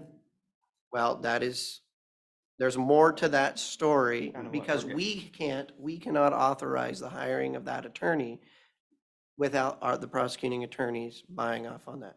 But let me get back to where we're at though. From that point, because I know you guys are talking about wanting $2 million and all this. But at that point, if we quit claim it to you, then we still have to go through the Department of Ecology to change the place of use. Okay, we, at this point, based on what you're writing, we would then also need to change the point of diversion to 2 different places, okay? And at that point, if you can get all of that through, then you can start using that water, okay? This is, the law, the water rights, and how everything works. Now, if the FAA says, we can't see that you got value for that water, you got nothing in return. The big building and the pump station and all the lines were no different than if a different developer came in. We don't get to count that money towards the water right value. You understand? Because we were a developer and we paid for the increase in the system and the development. So we have to make, it's a very difficult case to make that we got paid for the value of that water and that water right.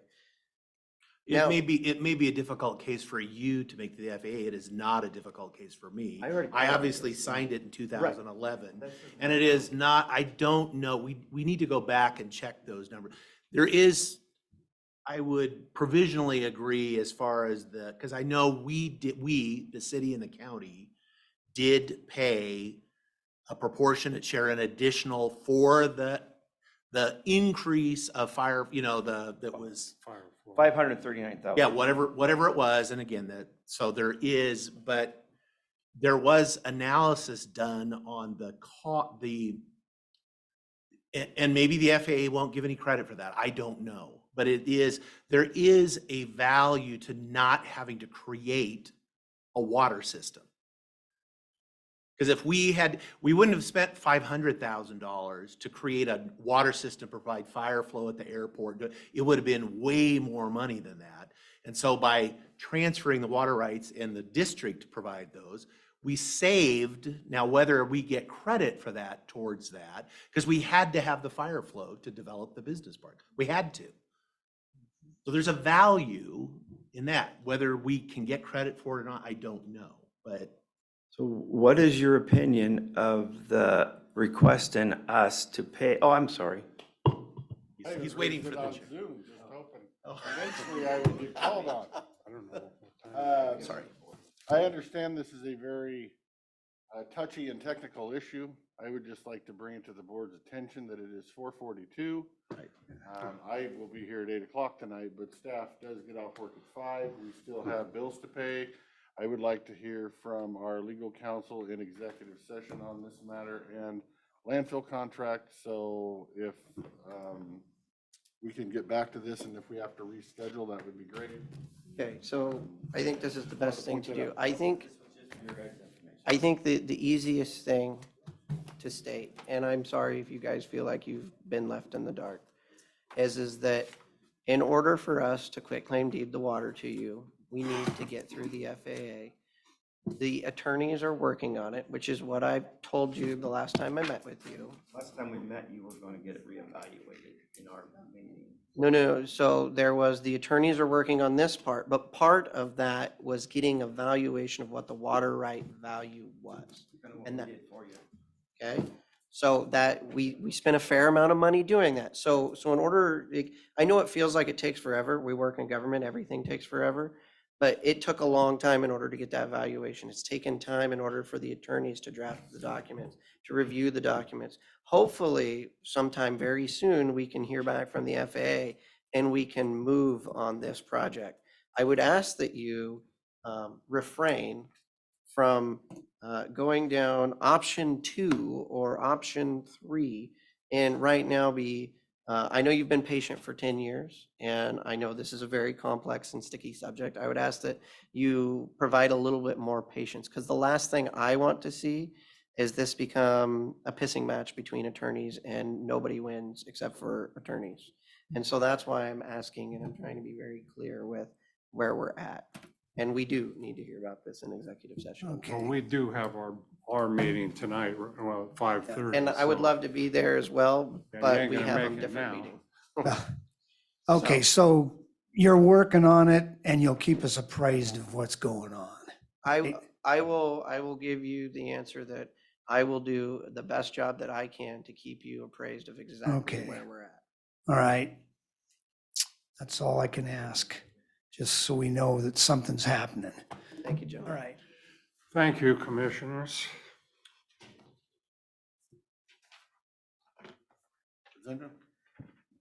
Consent, please. Mr. Chairman, I move that we approve 8 consent agenda items. I'll All second the 8. motion. There's a motion and a second to approve the consent agenda. All those in favor signify by saying aye. Aye. Aye, motion carries.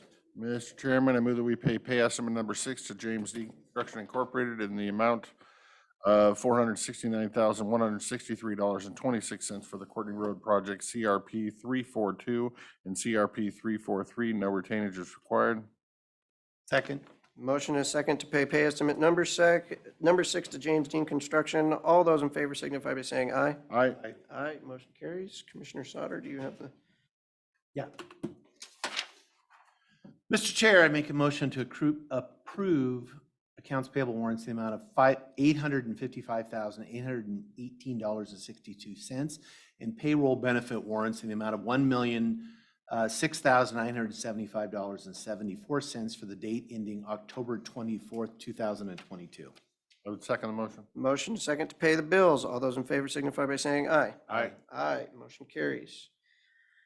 Okay, board pending, is there anything you gentlemen would like to do in open session, or would you like to? I don't have anything in the That needs to be, time sensitive. okay. Commissioner Sauter? I'm good. Okay. How long do you think we're gonna need, sir? 20 minutes. Okay, for everyone, thank you all for signing in. We are going to enter into executive session for 20 minutes. We're not gonna turn Zoom back on because we're not gonna conduct any more business. We will just adjourn. So the Board of County Commissioners is going to enter into executive session in accordance with RCW 4230-110-1-I to discuss and threaten and pending litigations. Issues of a general nature will always be discussed in open session. Thank you all for signing in. We will see you all. And before that, let everybody know that the Board of Klickitat County Commissioners will be attending the Klickitat County Economic Development Authority meeting at 6 p.m., which will be held in the County Services Building at 115 West Court Street, Goldendale, Washington, downstairs.